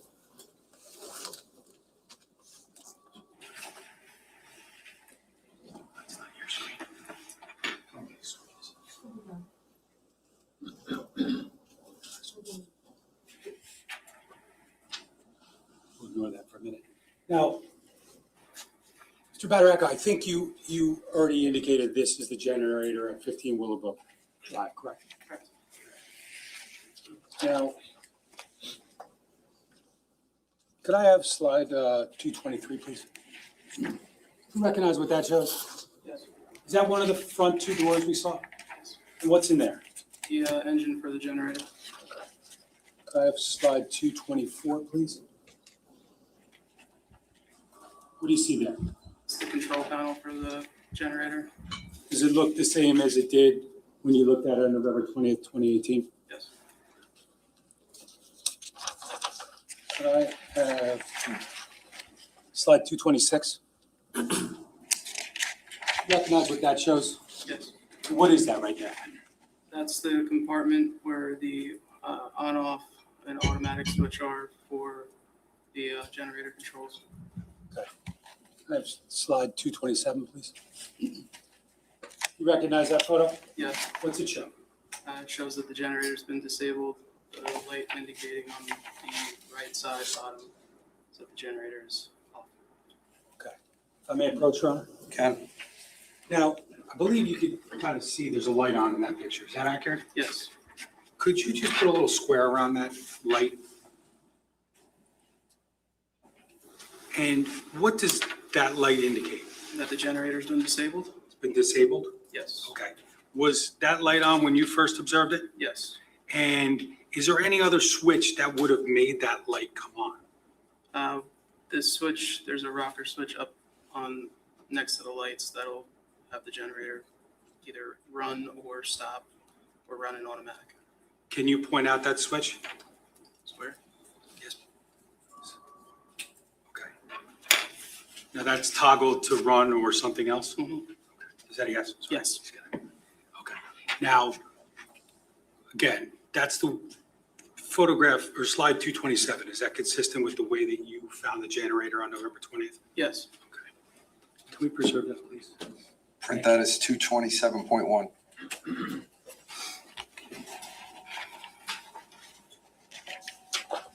Could I have slide 229, please?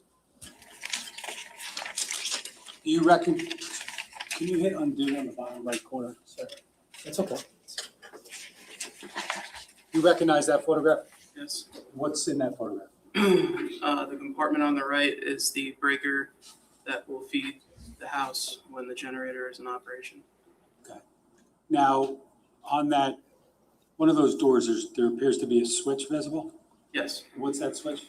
That switch is the breaker, and you can have that in the open position, which won't send power from the generator to the house, or the closed position, which will send power to the house.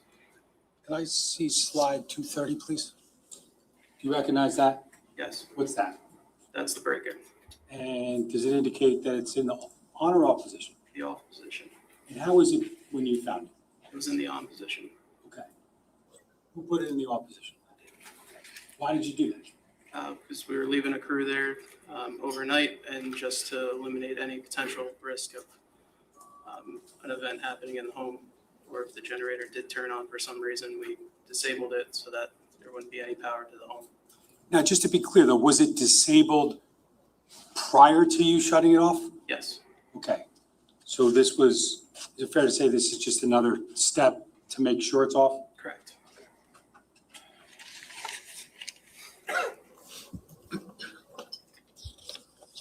Now, was there a point in time when you were asked to come back to the scene at a later date?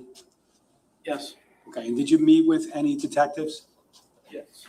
And during the course of your interaction with the detectives, did you explain any findings that you had made from November 20th, 2018 about the generator? Correct. Okay. And was there a point in time that they showed you a photograph? Yes. And you recall what the purpose of the photograph was? Yes. What was that? To show what I initially found when we inspected the generator, if it was disabled or in the run position. I may approach you. Okay. Just going to show you what's been marked as S405 for identification. Do you recognize that? Yes. And what is that? That's the picture that I was shown when I met with the detectives. It's my signature. Okay. And you circled something on that photo, correct? Yes. And why'd you circle that? That's the breaker that I disabled. Thank you.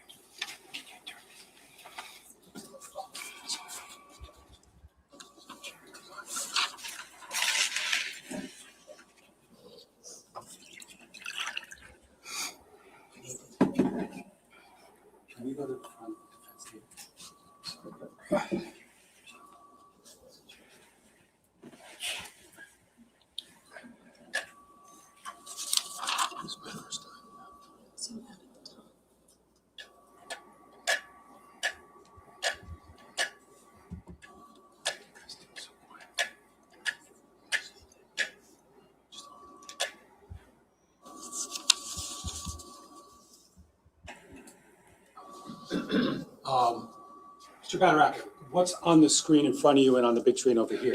Is that the photograph I just showed you, S405? Yes. And does that indicate that you circled something and signed and dated it? Yes.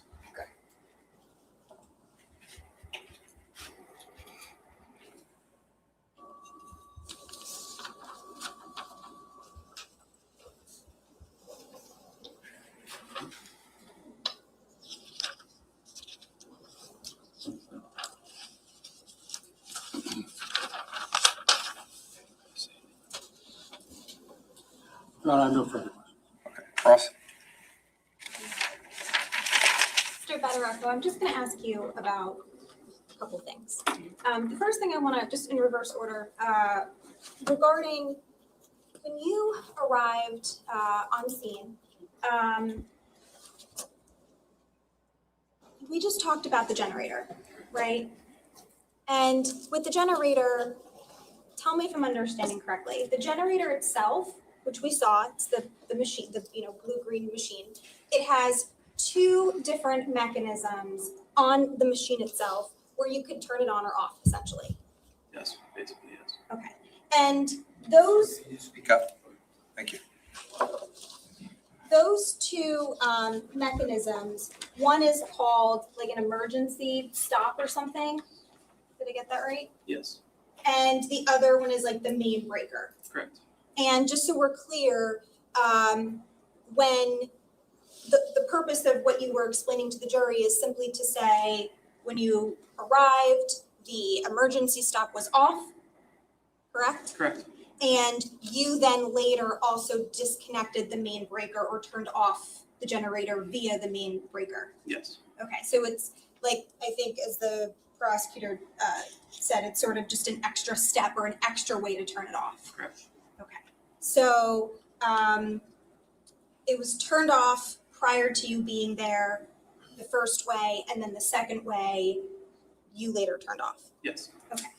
With respect to the solar panels, those were normal upon arrival and you guys disconnected them, or I'm going to use a colloquial term and just say you turned them off. correct. Okay. And with respect to the electrical meter, that was also something you testified to, and what we learned is that the electrical panel or meter was disconnected. The meter was disconnected from the panel. Did I say that right? Yes, And it was on the ground, right? And what you explained was that to your knowledge, your people did not do that, correct.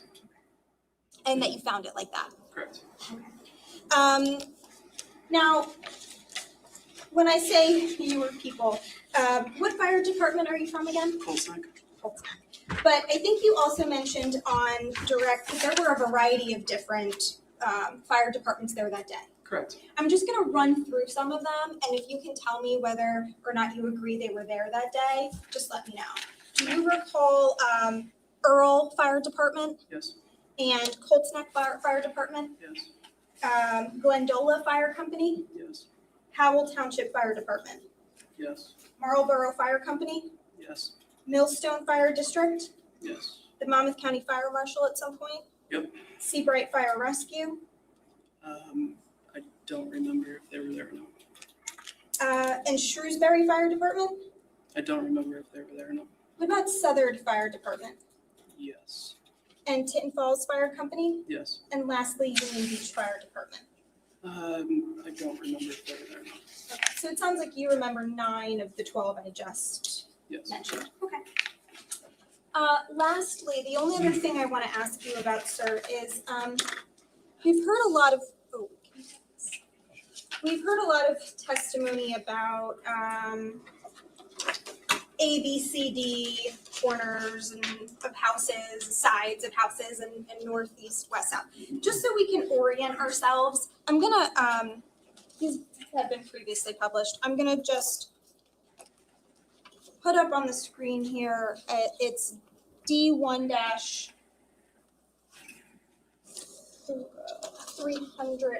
301. I'm gonna do D-301.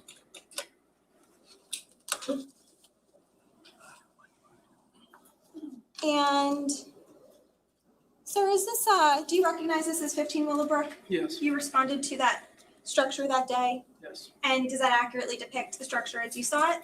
yes. Okay.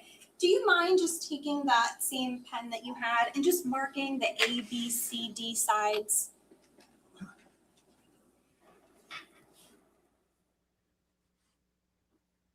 Okay, so if I'm understanding correctly, the front is the A, and then we go clockwise around the house. Correct. Okay. And now, if you don't mind, if you could also, if we could capture that. This is 301.3, I believe. And then can you also designate northeast, southwest on that as well?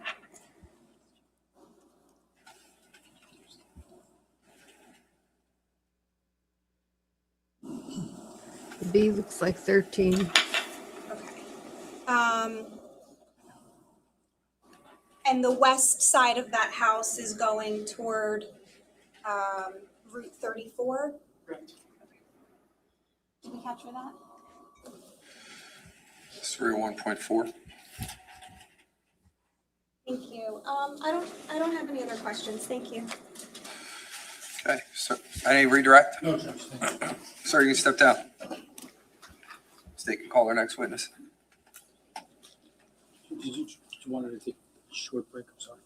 I'm sorry, can you do me a favor? Can you just, 2 seconds in the room? I'll bring you right back out. If anybody has to use the bathroom, please feel free. Okay, somebody asked for a short break. It sounded like the prosecutor, but I don't know for sure. One thing I thought I'd mention is I think this trial may give you a really good idea why it's terrific if the prosecutor and defense collaborate on exhibits, because many of the exhibits you can see Sergeant Mahoney, he can come and take a seat. on the house are the Put up what same. you They're need, both and I using them. apologize, I forgot that. I said we were going to take a break. And if they don't get together, then you're going to have the same picture with a defense number on it and a process state number on it. And that's just crazy to do. It's really terrific when they agree. So you get one exhibit number, whether it's the state's numbers or it's the defense. Is everyone good before we get started? Yes. All right, let me just get my it out here.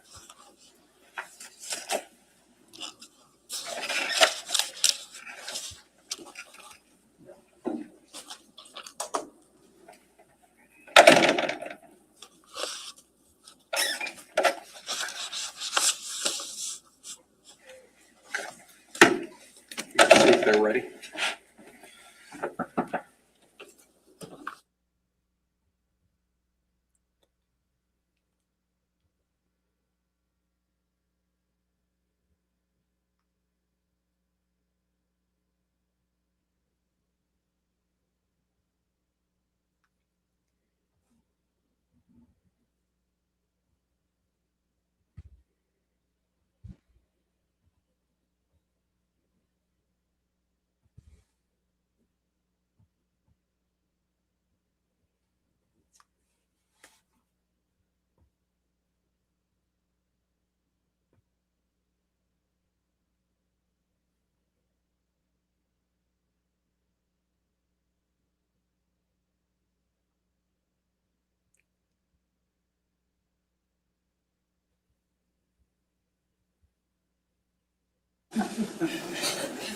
Thank you.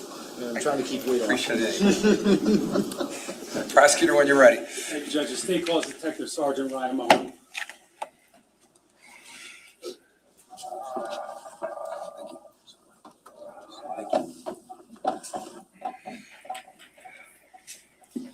Sir, could you put your left hand on the Bible and raise your right hand for me?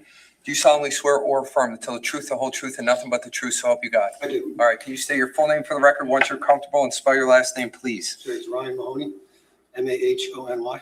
Thank you. Prosecutor, when you're ready. Thank you, Judge. Sergeant Mahoney, can you tell us where you work? Work for the Monmouth County Prosecutor's Office.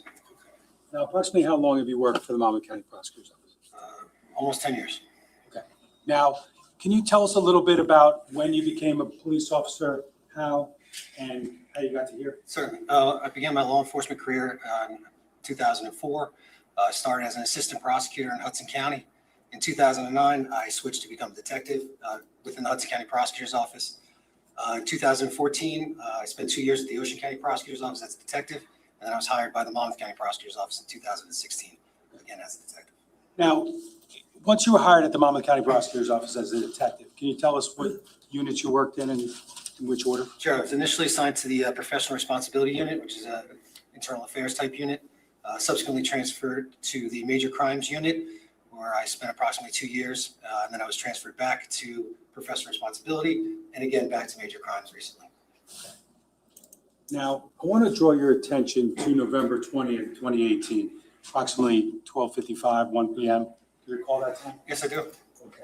Now, were you made aware of your need to go and respond somewhere? Yes. And where was that? I was contacted by my sergeant at the time, Richard Chapman.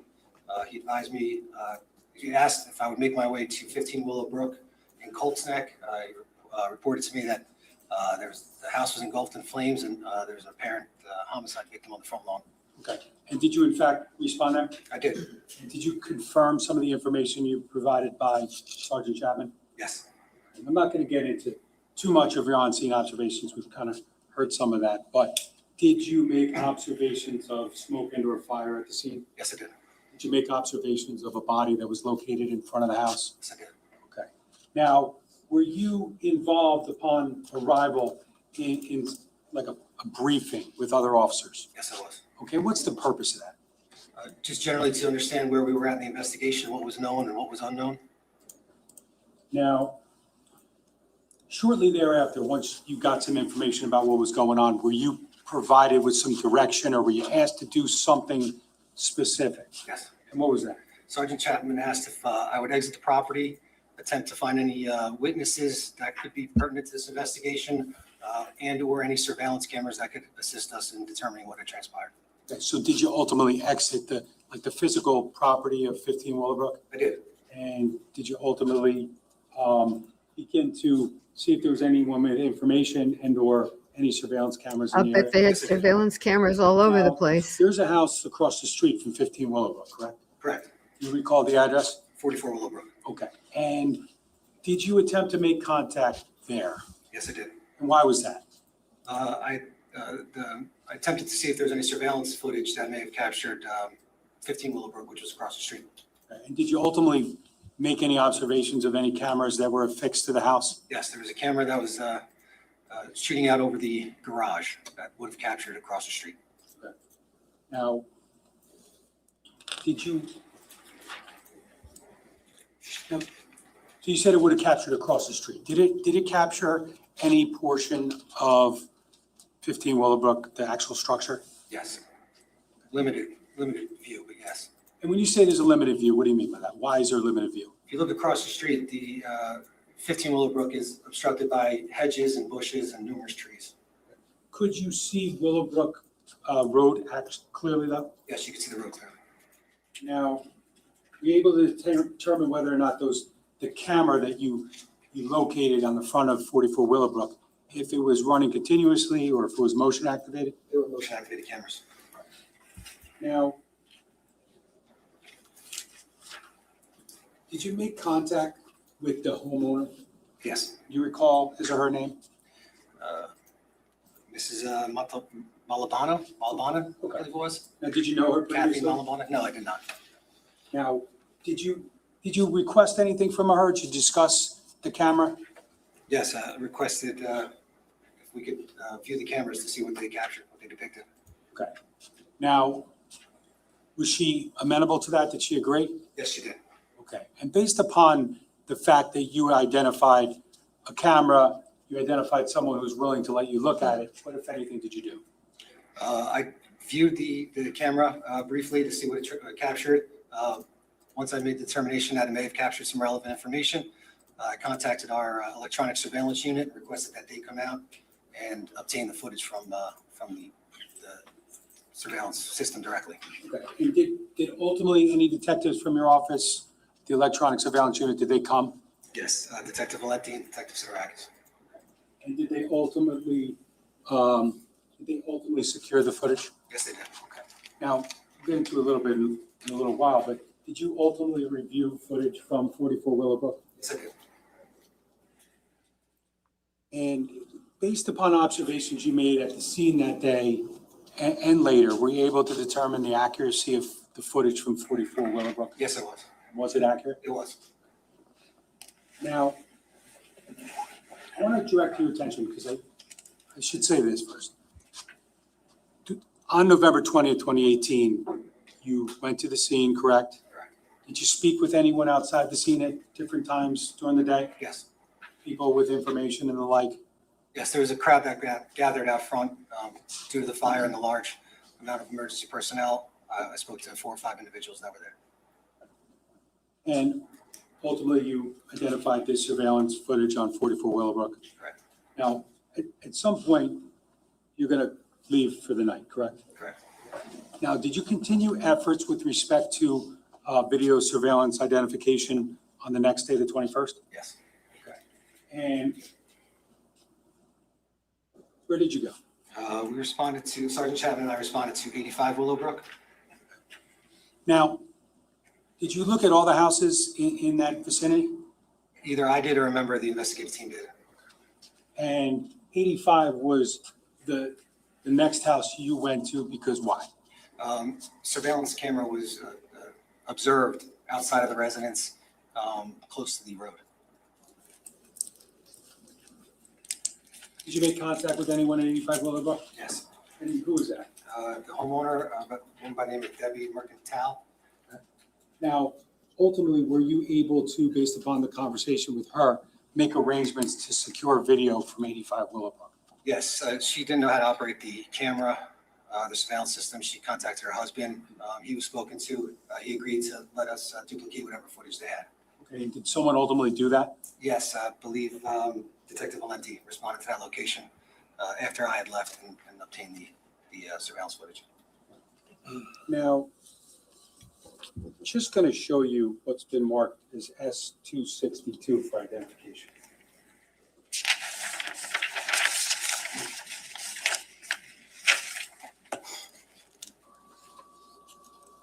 Just going to show you S262 and ask if you recognize what that is. Yes. Okay, what is that? This is an aerial photograph from Google Maps that depicts a majority of, well, not a majority, but a portion of Willowbrook Road. Okay. Now, based upon what you see on 262, are you able, I'm not going to ask you to do it, but are you able to identify 15 Willowbrook? Yes. How about 44? Yes. And what about 85? Yes. Can I ask permission to put on the screen? That's 260. No objection. Okay, go ahead. Just have the rear computer. Thank you. Detective, do you recognize what's on the screen? Yes. And is that what we just looked at? Yes, it is. Okay. Now, you talked about being able to identify 15 Willowbrook Drive. Can you put a 15 over the property of 15 Willowbrook or somewhere in the area?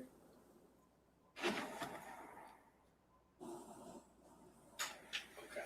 And how about 44 Willowbrook? Those fours? I was trying to figure out what those were too. How about 85? You can see how big these properties are. It goes from 44 to 85. Okay. All right. Can we capture that, please? 262.1.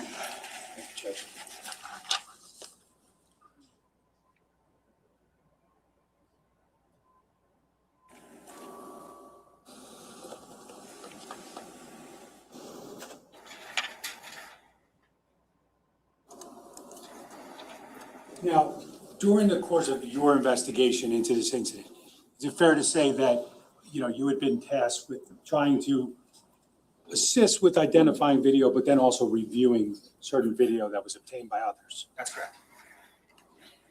Now, we talked about video from 85 Willowbrook. We talked about video from 44 Willowbrook. Was there any other video that you identified and or reviewed from any other towns or locations? Yes. Where was that from? Ocean Township, specifically Tilton Drive. And what was the significance of Ocean Township in this investigation?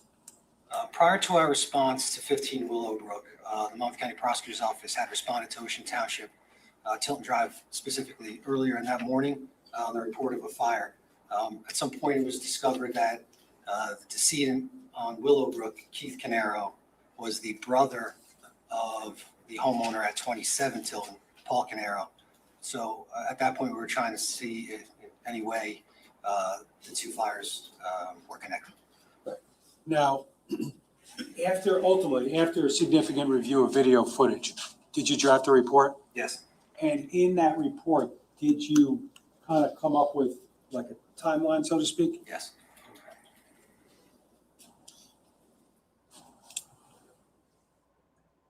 In that report, did you document the first video that you documented was from where? 27 Tilton. Okay. Now, 27 Tilton is whose home? That's Paul Caneiro's home. Now, was that 27 Tilton video, was that specifically part of your video review? No, it wasn't. Okay. Now, did someone review that? Yes. And who was that? Captain Weisbrot. Now, what was Captain Weisbrot, or then detective, and now Captain Weisbrot's role in the investigation at 27 Tilton? Captain Weisbrot was assigned as the lead detective at the Ocean Township scene. I'm not going to ask you about that video because we'll ask him about it, but have you reviewed it? Yes, I have. And is it included as part of your timeline in your report for those purposes? Yes. Now, was there other video from Tilton Drive that you ultimately reviewed? Yes. And what was the time frame of the video obtained? Early morning hours of November 20th, 2018. I'm going to draw your attention to footage from a residence at 30 Tilton Drive. Did you review any footage from there? Yes, I did. Okay. How many cameras were located there? There was 2 cameras located at 30 Tilton. Do you remember how they're labeled? Yeah, camera 7 and camera 5. Now, starting with camera 7, are you able to tell us the vantage point from that camera? Yes. Camera 7 is situated on the house, pointed in easterly direction, down Tilton towards the direction of Paul Caneiro's residence, 27 Tilton. So that camera, I think you said, is generally facing in an eastward direction? Correct. Maybe a little northeast? Correct. Now, I just want to show you what's been marked as S261, the identification.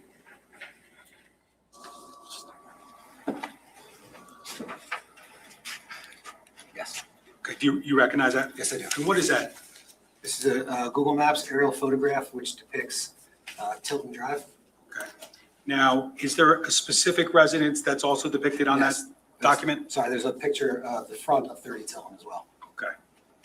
Now, does this, based upon your involvement in this investigation, does this fairly and accurately capture Tilton Drive and some surrounding area? Yes.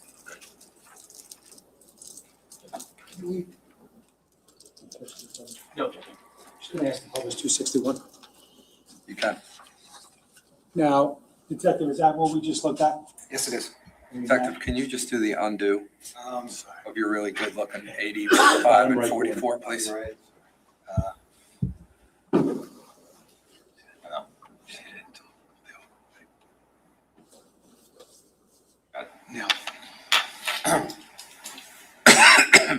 Now, there's a marking that's on that map, correct? Yes, And what does that marking represent? that's 30 Tilton. Okay. Now, is that the house that we just described with 2 cameras, Yes, it is. number 5 and number 7? Yes. Now, are you able to identify where, if at all, 27 Tilton is on that map? Yes, I can. Can you write 27?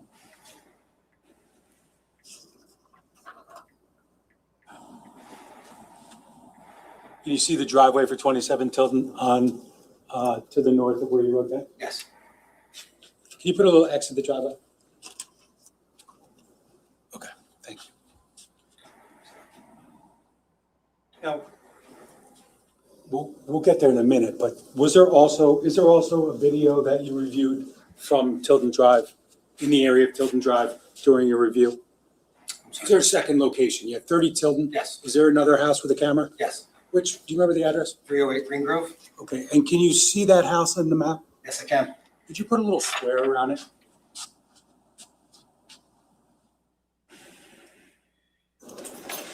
And you said the address is what street? 308 Green Grove? And is any portion of that home on Tilden Drive? The driveway faces Tilden Drive. The front door is on Green Grove. Could you just put like a Y at the front of the driveway? Why not a D in front of the We could driveway? capture that. Thank you. 261.1.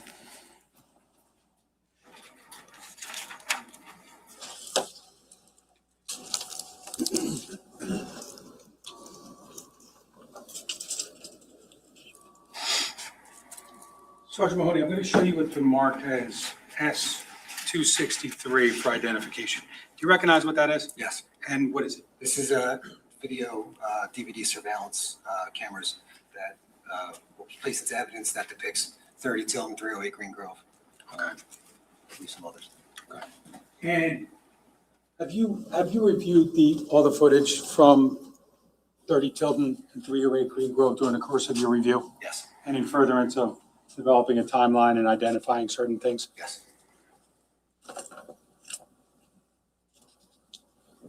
I want to go to the video that's contained on S263.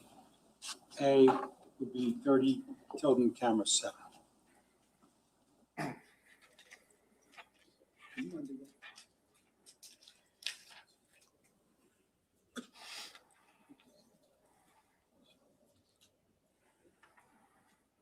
Now, Sergeant Mahoney, do you recognize what's on the screen right now? Yes, this is a 30 Tilden camera 7, channel 7, I believe.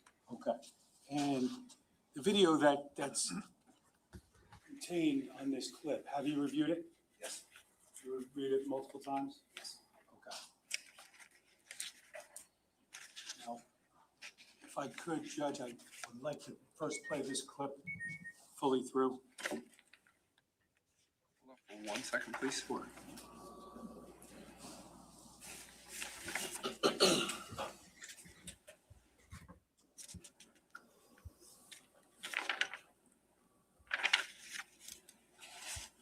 Is this 263 if we're looking at the exhibit list A? Yes, sir.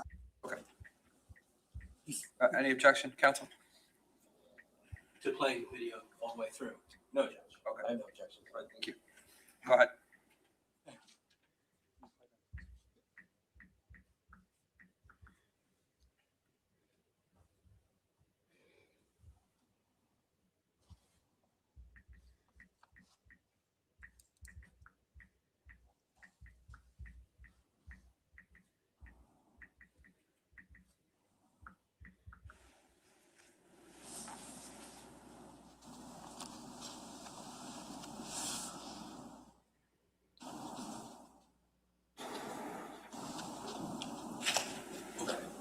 Now, I'm going to ask you to go to approximately 207.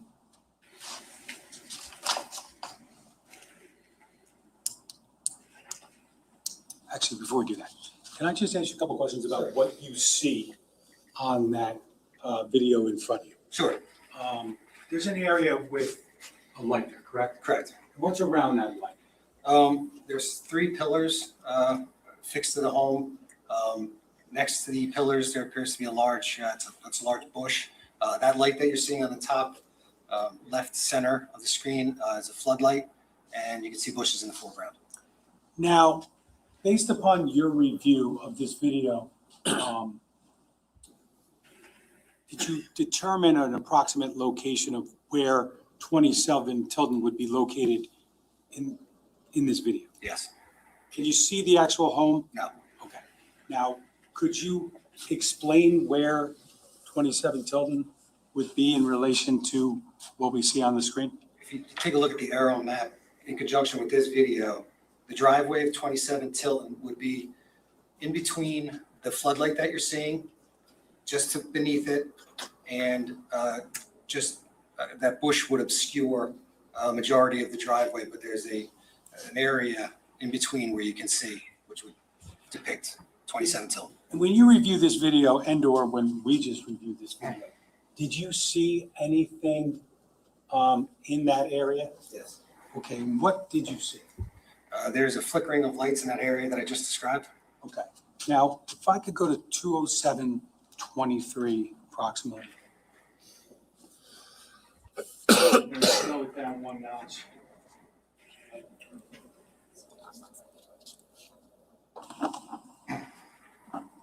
And I'm just going to, once we run it now, if you could just explain what it is you see. Yeah, in the area I just described, you're seeing a flicker of light several times. Okay. I hope the jury is seeing more than I do. All I see is a blob of fur.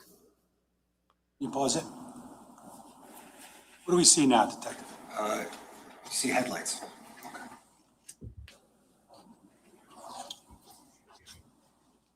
You can keep going.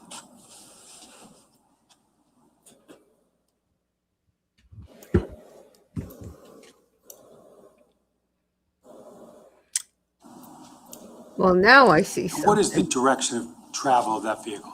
That is heading westbound on Tilton Drive in the direction of the cameras on 30 Tilton.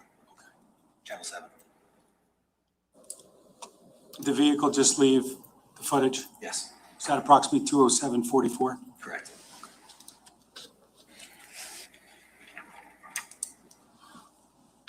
Now, that vehicle, is there an intersection that that vehicle would be approaching based upon your review of that camera right there? Yeah, we just go back to the aerial map that we saw. There's an intersection with Green Grove Road and Tilton Drive. There's a stop sign up ahead. I'm going to ask to put up S263B. Now, I'm going to pause it. Can I ask you what the time is here? 2:07:31 a.m. And just general layout of what this camera is showing. Can you explain that? This is pointing in the opposite direction of Channel 7. This is Channel 5. It's facing westbound on Tilton towards Green Grove Road. I want to play the entirety of this clip now at normal speed.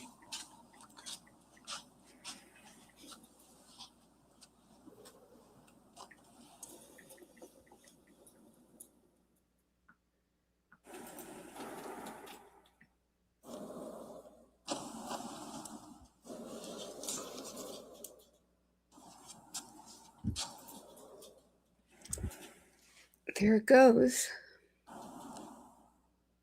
Now, I'm going to ask you to run it again, and I may pause it at a certain time.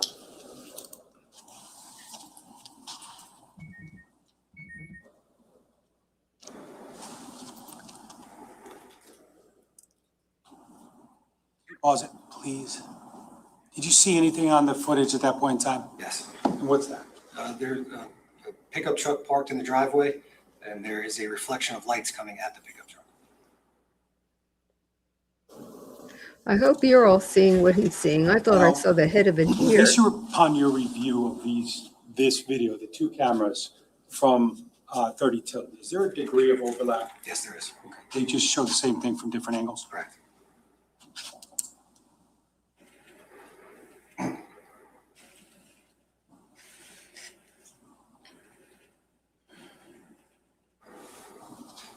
We continue to play.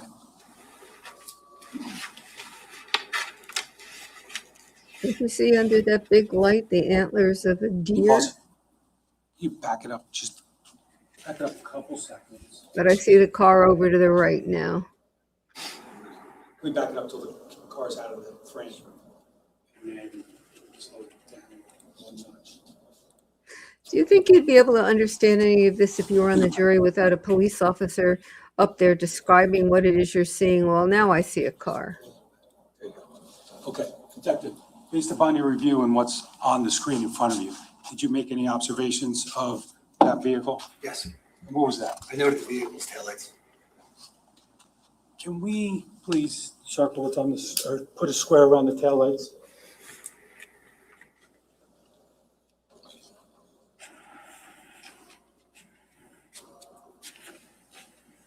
Can we preserve that, please? 263B.1. I hope you can see the square because I don't. I'm very unvisual. If you can undo that now. Now, I'm just going to ask you to continue to run it. Can you tell us what time the vehicle, or what, strike that.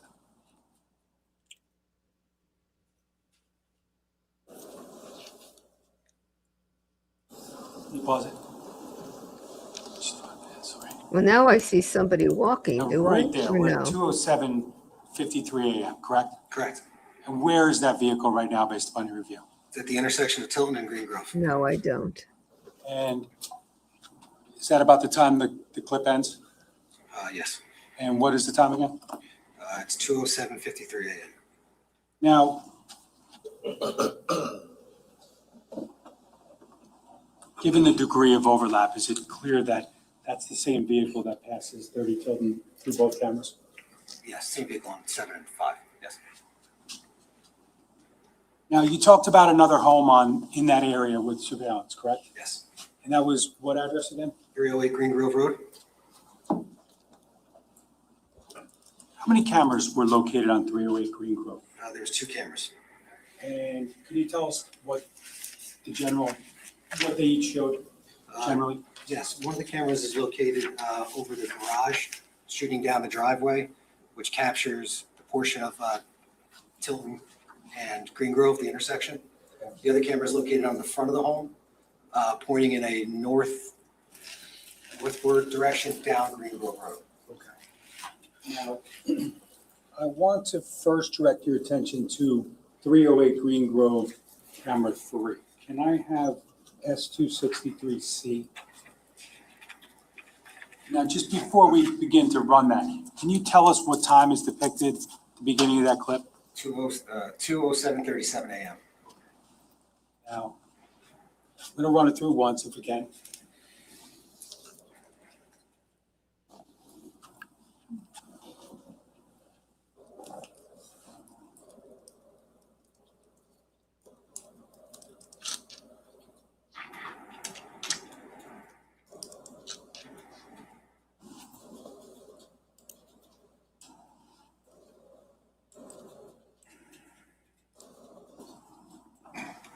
That clip ended at approximately 2:08:01. Right. And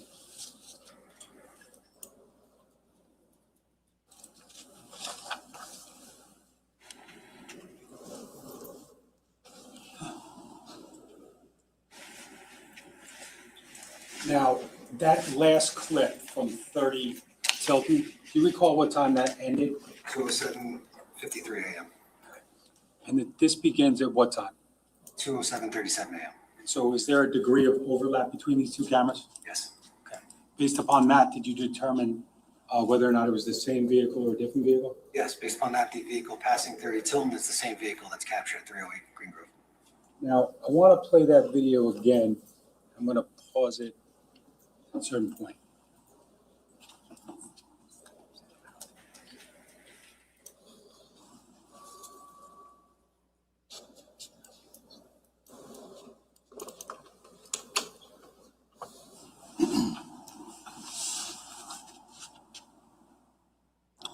Can you back up just a notch? Okay. Now, the video is paused at 2:07:50, correct? Correct. Now, as the video is paused here, what does the camera depict? It captures a clear side profile of the entire vehicle. And based upon the pausing, is it, you can now see certain features of the vehicle, is that Yes. accurate? Yes. Now, just want to direct the mouse to a certain portion of this vehicle. Directing the mouse to the lower portion of that vehicle. Do you see that? Yes. Okay. What is it that you see there? There's a darker area that goes across most of the bottom of the vehicle, in the area of the front and rear driver's side doors of the vehicle. Now, Just if I was to take the mouse again quickly and direct the mouse to the top of the vehicle. Can you explain anything what you saw there? Yes, there's a certain curvature across the top of the vehicle from the front to the back. Can you run that?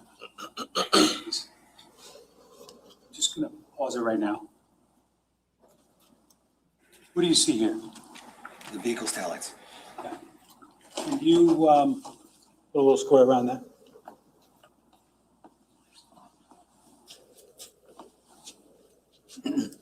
Now, to be clear, where is the vehicle located at 20753? It's at the stop sign at Tilton and Green Grove.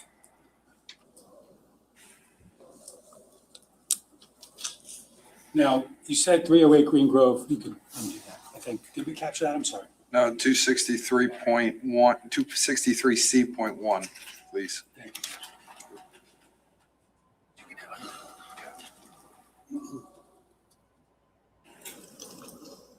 If I was going to ask you, did you indicated there's another camera on 308 Green Grove? Yes. And that's camera what? Channel 4, I believe. Now, does that depict the part of Green Grove Road? Yes. Can I have S263D, please? Now, before we run it at all, can you tell us what time is depicted on that camera? 2:07:45 a.m. Now, I'm going to play the video once through, okay?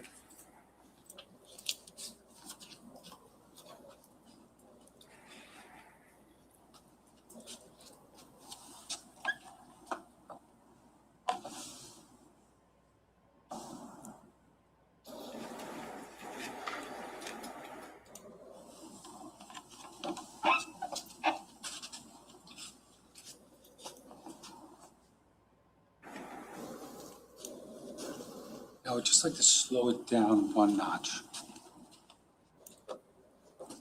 We can play it. I'm going to ask you to pause it at a certain point.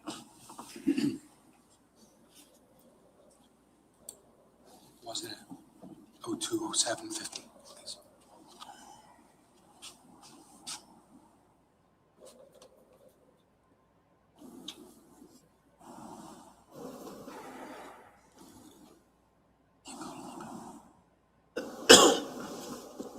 Just to be clear, we're paused at 020752. Where's the vehicle?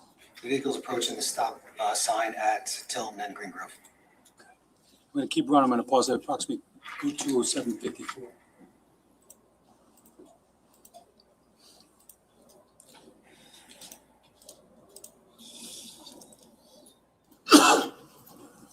What do you see there, Detective? I see the vehicle's taillights turning onto Green Grove Road. Could you put a square around that, please, the taillights?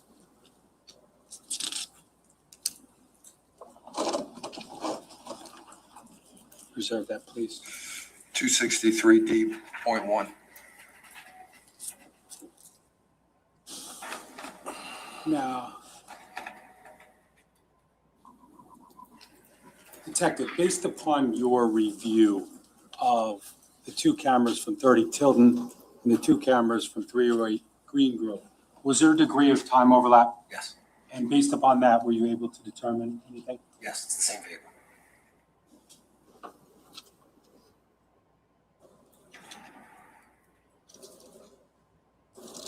So that vehicle that we see at 2:07:55 a.m. on camera 4 of 308 Green Grove Road, what direction is it about to head? I believe it's northbound on Green Grove. You can undo that. You can do that. I'm sorry. That's okay. Now, from a timeline perspective, did you then take a look at any cameras back in a different town? Yes, Where was that? back at Willowbrook. Now, if I could I have S263E? Now, S is just state. before we play this, can you indicate what we see on the screen? This is the surveillance camera from 85 Willowbrook. Now, this is video that you mentioned reviewing at least briefly, on the 20th, November 20th, 2018? 21st, I believe. 21st, sorry. Yes. It was secured by another detective. Yes, Detective Scott Moore. Did you watch this and other video many times during the course of your investigation? Yes, I did. Now, can you tell us what time is depicted on the screen right now? Yes, it's November 20th, 2018 at 2:23:51 a.m. Going to first play this in its entirety.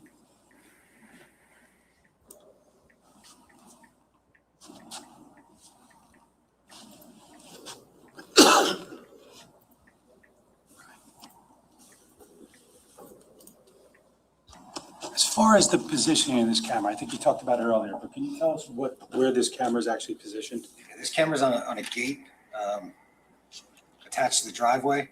That's about roughly 15 yards of driveway. Then there's a gate, and then be a longer driveway beyond the gate. This camera is on the west side of the driveway, trained out on the road in a slightly, on the east side, faced in a slightly western view. And was there a vehicle that we just watched on that footage? Yes, What direction is that vehicle traveling? it is heading westbound. Now, can we just slow it down one notch and then play it? I'm going to ask you to pause it at 2:23:57.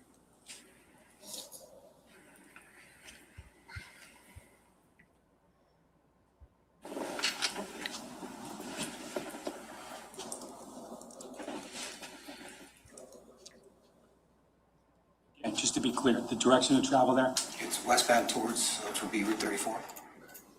Now, can we go back just a couple seconds? I'm going to ask you to pause it at 2:23:58.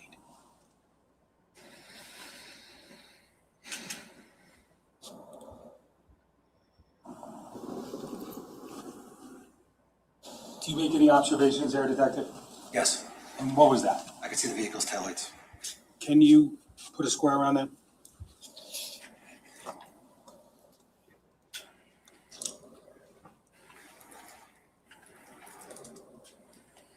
You can let that play through. Going to mark that as 263E.1.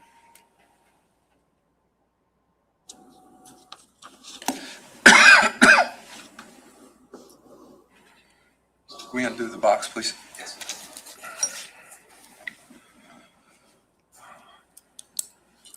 Now, can I just strike that? You talked about 44 Willowbrook Road previously, correct? Yes. Now, the vehicle, as we just discussed, is heading westbound. Is that generally in the direction of 44 Willowbrook? Yes. Now, you obtained footage from 44 Willowbrook? Yes. Now, if I could just first, can I have S263F on the screen, please? Now, just to be clear, what do we see here? This is video surveillance, a still image from 44 Willowbrook, dated 11/20/2018, 12/32/12. Okay. And again, did you determine that that time was accurate? Yes. Does that fairly and accurately depict, the viewpoint from 44 Willowbrook looking out towards the street and towards 15 Willowbrook? Yes, it does.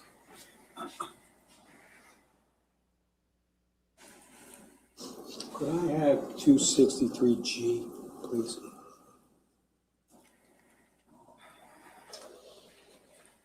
Now, before we play it, what do you see on the screen right now? This is a nighttime view of that same camera that we just observed during daylight hours. This camera, this view is timestamped 11/20/2018 at 2:27:35. Is that AM? Yes, AM. Could we just play it through once, please?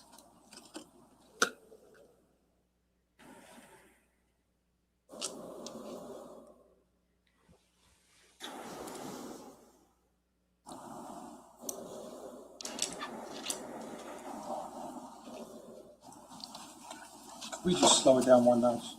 I'm going to pause at 2:27:41.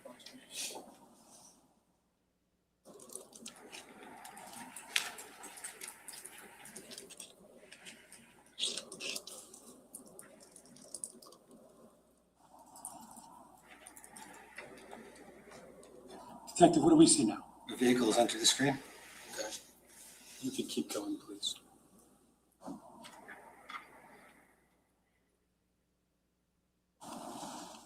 I should pause at approximately 47 seconds.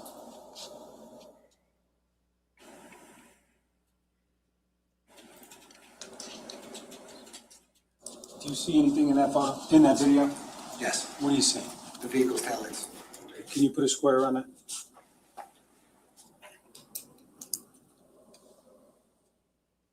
Can we capture it, please? 263 G.1.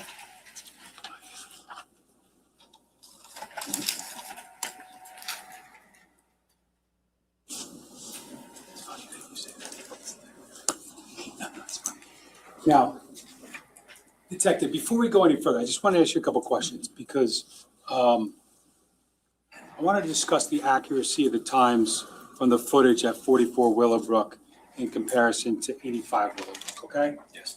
Now, can you tell us approximately how far 85 Willowbrook and 44 Willowbrook are apart? About a half a mile, approximately. Now, did you, I think you've already said it, but did you review videos from these locations before and after the relevant times that we've discussed thus far? Yes. Now, with respect to other vehicles in those timeframes, let's say 10 minutes before, 10 minutes after, did you identify any other vehicles in those timeframes? No. On either camera? No. Now, you said previously that vehicle passed 85 Willowbrook at approximately 2:23:57, Correct. and another vehicle then passes 44 Willowbrook at 2:27:41. Is that accurate? Yes. Okay, and that's based upon what we just saw here, correct? Correct. Okay. And the difference between the times that you calculated is what, 3 approximately? minutes and approximately 3 minutes and 44 seconds. Now, if you know, what's the approximate drive time? Approximate 40 to 45 seconds, depending on the speed of travel, but 40 miles an hour would be approximately 40 seconds or so. So again, when we just watched footage from 85 Willowbrook, it was approximately 2:23 and change, correct? Correct. But now we're down the street at 2:27, right? Correct. Now, based upon the drive time and the distance, were you able to confirm the discrepancy of one of those cameras? Yes. Which one is that? It would have been 85 Willowbrook, would have been 3 minutes slow. Okay, so 85 Willowbrook, the one we watched just previously, Correct. is 3 minutes slow. Slow. So 2:26 would be what time? I'm sorry, 2:20.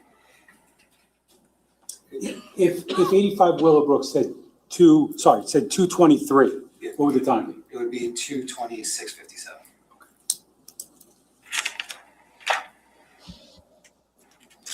Now, having just watched this video from 44 Willowbrook, did you identify another clip from this camera that happened about an hour and 20 minutes later? And have you reviewed that video Yes. once or more than once? Many times during the course of this investigation. Could I have S263H, please? Could you undo that, Detective, before we? Can I play it through once, please?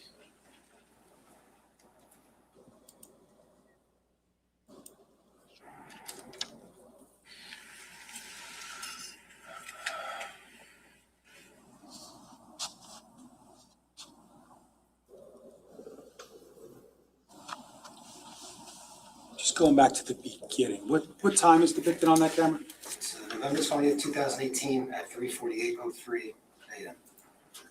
Can you slow it down one notch? I'm going to ask you to play it. Pause at approximately 3:48:18.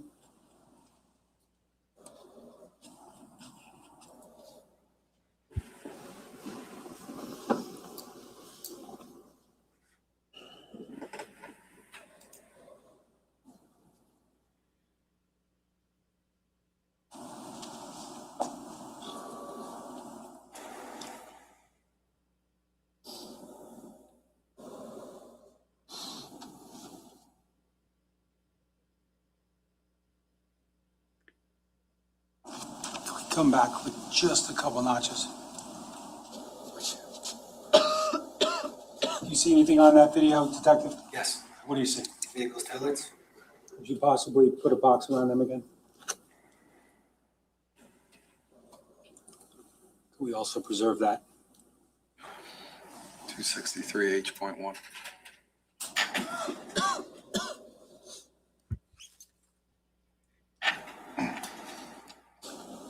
Now, if we could just run that through, I'm going to ask you what time the video clip ends.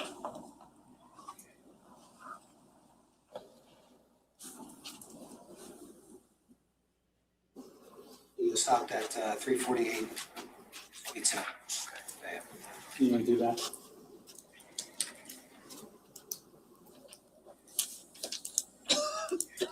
Now, can I have 263I, please? We just come back. Pause it. Now, just to be clear, Detective, what are we looking at here? This is 85 Willowbrook that we just viewed previously at a different time. The time depicted now is 3:46 a.m. Okay, now based upon what we discussed a few moments ago regarding the time, can you tell us approximately based upon your investigation and observations, what time would be correct on the screen right now? If you would advance it 3 minutes, it would be 3:48:46. Now, can we play that through once, please?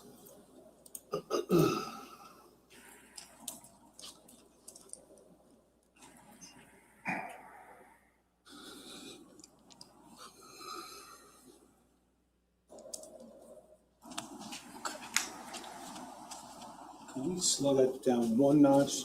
We're gonna play it again.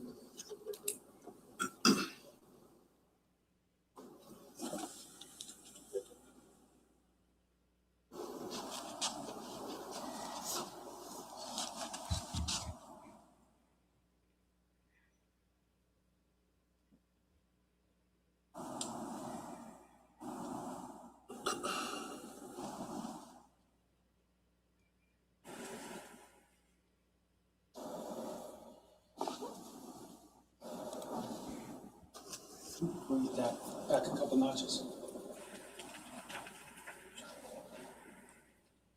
Try it again. No, it's okay.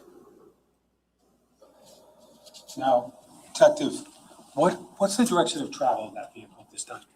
Traveling eastbound on Willowbrook. Okay. You can finish that.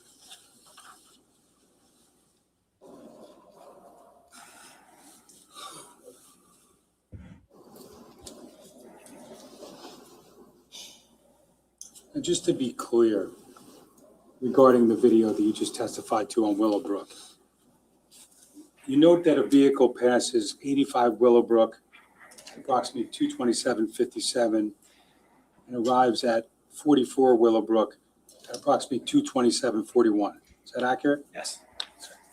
And then that vehicle later, or a vehicle later, leaves or passes through 44 Willowbrook at 3:48:16, correct? Correct. And arrives at 85 Willowbrook at about 3:45:56. 3:48:56. 3:48:56, sorry.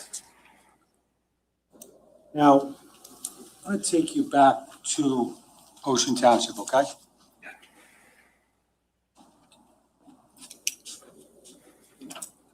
Can I have 263J?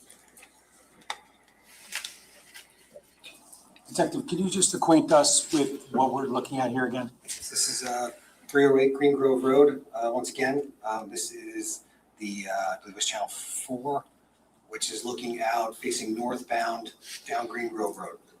Okay. Can we play that once through?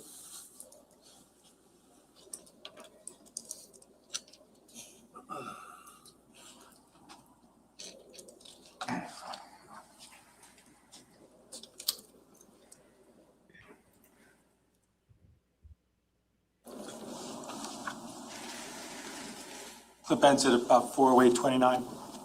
That sound right? Sorry? The clip ends at about 4:08:29. Is that accurate? Yes, that's accurate. Okay. Now, just play it through once again. I may pause it once or twice quickly. Keep it running, but what do we see here, Detective? See a vehicle approaching, driving down Green Grove Road southbound, approaching the intersection at Tilton Drive. And what does the vehicle do? Vehicle makes a left-hand turn onto Tilton Drive. Now, again, I think you said earlier, there's another camera at 308 Green Grove, correct? Correct. Can I have S263K, please? Yeah, I'm going to play that through once, okay?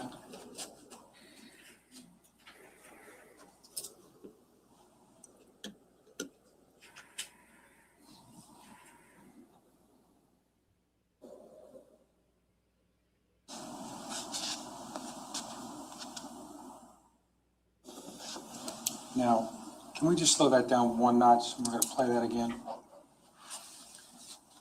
As we're watching it, we see a vehicle on Green Grove, Yes. and the vehicle goes where? It's approaching Tilton Drive and it makes a left-hand turn onto Tilton Drive.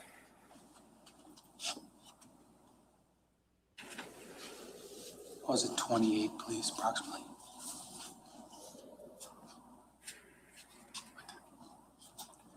Now,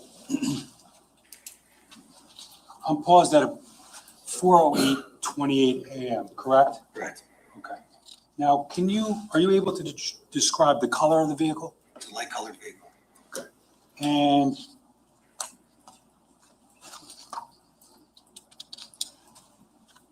as far as the color in the vehicle, is there any differences? Yes. The majority of the vehicle is light-colored, but along the bottom, again, the two passenger side doors this time, there's an area of dark coloring from the rear passenger door up through the front passenger door. Okay. And did you make any observations of the shape or anything of the vehicle? Yes. And what's that? There's a curvature from the front to the back.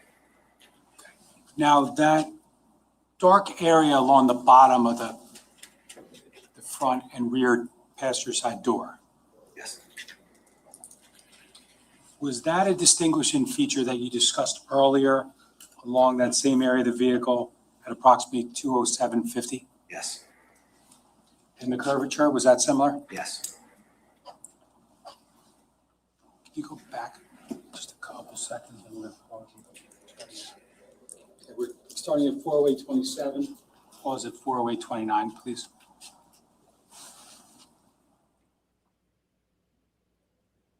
What do you see, Detective? Taillights of the vehicle. Can you put a square around that?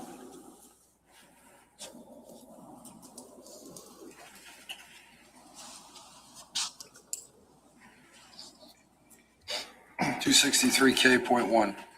Thank you, Judge.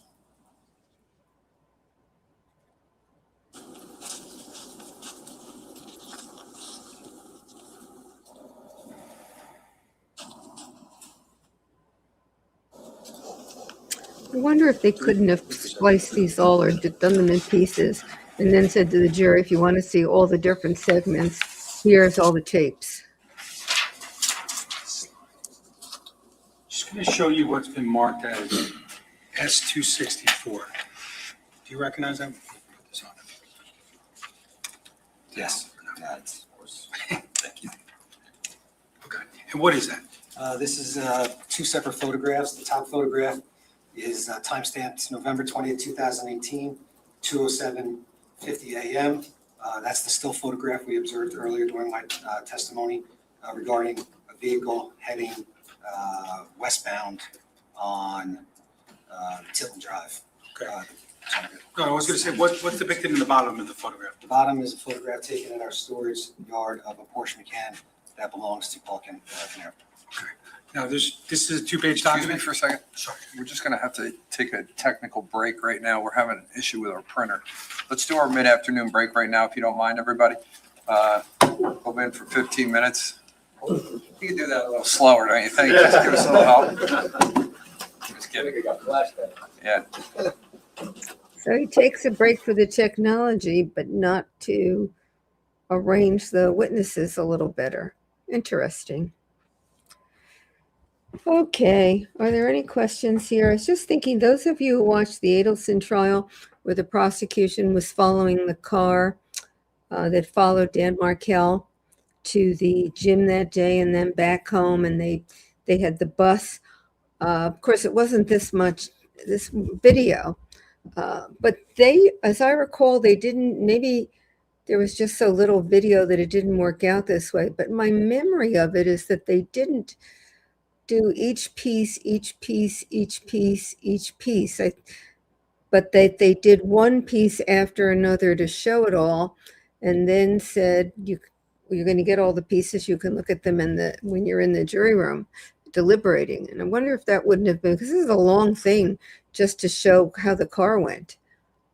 Do I think that this is from J.M. Dickerson 60? Do I think the female defense attorney boss spoke to her to cool her heels after observing her performance last week? Also, the two defense attorneys seem to now be working better together. They do seem to be working more together, but I wonder if it's because he did one witness and she's his supervisor. So she was monitoring what he was doing, and a couple of times handed him something, as compared to they're working a lot better. I don't know, but my guess is that whoever is the deputy public defender, or the public defender, has not been informed of the trial. It's not impossible that public defender could sit in for part of it. If someone sat in, that person might have talked to him. I just doubt that happened. But it's not impossible, because she seems to be a little better. The other explanation is she just, what do I want to say? Thought about it from Friday morning until last night and got her behavior more in check. Andra da Popescu, I answered this, I wrote this in the chat, but I'll do it here too. Does New Jersey get its money back for this public defense after Paul is found guilty? Lots of resources spent on this greedy family? Who besides Paul would you say that about? But in any event, if he had resources, he wouldn't have a public defender to begin with. So where is it that they're going to get the resources from him after this trial is over? You can't go after the family. I mean, Andrew, I wish we would just keep those. Why do we take them down? I mean, there's no reason that they can't stay up for a while. Do they bother people when that question stays up for quite a while? It doesn't bother me. And then I can look back up and refer to the name again. But now that I've been cranky towards Amber, and she didn't deserve it because she's doing a great job. So ignore me, Amber. But if it was your child, Andra, I'm just going to call you Andra because I don't have the spelling, so I can't do the rest of the name. And he was an adult child, and he had been out on his own and was stealing money from people and had not worked and didn't have anything. And he committed a murder, and the public defender defended him, and now they've got a multi-$1,000 bill. You think they should come after you as his mother, or you as his brother, or you as his sister? So that's the answer. He's indigent. That's why he's got a public defender. And if he's indigent, there's no money that you can get out of him. You know, it's called getting, water out of a rock. If he tries to write a book about his experiences, then there's a statute that will cut in and say he can't keep the proceeds from writing about it. And that came after the Son of Sam prosecution in New York, where I think he wrote something and got the proceeds. At least a lot of those statutes are called Son of Sam statutes. So if he does something creative and is likely to make money, or today it would be a documentary, then you could go after it because they're his resources, but you can't go after family members with an adult. So, yeah, and this time I'm paying for it. The last time that question came up, it was a Florida prosecution, I believe, and I said they were paying for it. But this time it's New Jersey, so I'm paying for it. Although some of the money is Monmouth County money, and I'm not in Monmouth County, but I don't know how the public defenders are funded. That may be state funds for all the county public defenders. I don't know. And if that's the case, it is my money. All right, I don't see any questions here. Blood from a turnip. You're right. What did I say? Stone. But you can't get blood from a stone either. Can't get water from either of them either. All right. Although if water drips on a stone long enough, it can have impact on the stone. No, there are no questions that I see. So everybody is proceeding along and following this merrily. And don't have any questions, which is fine. I had a note that I was gonna say something. If I don't find it here, I'll do it on the recap tonight. Yeah, I don't see my note. I thought I took a note, but I don't see it. So it'll be on the recap because I'll look over all this material before the recap and I'll be able to say something then. So.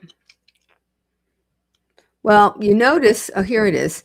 Still not quite understanding everything here because I started late, but thank you. You'll catch up. Well, thank you, Carolyn, AAH. That's not aha, is it? No, AAH couldn't, well, no, it can't be. Thank you anyway. So we're now getting into more of the sort of the meat of the trial. We're seeing some of the evidence now.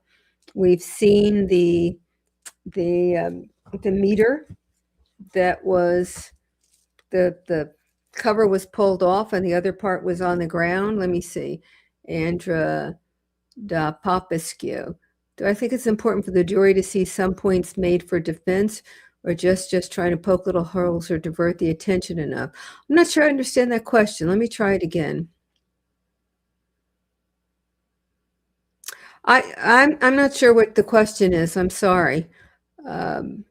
If it relates to how the jury puts on, the defense puts on its case, the defense does what it can with the evidence it has. If it's got evidence to make an affirmative case, then of course it's going to do it. If it doesn't, then what it's doing is trying to hold a state to its responsibility to prove beyond a reasonable doubt and to pick places where the jury might say, I'm sort of convinced, but you haven't reached that high burden to show that the defendant is guilty. And often it's in defense cases, it's the latter, that they're called reasonable doubt cases where the defense attempts to make the showing that whatever the evidence is, it's not enough. But here, it seems as though they're not only going to say whatever the evidence is, it's not enough, but they do plan to make some level of case by saying it's the brother who did it. So we'll see how that goes. But these murders really destroy a family. They certainly wreck the life of the perpetrator, and clearly the murder has taken the life of the victim, and the victim's family is forever impacted by it, and the perpetrator's family is forever impacted by it, and the ripple effect goes out in all directions. One person who decides he's going to murder someone has that much impact on so many people around him. It's when you think about it, it's really amazing to think about. But the other thing I've been thinking about on the, I don't know, positive side, I'd say, is look at all the people in this county who have become volunteer firefighters. And that's such a tough job. And they go into buildings. I mean, I was thinking about it, and I think I said something at the time. Keith's house, which you could see the fire coming out, and in they went in the face of the fire and then couldn't see when they got inside. That's a remarkable thing to do. Remarkably generous of time and commitment and actually one's own safety. Okay, Christine TD. Do prosecutors study other prosecutors' methods to learn more effective, jury-friendly ways to present cases and evidence? That depends on the prosecutor. Some do, but it's difficult to do both on the public defender and prosecutor side because you don't have a lot of time to be going in and watching other trials. I mean, the caseload for prosecutors and public defenders is pretty heavy. When it's a new prosecutor, at least in the larger counties, you often do what's called second chair. So you're paired with a more senior prosecutor and you sit with him or her, at least for a few trials, and get a sense to see what's going on.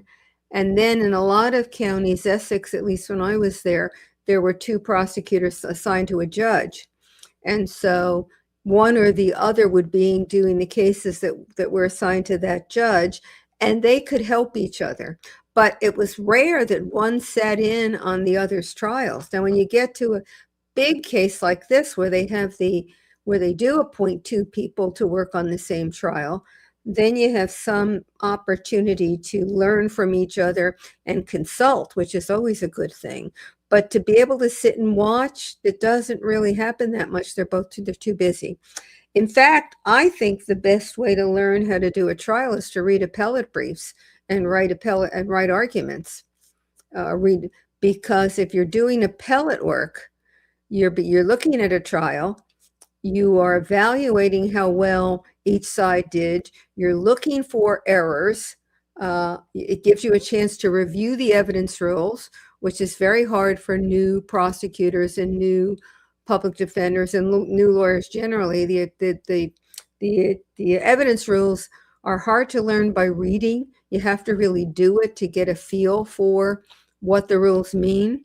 And appellate briefs, having said that you can't do it by reading, appellate briefs do give you that chance because you're sitting evaluating what happened and then picking out whether it's the evidence rules or something else, there might have been error and responding to it. It's a very, I guess I would say, a comfortable way to learn how to do trials.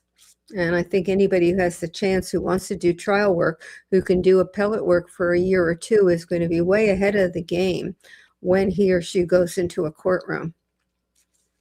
Okay. Printer break. I know we don't get, well, you all got a lunch break. You got a coffee break. Or he didn't call it a coffee break. I called it a coffee break.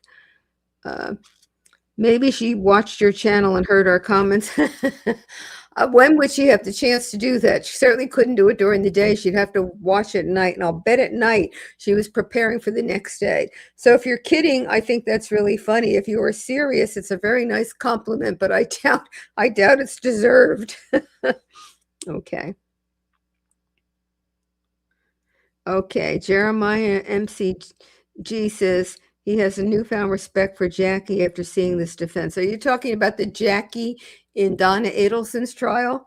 It does give you a sense if you watch trials and you say, gee, this prosecutor could have been a lot better. Or boy, this defense lawyer really didn't do a good job. And then you see other trials so you can match against and get a better idea of what's good or, what's good or not. And as I've said, I think they're doing, from what I understand of the evidence, I think they're doing an adequate job and probably even a good job with what they have. My complaint has been the style points and the way she's going at it. And with him, although he was really good at pivoting when there was an objection and going back out and doing the foundation, he was very good at it. He was also very slow. And I would prefer a little quicker pace. It's a little funny because the pace in New Jersey is more hers than his, clearly. Although they are in South Jersey, and South Jersey may be a little slower than the New York metropolitan area, but not a whole lot. And his pace doesn't really match the style around here of people who are always in a rush. Okay, Louise Powell, why is this such a long trial? I don't know, but I would say watching the defense lawyers And to some extent, watching the prosecutors, some of it is just the way they're putting on the case. The judge said to the prosecutor and the defense lawyers, and since has just interrupted to get them to do it, that they don't have to do the exhibits the way they're doing it, which is you go to the witness with each exhibit, and you establish foundation with each exhibit, and then you introduce each exhibit. The judge said, you can do those in a bunch. He also said, hey, if there's no objection, we don't even have to bother. But they're still doing it in a very methodical way. And I am surprised that they're doing it all during the trial, because there are a lot of these exhibits where there's no objection. You could do this all ahead of time. And then you would say exhibits D1 to D35 and S50 to S100 are agreed to. And then you don't have to go through any of what we've seen them go through exhibit by exhibit. So I don't know whether they didn't have time to get together. It seems as though they've been working together pretty well. So I don't have an explanation for why they didn't do a lot of that ahead of time. Question, is the assignment of a judge to a case random? That depends on the county. There's an assignment judge in each county. And I had an assignment judge on my program last week, and she described a little of what an assignment judge does. The assignment judge is the chief administrative person, and the assignment judge can assign cases. This judge here is the assignment judge for Monmouth, so he assigned himself this case. So that happens particularly with the very big cases. Sometimes, more often, at least for the lower level felonies, they're just reasonably random, and then they're just assigned to a particular judge. And then each judge gets, a number of them to do. But it really depends on the county. There's no science to it. There's no necessary way it's done.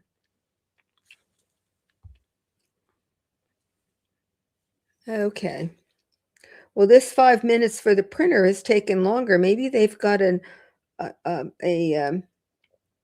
obstreperous printer here.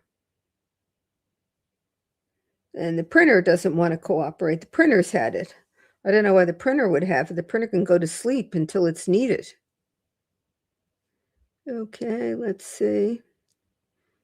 Those questions Amber put up. So I see that, Amber, you did a great job putting these questions up, because as I go through, I don't see any more. So, okay. So I'm wondering, I don't know that I saw a question, whether Corey, the other brother, will be testifying. I don't know whether there would be anything that he would be testifying to. I saw a comment earlier, and I don't remember now what it related to. Maybe it was the good friend of Paul's, and there was a comment about character. You can't put on character witnesses, character evidence as character evidence. It's hearsay, and it's inadmissible hearsay, because you can't say because he is a bad person, he necessarily did this crime. Even though a lot of us would say it is relevant, because somebody, for example, somebody who's done a crime 5 times is more likely to do it the 6th time. But the evidence rules don't let you do it that way, because the evidence rule says you have to focus on the evidence in this case. So character evidence doesn't get in as character evidence, excuse me, has to get in another way. If it went to motive, it went to intent. If it went to showing habit, or modus operandi, that the way this person always did something, but it just can't come in. You just can't put somebody on the stand at the trial to say, this is a good person or this is a bad person. In sentencing, you can. Okay. Andra Popescu asks, do I see a difference between New Jersey and Florida police documentation, professionalism, interest level of education? I haven't seen enough trials in New Jersey or Florida for that matter. And again, these things differ county to county. The bigger counties have more resources. They can do more, selection of responsibilities. So you don't have to be a generalist in it. Often in a big police department, you can have people who are assigned to do major crimes, or assigned to forensics, or assigned to, oh, you name it, go out on the street, do witness investigation. But the smaller the county, the smaller the town, the more generalist the police have to be, and the more, at least the system expects them to rely on then asking the county to come in, or the FBI to come in, or somebody to come in and help. If you remember the John Bonet trial in Colorado, I think Colorado Springs, where there was a lot of criticism of the police, one of the major criticisms was they had never seen a murder there.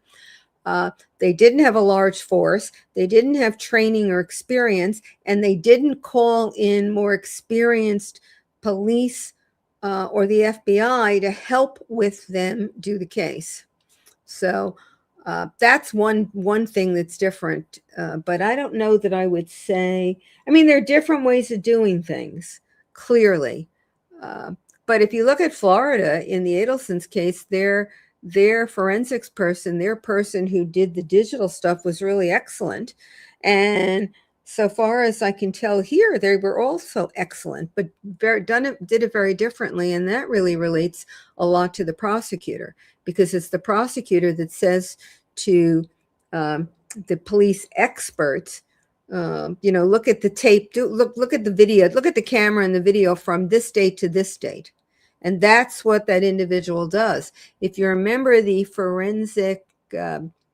police forensic accountant who testified, and she was asked, why did you only do this year to this year? And she said, that's what I was asked to do. I didn't look before and I didn't look after. I looked at this swath of time. All right. Cheryl Fraser wants to know if I think Paul will testify. Defendants rarely testify. Defense lawyers almost always advise defendants not to testify. There are cases in which it appears as though they have to testify. And both Donna Adelson's case and Brian Walsh's case were cases in which I think most lawyers, and certainly I, thought they had to testify, because the only way the defense could get out, particularly in Brian Walsh's case, is if Brian Walsh got on the stand. And then he didn't. And a couple of things that the defense lawyer said in opening never came into evidence, and that's not supposed to happen. And I don't know if there's anything particular about this case that would be any different, that there's anything that Paul can say that only he can say that is critical to the defense. If you can think of something, put it in the chat, and then I will revisit the question. But I can't think of anything that only he can talk about and that's really critical. For a reasonable doubt defense, you don't need the defendant to get on the stand, because the defense is going to be, they didn't prove it. And here's why. Here's the hole, and here's the hole, and here's the hole. They didn't prove it. You never need the defendant to get on the stand in that sort of case. Okay. Louise Powell says she loves my explanations. Thank you. I kind of like them too most of the time. Although once in a while I get myself into a verbal corner, and I don't know how I managed to travel in, but it's sometimes hard to get out. A verbal maze. That's what I do to myself on occasion. I stick myself in a verbal maze.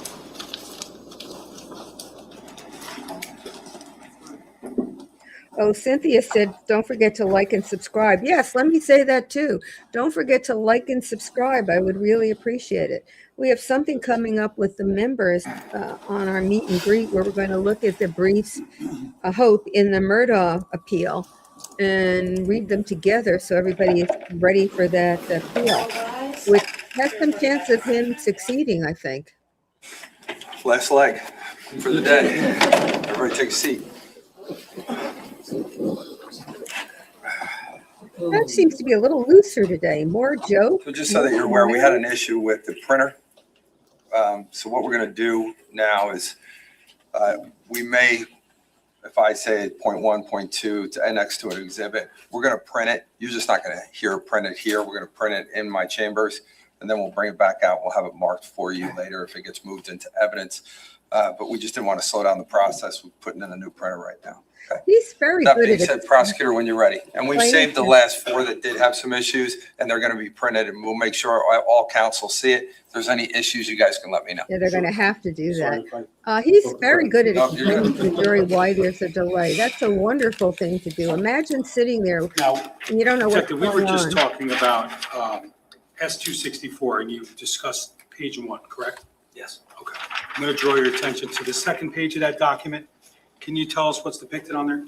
Yes. Thank you, two separate Carolyn. photographs, top and bottom.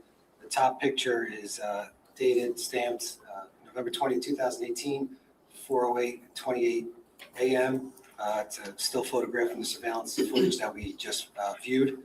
The bottom photograph is a picture of a Porsche Macan that was taken from Paul Caneiro's home, 27 Tilton Drive. It's stored in our facility, the Monmouth County Prosecutor's Office.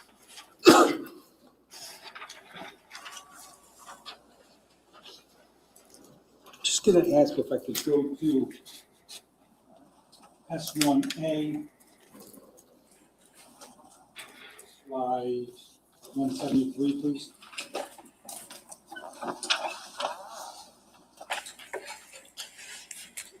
Do you recognize that, Sergeant Mahoney? Yes.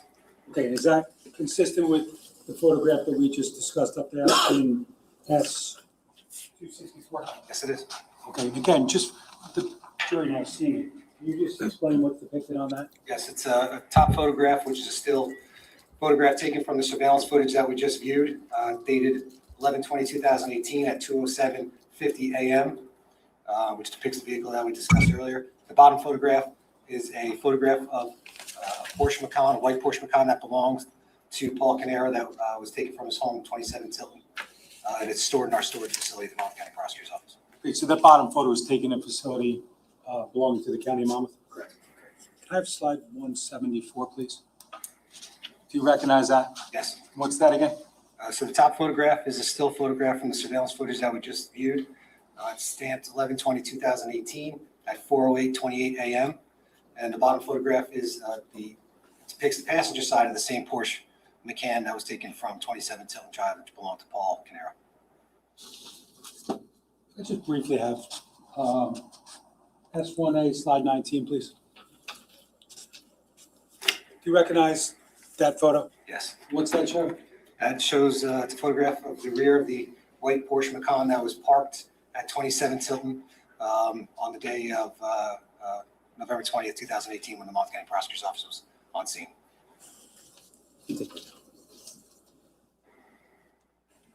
Now, lastly, we were talking about cameras at 308 Green Grove, correct? Correct. Now, I want to next go to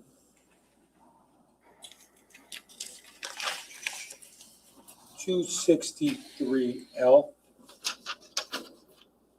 I good? Can you just, what time is depicted on that camera right now? It's November 20th, 2018 at 4:08:13 a.m.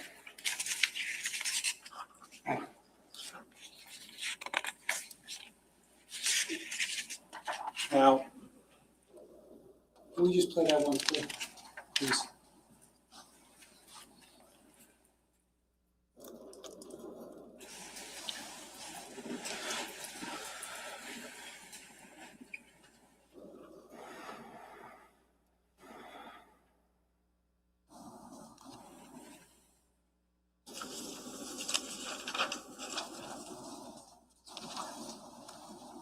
Can we just play that through, and then I'm just going to ask you to pause it at 4:08:28?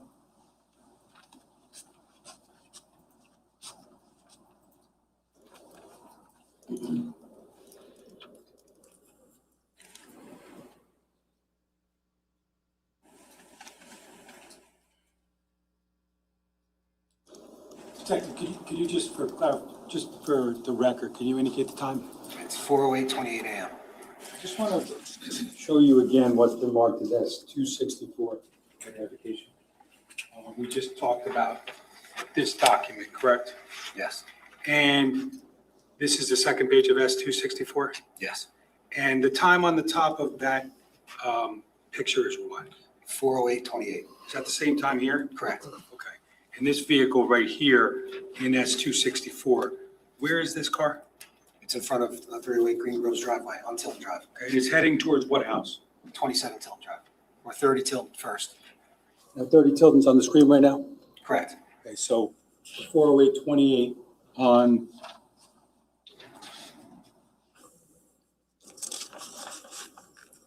S-263L, does that appear to be the same vehicle? Yes.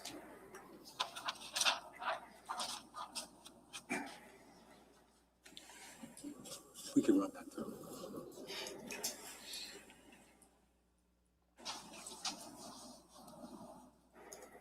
It ended about 40834, is that accurate? Yes.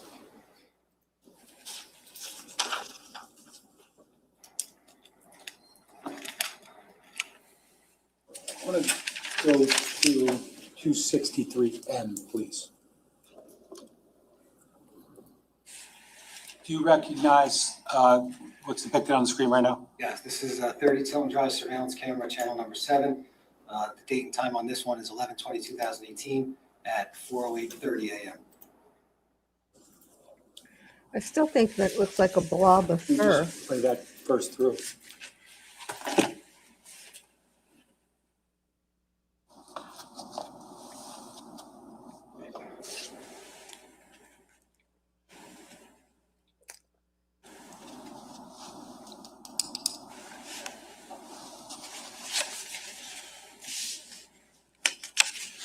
So one of the people in the chat wants a Porsche expert to testify. Another thinks the court needs a backup printer. You realize that this is all public funds that's going into these things, and at some point you could always do it better, but you've got a bottom line that you're Slow that also down one notch, we're going to play it. worried about.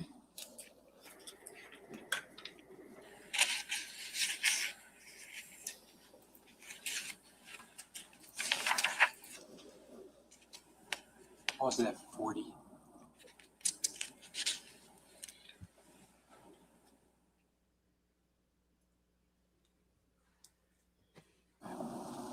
What do you see there, Detective? I see rear taillights of a vehicle. It appears the brake lights are activated. Let's go back a little bit to like 36.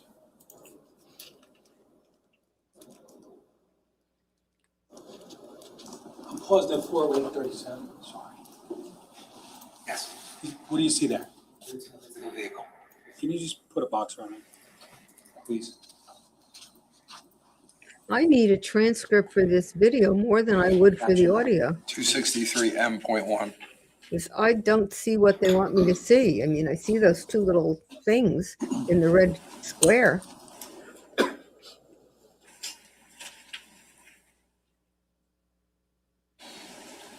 Just want to make sure we capture it before we undo it. We okay? It's printed in the chamber, in chambers.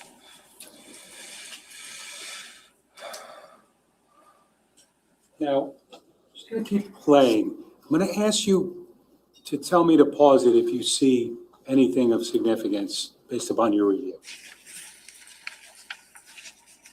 Christine TG, a printer is a certain cost.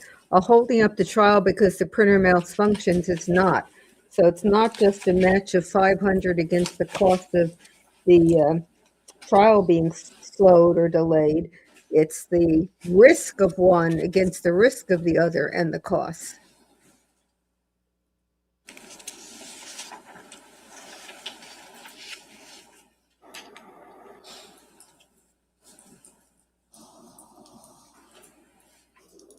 Printers are very, very finicky machines. Pause it. That's my view. Now, if we just go back like a second before we play it, can you just tell me why you said to pause it there? There's a flicker of light that can be seen at around the 408:57 mark. Okay. Can we play that again?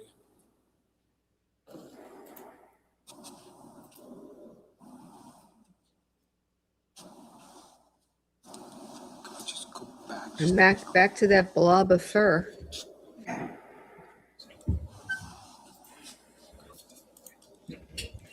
gonna pause it at 4:08:54. I'm gonna play it again once. I think I agree with you, Christine. There is a big risk. But we haven't seen a malfunctioning printer this whole trial, and you've watched trials before. Have you seen one until today? I rest my case. You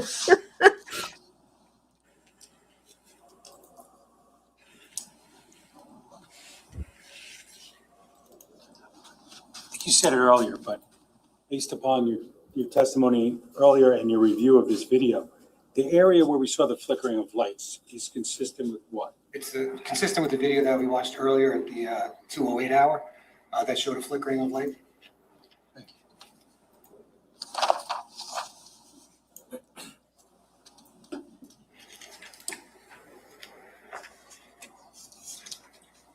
Now, for purposes of your investigation, was there a point in time when you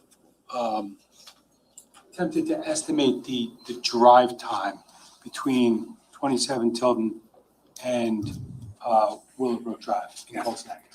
Yes. And how'd you do that? First, I put directions into Google Maps to see what the approximate drive time would be. Okay, and what was the approximate drive time? There's several different routes you could take, but Google Maps indicated anywhere between 18 to 23 minutes drive time. Okay, and did you drive it yourself? I did. Where did you start and where did you finish? I started at 15 Willowbrook and I finished at 27 Tilton. And approximately, how much time did it take? Approximately 19 minutes. Excuse me. Did you document that? Yes, I did.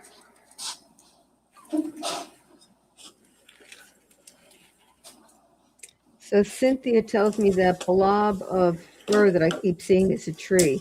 Thank you very much. I said I wasn't visual. I'll look at it if it comes back up and see if I can see a tree there. I just see a big blob of fur and it's not very attractive.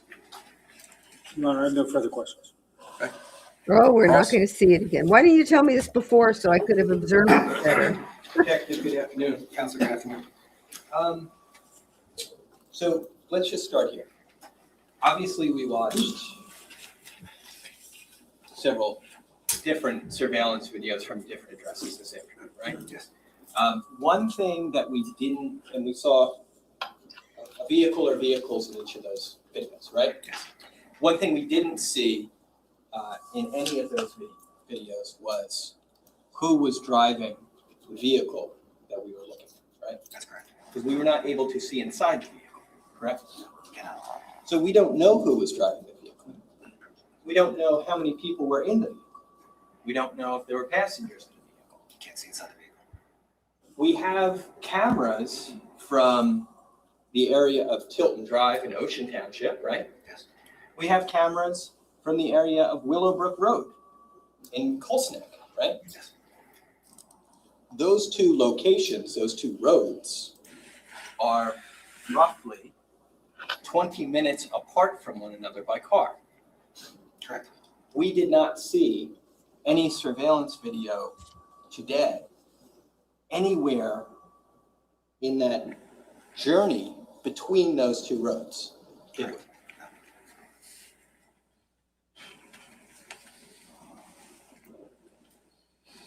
We also know that you did a drive from Willowbrook to Tilton Drive, right?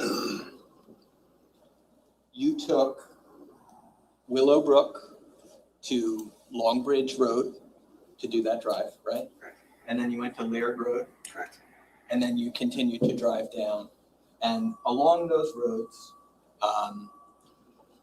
you, I'm sure, noticed certain things about the geography of the area, right? Correct. In Colts Neck, for example, I'm sure you noticed on Longbridge Road that it's a very rural, kind of bucolic location, right? The homes are spaced out. The homes are spaced out. It's a country kind of farm town. Fair to say? Correct. And as you get closer to Ocean, you're going to see that the houses are closer together, right? There's more of them. Yes. There are more businesses along the road. there are establishments, there's like an indoor tennis center along the way, right? I'm not sure. Okay. Along that route that you traveled, did we see any surveillance cameras from that travel route today? When I made that travel, I wasn't looking for surveillance cameras. I was just approximating a time. You were just approximating the time? Yes. Okay. So then you didn't document during that trip, for example, what cameras might have been located at residences or businesses along the way? No. Because at that point in time, you're not curious to get that information. This was much after the fact that the drive time was conducted. No, that wasn't the point of my travel. When you say this was much after the fact, you're saying that you did this drive to get the distance, not back in 2018. You did this drive years later. Correct. 2018, I did a search on Google to see what the approximate drive time was, knowing there was numerous routes, and I don't know the approximate route of travel. It would have been impossible for me to recreate the exact route of travel. But let's take this a step back, though. When we're talking about surveillance along that route, right? We didn't see any surveillance of that travel route today, right? I'm just not sure I'm following. When I took that trip, was I looking for surveillance cameras? Well, I understand you did the trip years later. I'm saying back in 2018, did you obtain surveillance from that travel route, anywhere along that travel? I didn't conduct that travel route in 2018, so I wouldn't have been No. surveillance. Okay, I'm just gonna, but, just as a yes or no, did you obtain surveillance from anywhere along Long Bridge Road? The only surveillance I obtained as part of was Willowbrook Drive. Okay. So the surveillance you obtained was from Willowbrook Drive and only Willowbrook Drive? Me personally, yes. Gotcha. And then the surveillance that you've reviewed here today was from Tilton and Willowbrook, right? Correct. Okay. The two houses that we saw surveillance from as far as Willowbrook are 44 and 85. Yes. Right? And directionally, they're both on the same side. Well, I shouldn't say that. I should say this. 44 Willowbrook, just to refresh, is the location across the street from 15 Willowbrook, right? Yes. And then further down the road is 85. Yes. But that didn't clarify because you You didn't would tell us have which to side of the go. road. If you were coming from 44 Willowbrook, you would have to pass 85 to get to Long Bridge Road, right? Yes. There are other ways to get to Willowbrook, as you mentioned before, right? Yes. One of them would be Route 34. Correct. If a person took Route 34 to go onto Willowbrook Road, they would not need to pass 85 before they got to 44, right? Because they'd be coming from the opposite direction. Yes. We didn't see any surveillance today from the Route 34 side of Willowbrook Road, right? I don't believe there is any, but yes. No, you didn't. Okay. Your report indicates that you went to, other than 15 Willowbrook, you went to 3 locations in Colts Neck, right? I don't recall. Okay.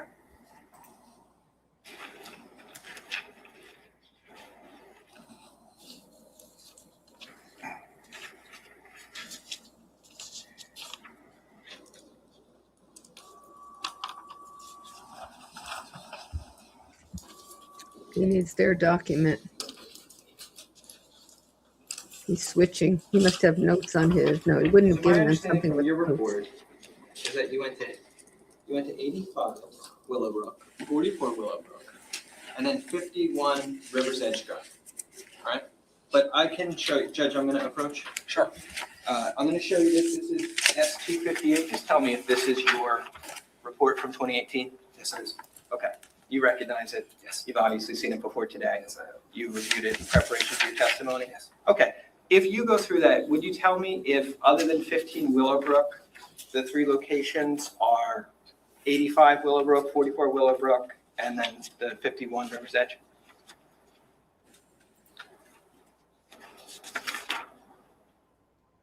Yes. Yes, I did go to 51 River's Edge. I did. Okay. Yeah. So those are the, as far as Colts Neck is concerned, those are the three locations that are mentioned in the report. Yes. Thank you.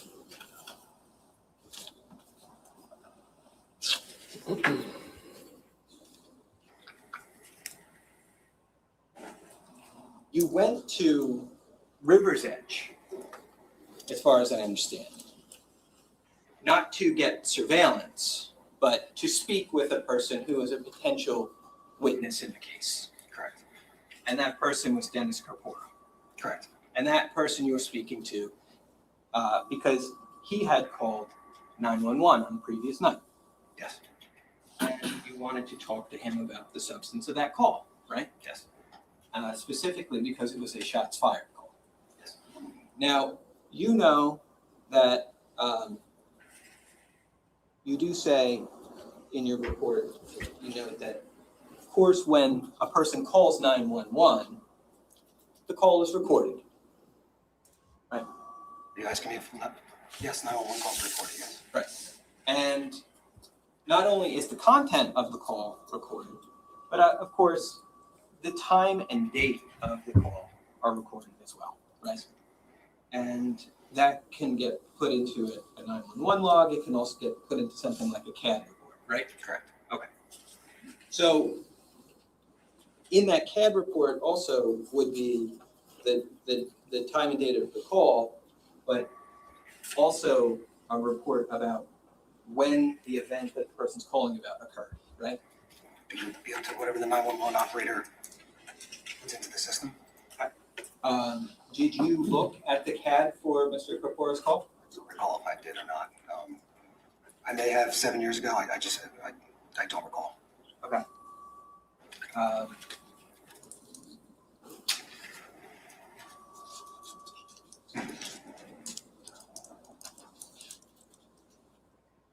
So just showing you what was previously marked as 109. D109, sorry.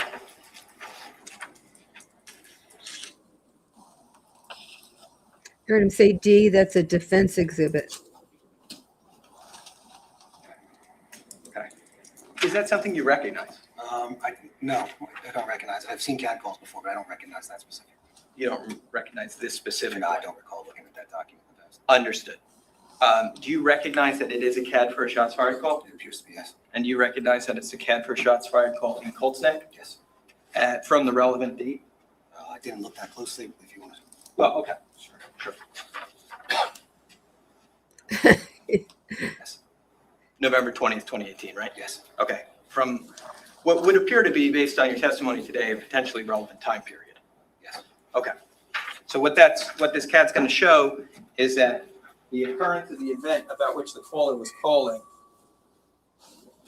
transpires at roughly 3:31 and 33 seconds a.m. on November 20th of 2018. That's what the document shows, yes. Okay. You have no reason to dispute the accuracy of the document, right? As it's inputted, no. Okay.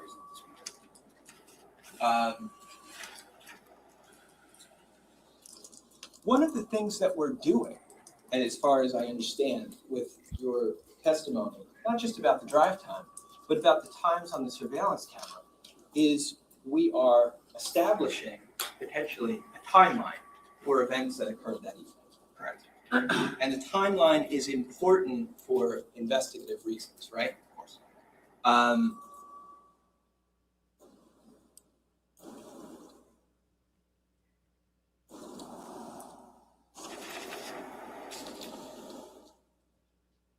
We know that you had some testimony about a time discrepancy between 85 Willowbrook and 44, right?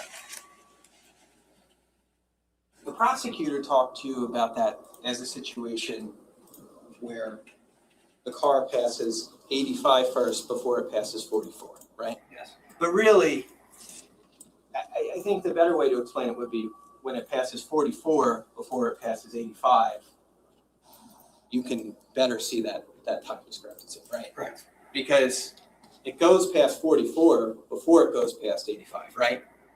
Yes. In reality. Yes. Right. And but the time's no longer matched up when you review both of those videos, right? I'm not sure I'm following. When I reviewed the videos, the times didn't match up. In what regard? With the 3-minute discrepancy? Yes. When I initially, You noticed this because in reviewing the videos, you determined that there was a 3-minute discrepancy. well, it goes back, it would have to travel back in time, 3:48, and then it passes another location at 3:45. So Right. yes, there's a discrepancy. Right. So when you saw it, you noticed it at the later portion of those videos, at the 3:48. No, I noticed in the front portion too, because it doesn't take 3 minutes and 44 seconds for that short of a drive. You say that, but that's based on a drive you did where you drove continuously without stopping from 85 to 44. No, it's a half-mile distance. It's assuming a car is traveling at 30 to 35 miles an hour, how long it would take, and it's roughly 40 seconds. Right. That's what the assumption is. But you don't know if the car did stop. And if the car did stop, we don't know how long it stopped for, right? Well, there was no other vehicles on the road. There were motion-activated cameras. No other vehicles set it off. The camera from 85 was continuously recording, and no other vehicles were observed on the road.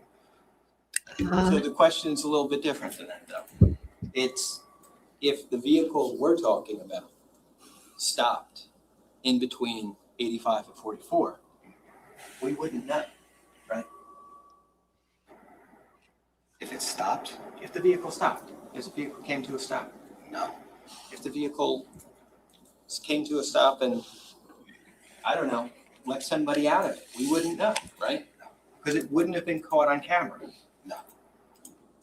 And the time discrepancy is obviously relevant to our timeline, but what I'm hearing you say today is you realized the discrepancy when you reviewed the 85 Willowbrook video in conjunction with the 44 Willowbrook video, right? Yes. Okay.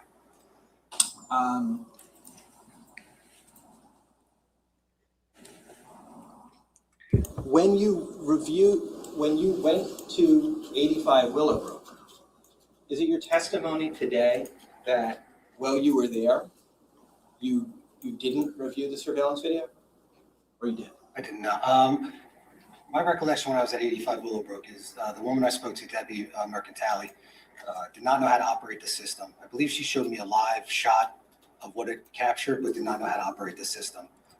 She called her husband. I believe Sergeant Chapman spoke with her husband. He agreed to come home to assist in the duplication of the video, at which time we called electronic surveillance unit to come and obtain that video. I believe I left the scene prior to the SU coming. That's my recollection. Gotcha. So you're on scene that day at 85 Willowbrook. You talk to the homeowner, but you leave before you're able to see the video played that day. Yes, the rewound, yes. Yeah. So as of that date, it's not, as of the day you were at 85 Willowbrook, it's not as if you could have recognized the time discrepancy at that point in time. I believe I could have, may have looked at my watch, I believe a phone, because I don't wear watches, and may have made a note of it. I have a vague recollection, again, this is a long time ago, of making a note that there was a time difference.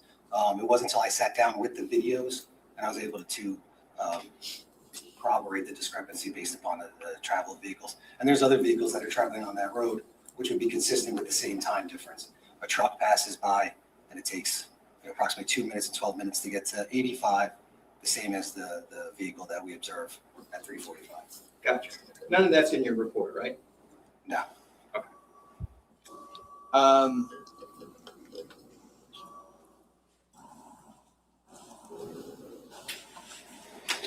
Why don't we talk about the location? in terms of some photos, okay? Sure. This is previously published as D1-317. And I'm going to put it on the screen. Again, a defense exhibit because it's D.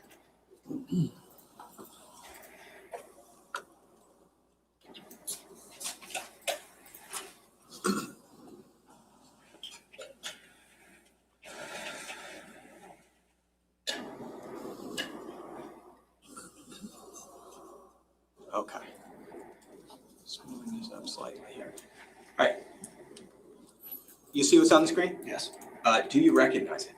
It appears to be an undated aerial photograph of 15 Willowbrook. Okay. And we see in the center of the photo, is that the structure that you recognize as 15 Willowbrook? Yes. And do you see the solar panels to the left of that structure? I do. And you know that at the 15 Willowbrook location, there were a set of solar panels? Yes. Okay. Now, we do not see, correct me if I'm wrong, but we do not see 44 Willowbrook pictured in this photo, right? No, we do not. Do you see Willowbrook Road? Yes. Okay. Is it going across the photo from left to right at the top of the screen? Yes.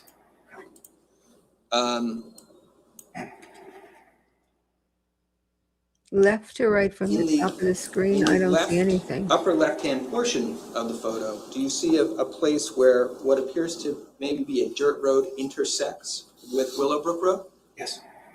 Could you circle that for me? The entire road or the entrance or? Just the entrance. Okay. Oh, it's way up there, no wonder. And The cameraman doesn't have the top of this slide. would it There we be go. correct to say Finally. that between that intersection that you circled and the driveway of 15 Willowbrook, that in between those 2 points on the other side of the street is where we would find 44 Willowbrook Road? More towards the driveway of 15, but yes, in between those. That's exactly. Is it your understanding that the surveillance video that we looked at from 44 Willowbrook Road, is it your understanding that that driveway that you circled is not visible in that footage? The surveillance footage we viewed at 44? Yes. Can you see that driveway? Yes. No. You cannot? No. Okay.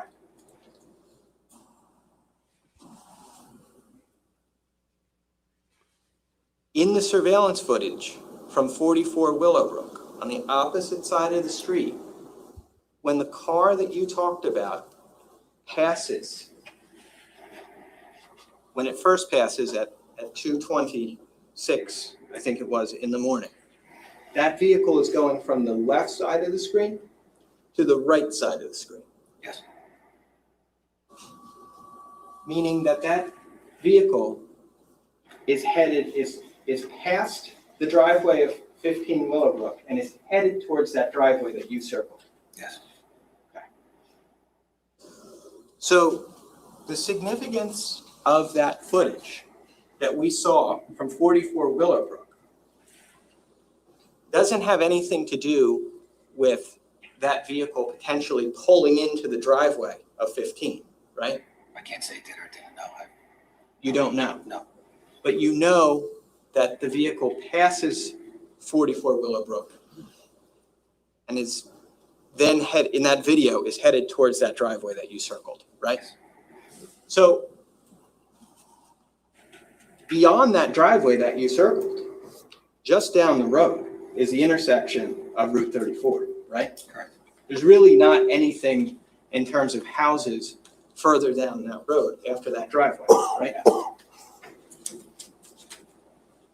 At the end of this driveway that you circled, we see what appears to be a structure. At the end of, I'm sorry, leading up to this, you follow the long driveway? Yes. Yes. At the time when you were conducting this canvas for surveillance videos back in 2018, did you go to that structure? Yes. You did? Yes. Was it occupied or unoccupied? I don't know if when I was there, I don't remember if I met with the homeowner or not, or if somebody was there. You don't know if you met with anybody or not? No, I don't recall. Okay.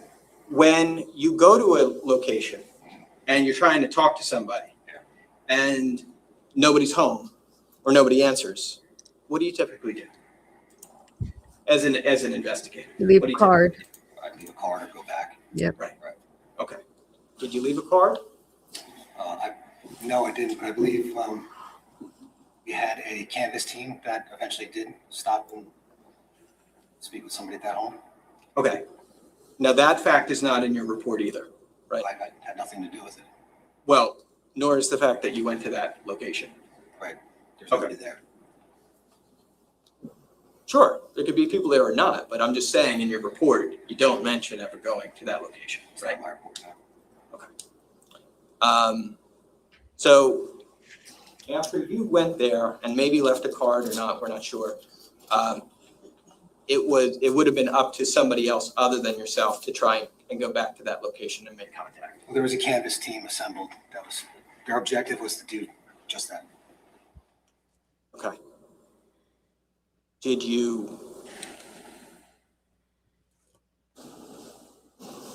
told us that it was not clear whether the house is occupied or not. I take that to mean that the canvas team didn't provide you with an update ultimately of whether they made contact with the person at that house or not. I believe there was surveillance video pulled from that location. Now, at the beginning of that driveway, if we look immediately to the right on the photo, do you see another break in between the sets of trees? To the right of the circulator? Yes. Yes. Okay. Did you, at any point in time, respond to that location in between the break in the trees? I mean, I can't say there was a break in the trees at the time. I don't know when this is dated, and I mean, 44 Willowbrook's not even built yet, so I can't say for certain that was there.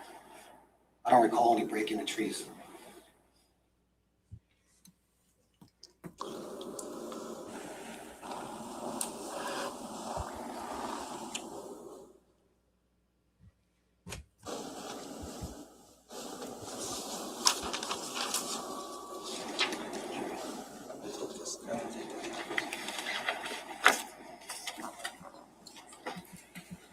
Just showing you a different photo. Oh, I apologize.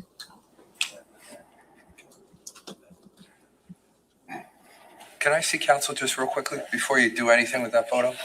Just come on up for a second.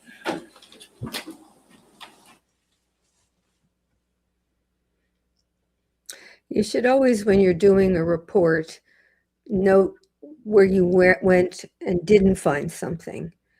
I used to have research assistants, and they would do research, and I would tell them all the time, tell me what you looked at where you didn't find something and not simply what you found in places that you looked, because I'm going to come back and ask you, isn't there more? Did you look here? Did you look there? And you're going to tell me I looked there and I looked here and there was nothing. So you're always better off reporting the negative as well as the positive result.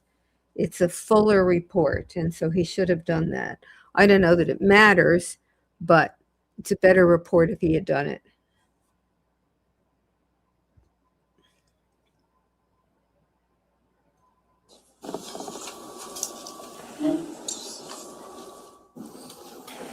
Is that printed? Was that printed? Yes. Okay. So the print was D1-317. Is that .1? Or we're at, are we at .2 on 317?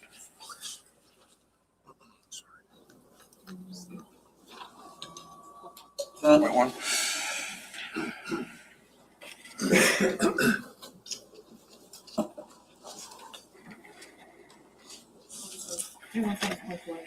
.2, okay, that was point.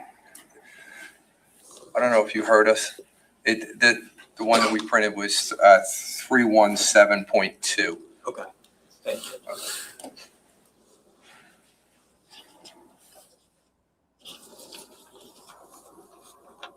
So,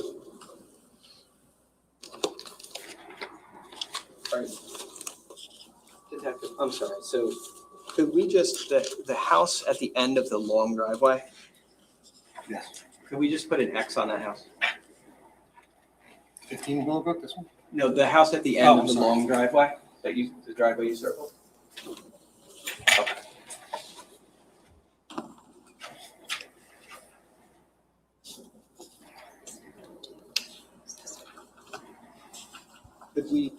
Could we print this photo? Sure, 317.3.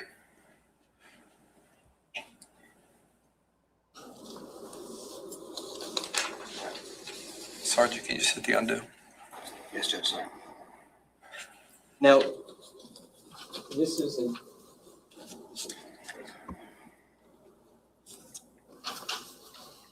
this is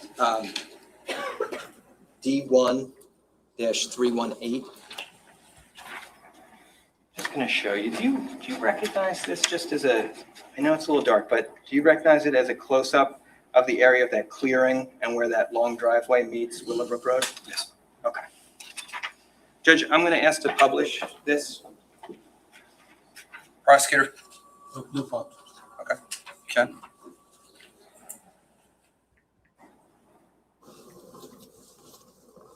Okay. So this is D1-318. In this photo, would you say we could see a little more clearly the area of where that long driveway meets Willowbrook Road? Yeah, it's a closer photograph. And it's also a close-up photo of what appears to be a clearing in between the trees along the property line of 15 Willowbrook. Yes. Okay. So that location that we're looking at now, that's the location that you're saying you're not sure if that existed back, when I say that clearing in the trees, you're not sure if that existed back in November of 2018? Correct. Okay. Did you attempt to get onto the 15 Willowbrook property by going by any avenues other than the driveway? No. You did not? I do not. So you didn't, for example, walk down the street and try to get in through a clearing in the yard? No. And you didn't, for example, walk onto that driveway that's depicted in D1-318 and try and walk through the tree line, right? No. Okay.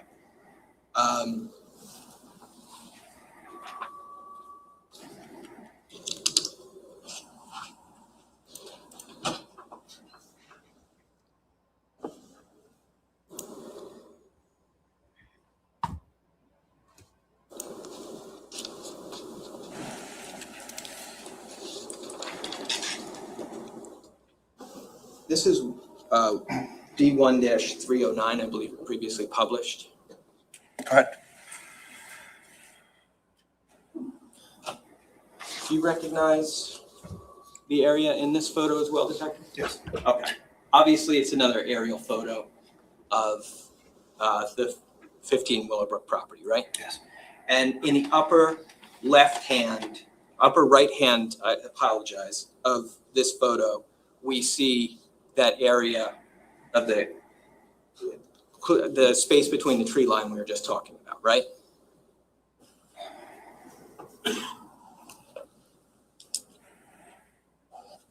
I'm not sure I see it. Okay. Well, do you see the driveway of 15 Willowbrook in this photo? I believe it's beyond that row of trees at the top. Okay. I'll take a step back. I'm sorry. Do you see the driveway of 15 Willowbrook in this photo? Yes. Could you, and do you see where the driveway intersects with Willowbrook Road? Yes. Could you circle where the driveway of 15 Willowbrook intersects with the road?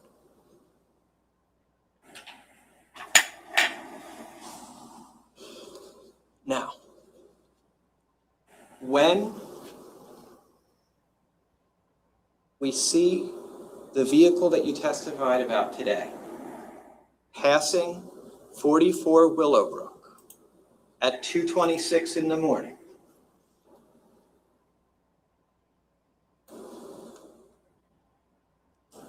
What direction is that vehicle going in this photo?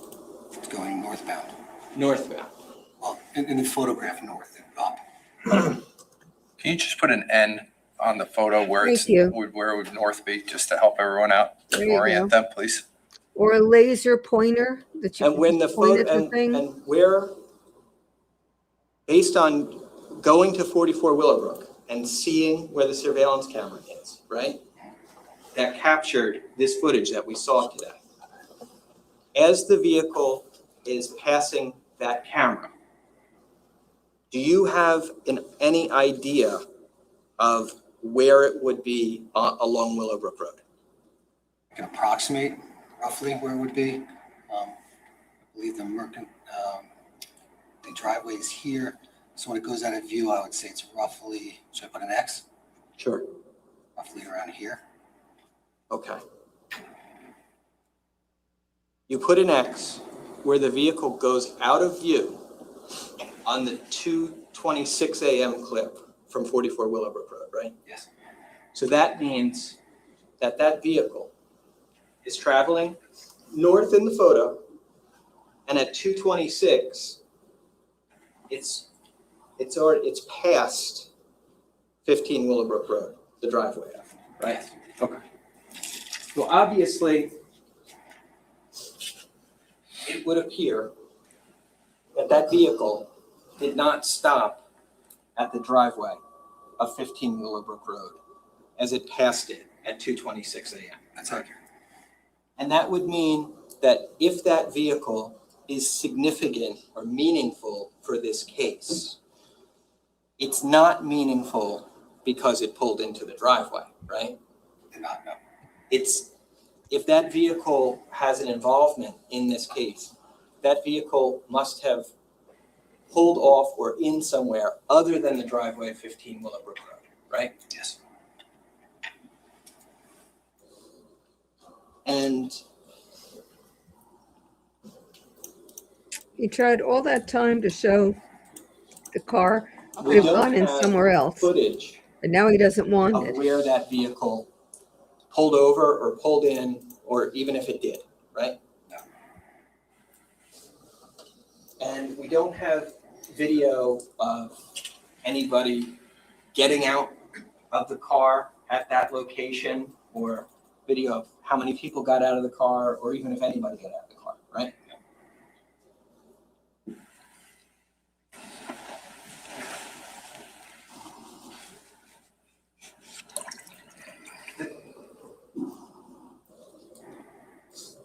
To go back to the issue about timelines.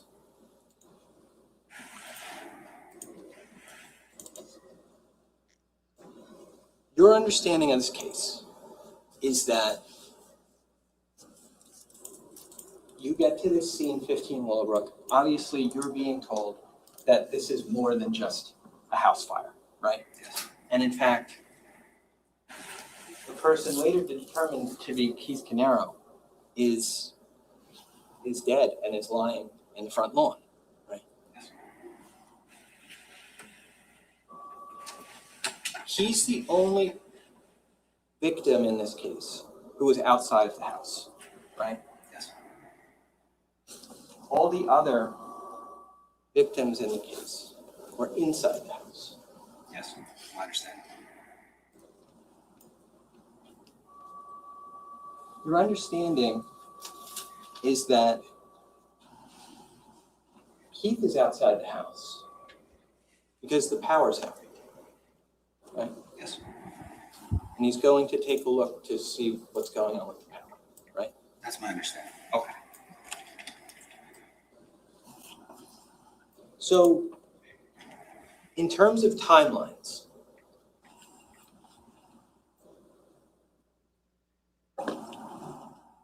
if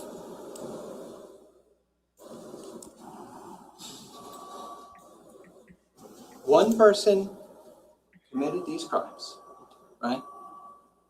And that one person arrived in the vehicle that you've been testifying about today.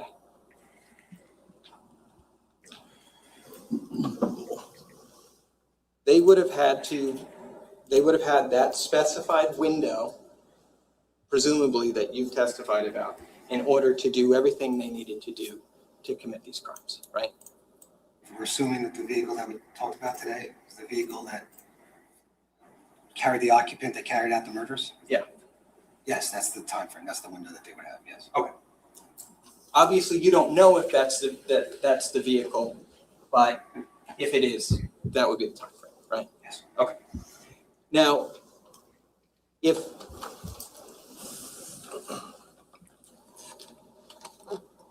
Keith was killed first before anybody else, right? Then the time frame for the commission of these homicides would be from when Keith was killed to when the last person was killed to when we again see the vehicle driving down the road, right? And You guys setting wanna the speculate on fire. the order of people murdered? I'm just saying if that was the order.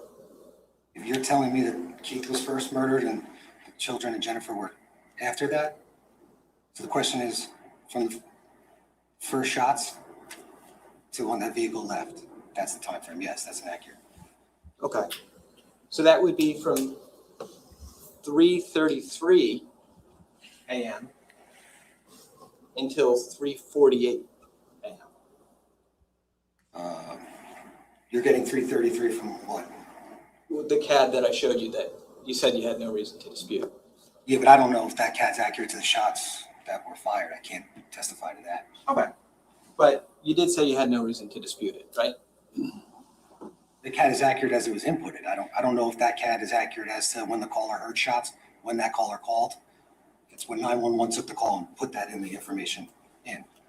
So 3:48 is when the vehicle that you testified about is seen driving the opposite way, right? Yes. It's going back towards Long Bridge Road, right? That means that if that vehicle is the same vehicle from earlier, and if it pulled off and parked somewhere for this period of time, somebody would have had to have gotten back in the car, gotten back onto the drivable part of the road, and been driving by 3:48 a.m., right? Yes. Okay. And if that vehicle is actually a significant part of this investigation, then that aspect of the timeline, 3:48 a.m., is also pretty critically important, right? Yes.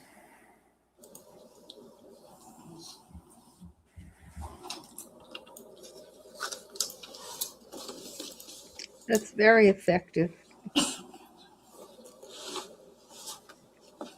And this witness is pretty good at not getting nailed into that 3:33 a.m. time. Just turning to Tilton Drive for a moment. Tilton Drive meets up with Green Grove, right? So Murray, I don't mean to slow you down. Can we print this now?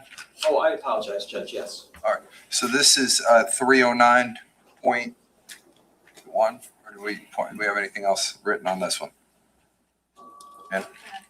309.1. Mr. Murray, would you like the lights back on, or do you want to keep them off for now? I like it in the dark, Judge, but I know that the court may not, so I'll leave it to you. I think you're speculating on what I like and what I don't. I'm just kidding. We'll turn them on for now.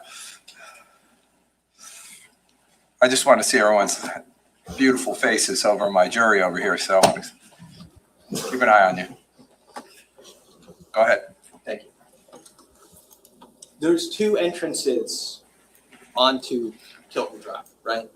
Like there's two, you can get to Tilton Drive by taking one of two entrances. I believe that's correct, yes. Because Tilton Drive is basically a horseshoe. Yes. So the video that we saw today from Tilton Drive is video that is all from one side of that horseshoe, right? 308 Green Grove is at the corner, right? And 30 Tilton is next to it, right? But they're on the same end of Tilton Drive, right? Yes. We didn't see surveillance from the other entrance of Tilton Drive, right? And obviously, you collected the video surveillance from Willowbrook only, or from Colts Neck only, right? Yes. So I'm sure you would say, and it's fair to say, you weren't involved in the surveillance collection from Tilton Drive, right? I was not. Okay.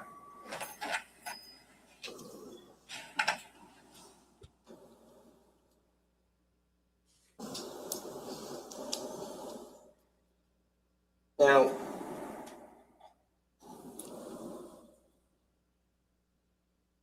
obviously, Colts Neck appears to be an affluent area, right? Appears to be, yes. And of course, McCann might not be that uncommon of a sight in a town like that, right? I suppose. Okay.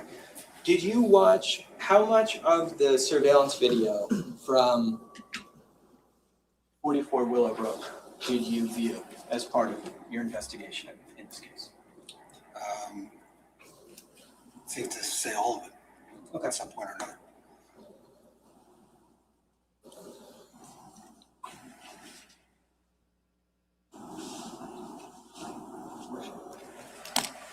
Lip readers in the group? I don't have the 348.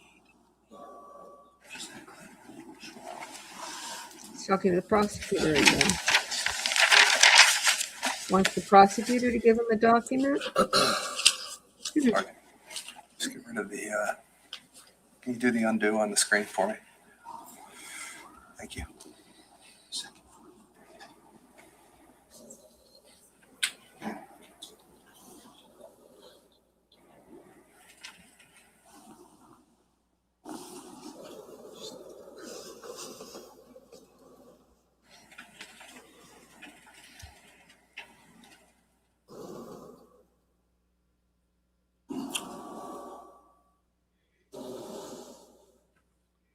So, thank you, Mr. Dever. What I asked the prosecutor to just put on the screen for us is a still shot of the surveillance camera from 44 Willowbrook. Oh, maybe I'm Okay. going to see that Okay. blob of fur and that's at again that 348. I now know is a Now- shrub or bush There were or a tree. other cars that passed by this address that evening, right?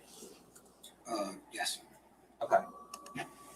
And do you remember the time frame?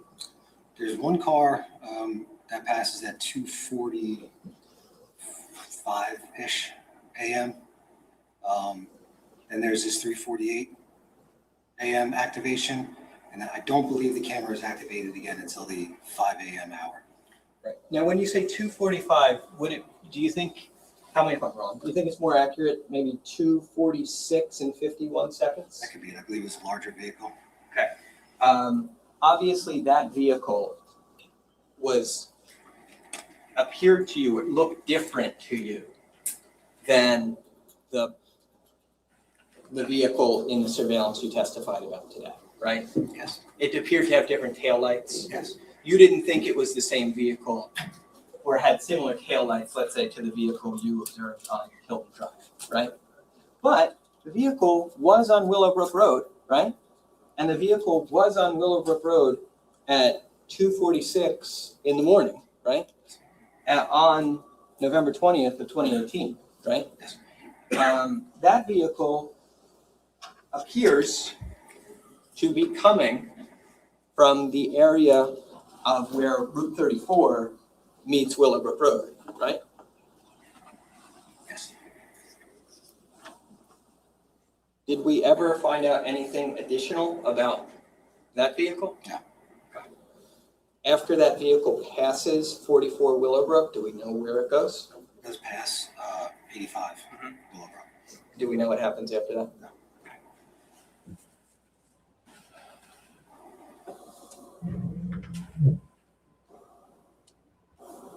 Am I correct that obviously this footage goes back further in time than just the early morning hours, right?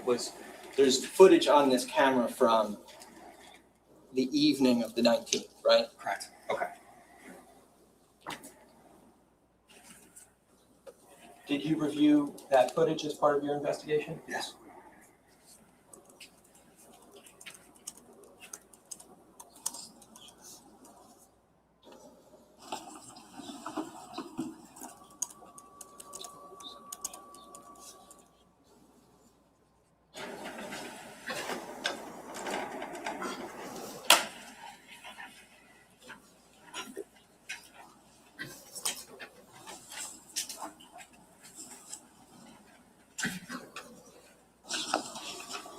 Did you see anything significant in any portion of your review of the footage from the evening of the 19th?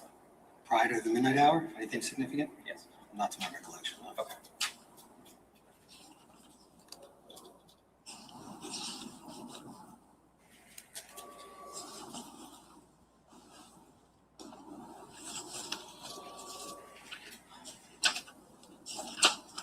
Judge,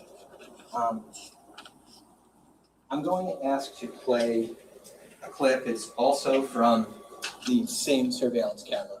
44 Willowbrook? It's from 44 Willowbrook. Okay. It's from earlier on the evening of the 19th. Okay. Do we have that marked yet or not yet?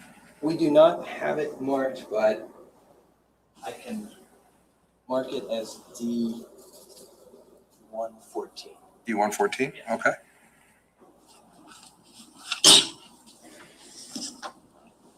If you don't mind, when you start it, just make sure we get the time.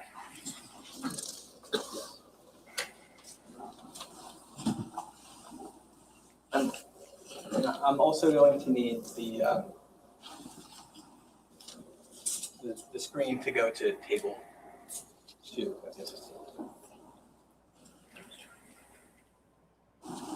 Okay. Now, on screen, it looks to be the same angle of the surveillance camera, right? Yes. Okay, from 44 Willowbrook? Yes. You see the time is listed as 20:34 and 10 seconds? Yes. That would be 8:34. I'm gonna have to trust you. I'm not good with military time. Okay.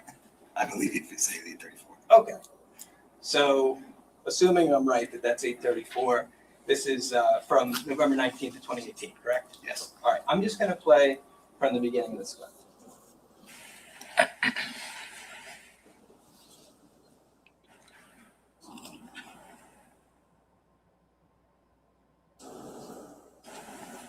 Okay, so that's to the end of the clip, which is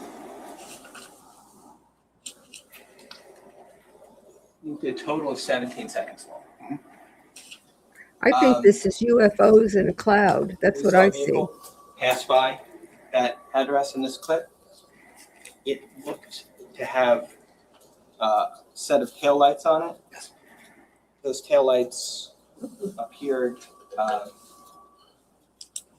similar to you as the taillights that you've identified in other surveillance clips today? Similar. Okay. In terms of the pattern of where those lights are? Right. And that there's 4 of them in the back, right? Yes. And how they're arranged? Yes. And it appears like, it seems like it's the same layout of taillights as other video that you've looked at today? Similar to the video that we watched earlier, yes. Okay.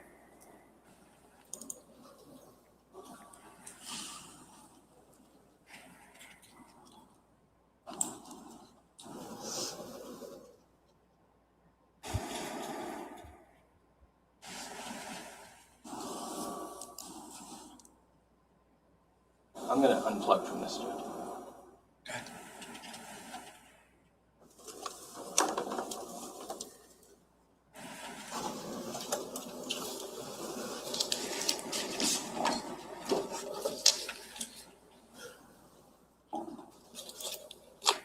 Well, he certainly at least nailed down part of the timeline for the jury.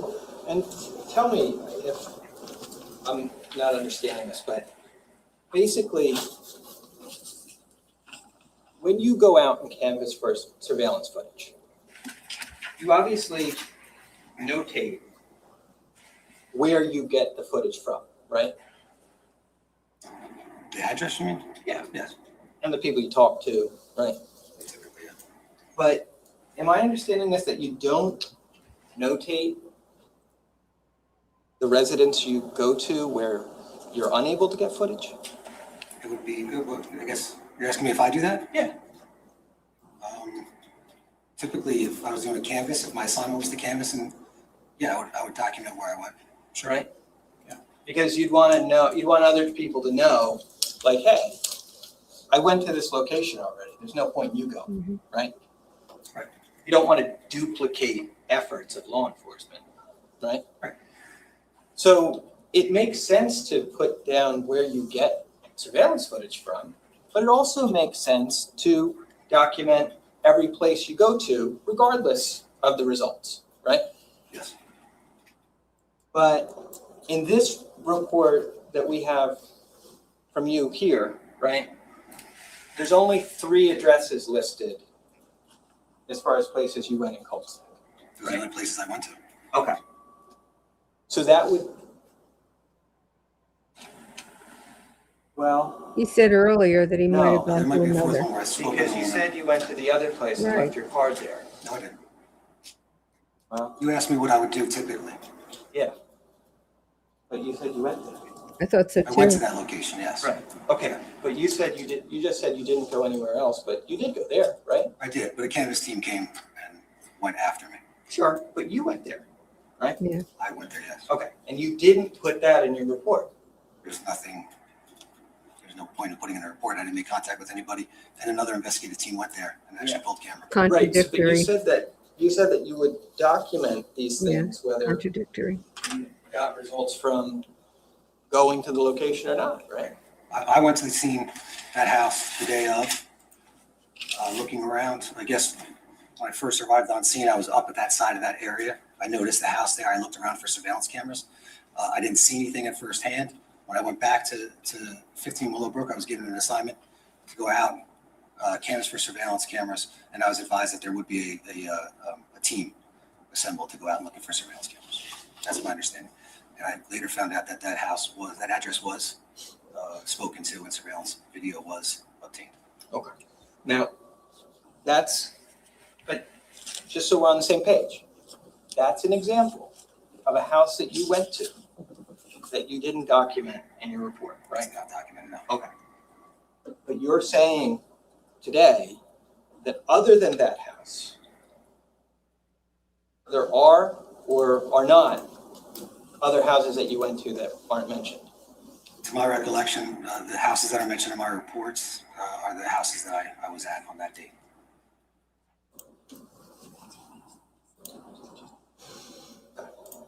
Except for that one other one Correct. that you didn't mention. Yes.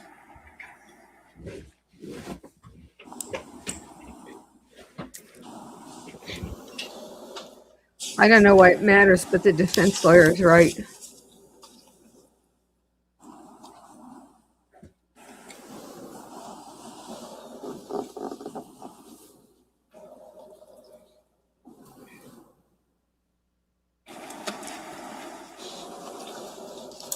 Judge, thank you. At this time, I don't think I have anything further. Well, he did Redirect. consult with her about whether he should do I anything have some more. questions about going to 51 Rivers Edge Drive, right? Yes. Okay, in Coltsnack, correct? Yes. And I think Mr. Murray asked you that you went there because that was identified as address of someone who called 911 Correct. about shots fired in early morning hours. Yes. Now, you saw the CAD report before, correct? Yes. You said you had no reason to disbelieve the accuracy of it, correct? Correct. Do you remember if the 911 caller said that he actually waited a little while before he called 911? Yes, I do. Did you document that in your report? I believe I did. This is effective cross again. Just going to show you what's been marked as S-258 for identification. Do you recognize that? Yes. Okay. If I were to draw your attention to page 4 of 7, I'm just going to ask you to take a look at that top paragraph, full paragraph. and then I'll ask you a question.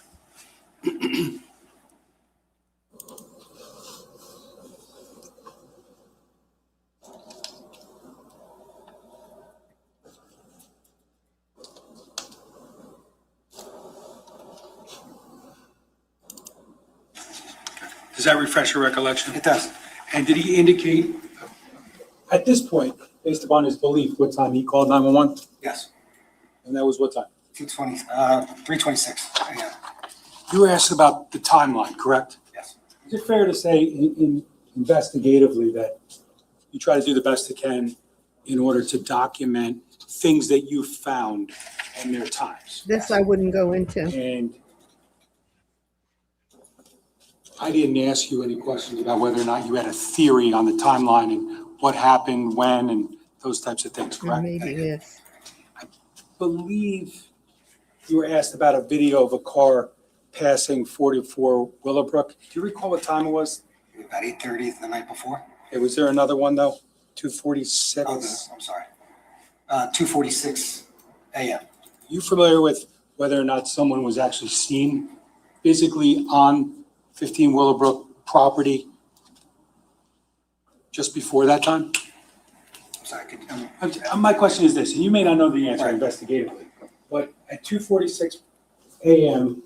on November 20th of 2018, do you know whether or not someone was actually depicted on the property on a camera just prior to that time? No. You don't know because that's not your role? No. Now, you were shown a bunch of pictures of 15 Willowbrook, correct? Yes. Did you know when they were taken? Now,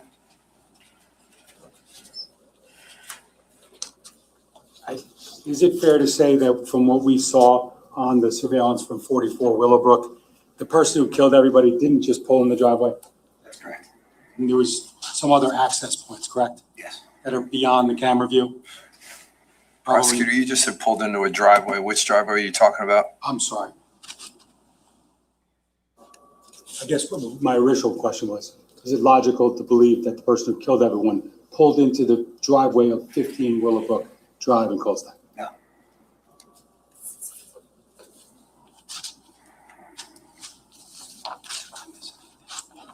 Judge, I don't have any further questions.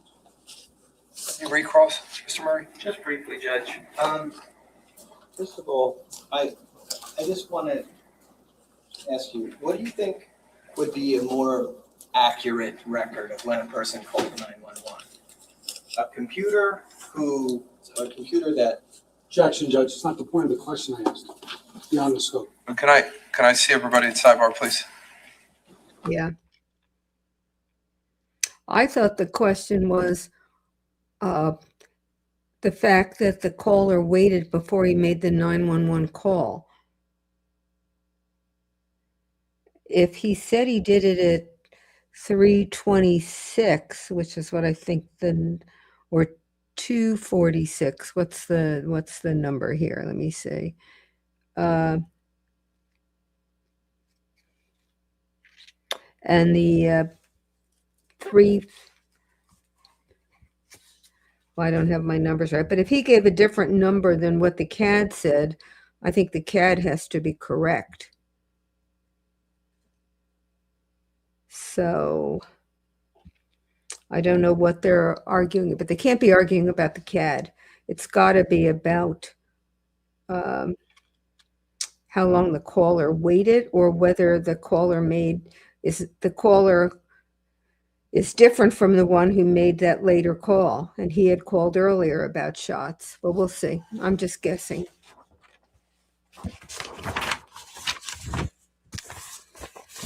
Hopefully it will be clarified for us. But it looks like the 348 is a hard number. It's when the killer entered the premises. That's the soft number that they're going to be arguing about, and they'll probably argue about in closings. Because the difference between 333 and 348, that would be 15 minutes to first pull off the cover of the meter and disable it, and then wait for Keith to come out, which you wouldn't think he would do immediately. It would have to take, small period of time at least, and then shoot him to death and then go into the house and kill the other three. And the daughter, the 8-year-old, was found on the landing between the first and second floors. So the question is, why was she out of her bedroom at that time? So, the timelines often don't line up perfectly. And the explanation for why people were doing what they were doing is tough because, we don't know whether there were shots fired inside the house at the mother and that's what woke the daughter up and then the daughter got out of bed. But whatever, 15 minutes is pretty quick. Now, the story of the knifings was it looked like it was pretty frantic. So, I've never watched anyone knife someone, and I hope none of you have either, but I assume you could do that pretty quickly, particularly with children. And the children were the ones who were knifed. Back to this issue about the 911 call. The prosecutor was just asking you questions about that. You indicated that the person who called 911 waited a little while before they called, right? Yes. You also took notes in this case, right? Yes. And you took those notes based on what you did in the case, but also based on interviews that you had with witnesses, right? Yes. And the reason why you take notes is to help yourself remember what's important when you're writing a report, right? Yes. The notes are taken closer in time to speaking with a witness, theoretically, than the report that you write based on, right? Yes.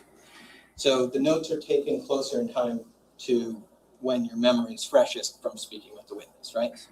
And your notes in this case indicate that this person, Mr. Porpora,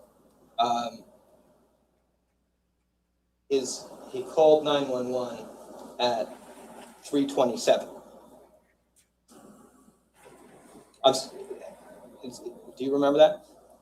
I don't recall what I put in my notes. Okay, so in your notes, if it says that he heard shots at 3:26 a.m. and called 911 a minute later, would you have any reason to think that shouldn't be in your notes? If that's in my notes, then I probably was writing contemporaneously with what he was telling me. Okay. So you were Those writing. don't have to be right. You're going to probably have to He heard call shots that at guy. 3:26 and called 911 a minute later. If that's what's in my notes. So again, a lot of distance and time. I don't recall the exact conversation, but if that's what's written. Okay. You don't recall the exact conversation, but if that's in your notes, then it's in your notes because you would have written it, right? Yes. And if it's in your notes because you would have written it, it's because that's what you were hearing from the witness at the time, right?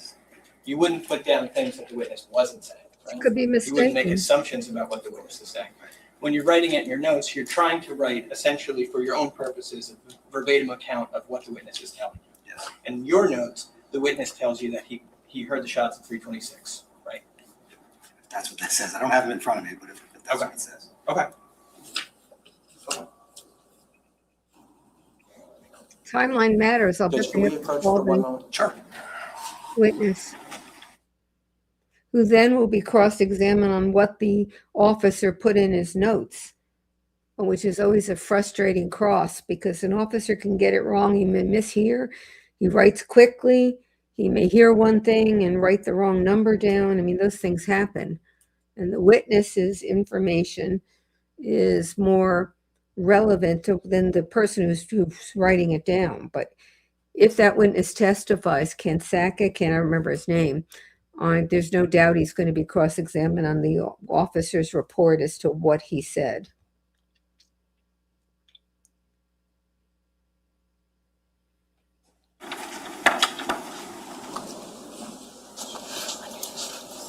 And now they're back at the bench again.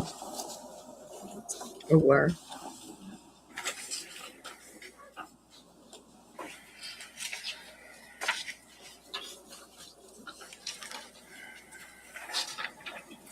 Hope the prosecutor gets his documents back or his exhibits back.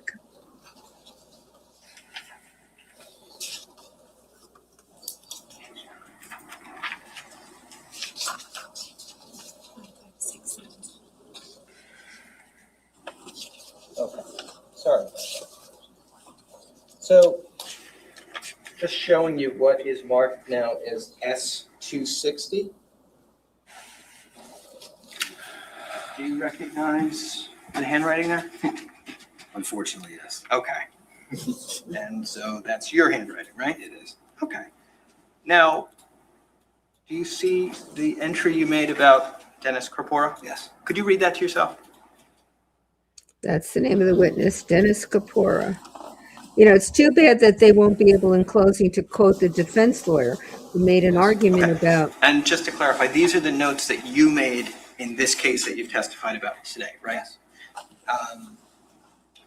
Now, in these notes, you say that Mr. Corpora heard the shots at 3:26 a.m., right? Yes. And he called, and in his words, he called 911 a minute later, right? My note says. Okay.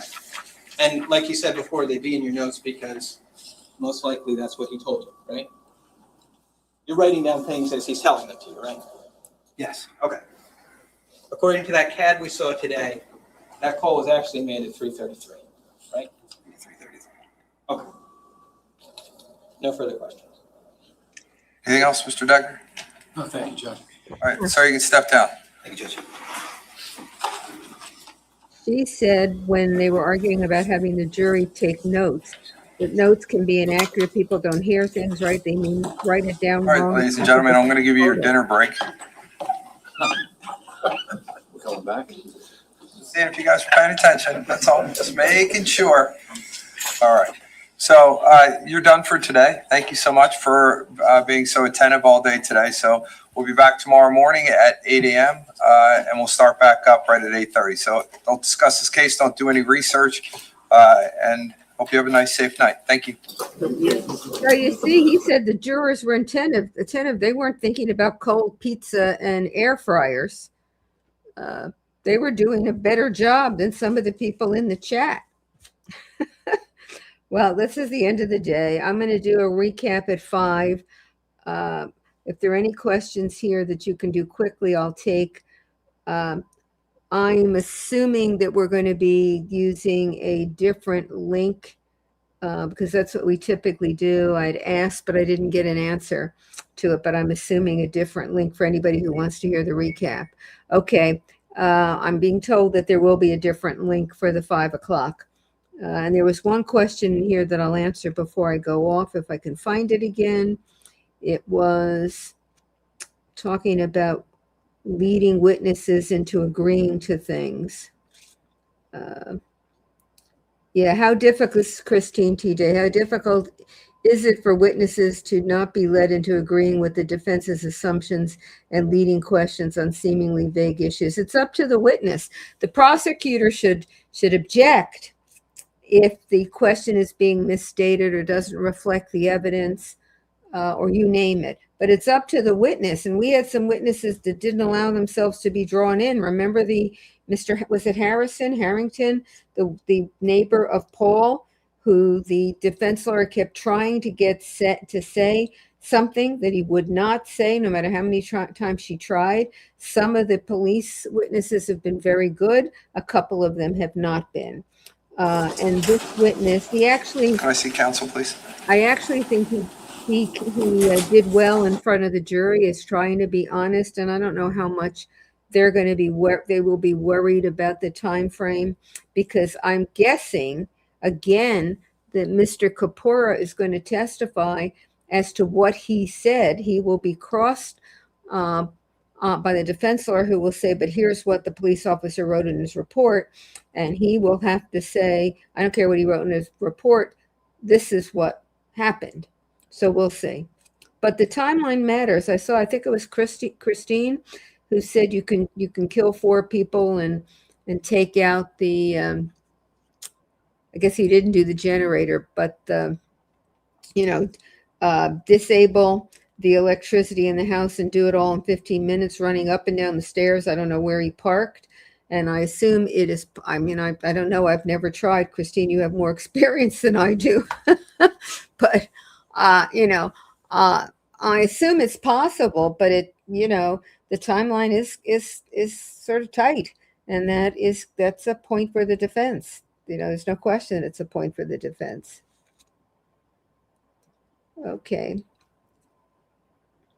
Let's see. Let's see. I don't see any more questions. We could wait and see whether this sidebar is going to end up with some sort of a comment. But if they let the jury, if they release the jury, it's probably not likely that the judge will say anything. But I might as well stick around and find out because I've got 14 minutes before the 5 o'clock show wrap up. Well, it was kind of a letdown, though, that we spent all that time following the car back to the house and now find out that the car and the timing on the car paired with when the 9/11 call was made is going to be something that will be a bone of contention and something that the defense will be able to use on their side. But, no case is 100% one way. Because if it is, they would plead unless the death penalty is on the table. I don't mean that. They will plead unless it's life without parole and there's no deal. Because then you have nothing to lose. You might as well go to trial. Okay. So I hope you had a good day. I see a lot of people were exhausted by the day. I guess if you're going to be on a jury, you better get your energy up. I don't know what to tell you. Take Gatorade or something every day just in case you get called. So your stamina will be there and you will be able to pay full attention and not worry about cold pizza and air fryers. You can see that I fixated on these comments by you about the food. So I don't know how many of you are sticking until we hear what this is, but let us see. I thought the defense, I'm going to say this in the wrap up, I thought the defense made a couple of points today. They did make a couple of inroads, and we'll see how the prosecutor handles it.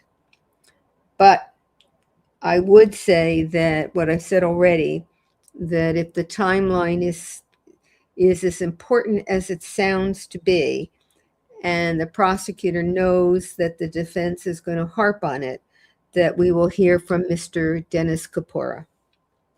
My prediction, I've been wrong before.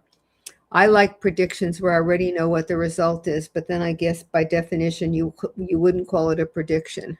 But those are the ones I like. That's how I like to gamble too. When I know what cards I have and what everybody else has, then I like gambling, but otherwise not. Okay. Do they have the quilting girl? Quilt gal wants to know if they have the death penalty in New Jersey. The answer is no. Oh. Jeremiah McGee says he does not have an air fryer. Well, I don't know whether you were participating in that conversation. I couldn't tell because, I'm on my phone. But there were a lot of people making comments about air fryers in there. Air fryers and cold pizza is what I remember. Oh, and now I'm getting an apology. You didn't mean any disrespect by talking about air fryers. I think people need to have thick skins, and I don't even think you needed a thin skin for this. It never occurred to me that I should feel the least bit disrespected by the fact you were talking about air fryers. I'm not the one doing the defense that's putting you to sleep. So it never even occurred to me. And even if you said I was putting you to sleep, it wouldn't bother me that much. I won't tell you why, but it wouldn't bother me that much, if at all, because, in order for it to bother me, I would have to buy into your response as being the correct one based on what I was saying or doing, and I don't see why I have to buy into that. You never bet against yourself, is my view, and you never listen to a comment and assume it's a negative comment about you if there's a way to think of it as a positive comment. I just figure that's the better way to deal with critics. It disarms them. Well, this is a long sidebar, and I'll bet they come out and don't tell us a thing. I don't know whether judges and lawyers really realize that we are out here following the trial, and we want to be able to follow it well, and that means we need to have good information, and therefore when they don't provide information, they're doing us a disservice. It seems to me they just don't care. In fact, I know they just don't care. And I find a little insulting, but, but, oh my. And he's in another sweater. He's got a whole array of them, I will say. And a little yellow shirt. And I mentioned this morning. And a blue sweater. And he's pretty quiet. He's still got his ear. I guess he's listening to the sidebar because he's got the earphones on and he's entitled to listen. So he's listening to the sidebar, which we cannot hear, but he can. And we're getting no facial expression from him. So assuming he knows what they're talking about and understands it, he's deadpan. Okay. No, I don't see any other questions. Oh, good. Okay. Nope, I don't see anything else.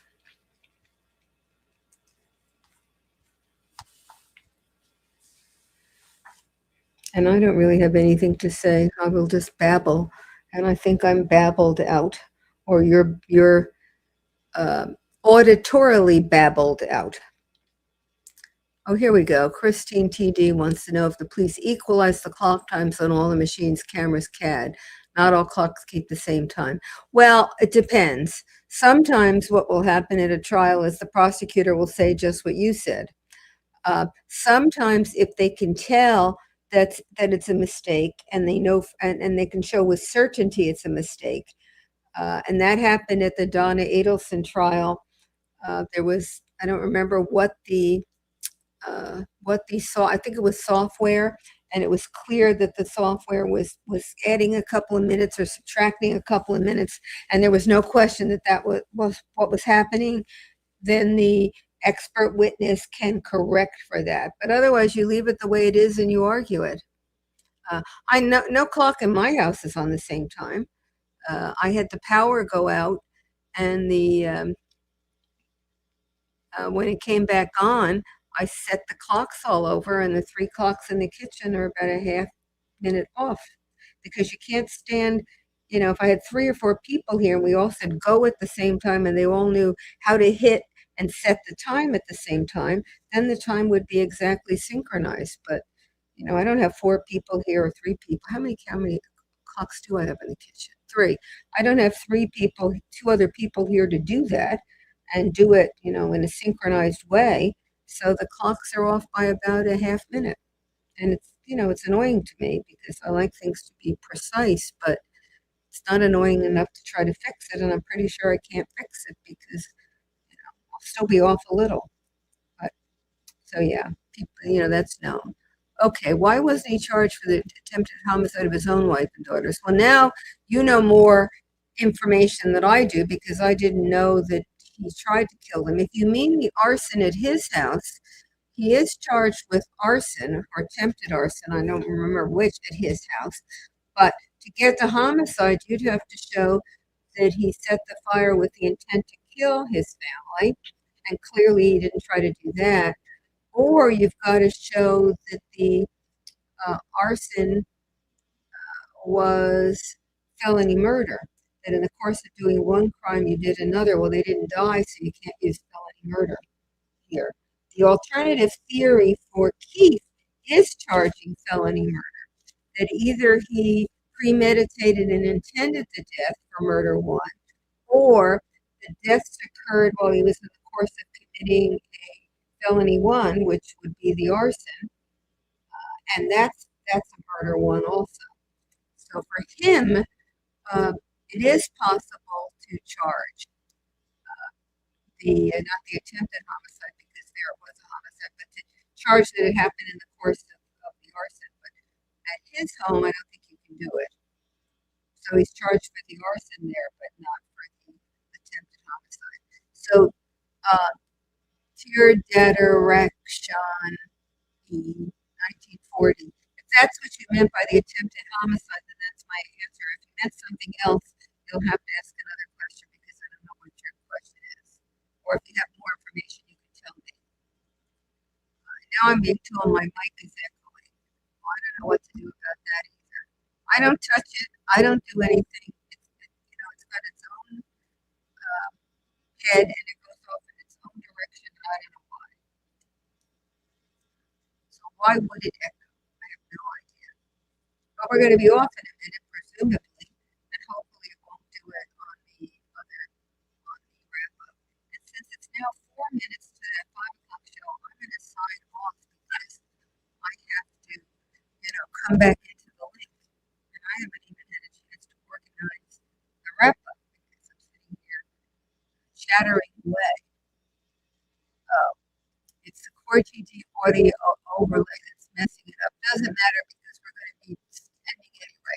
So I'll maybe see some of you in the wrap up. If not, have a good evening. And I maybe will see some of you tomorrow for another day of the trial. And if not, I'll see you sometime or other. Okay. So long. Ciao a tutti. Please like and subscribe. So long.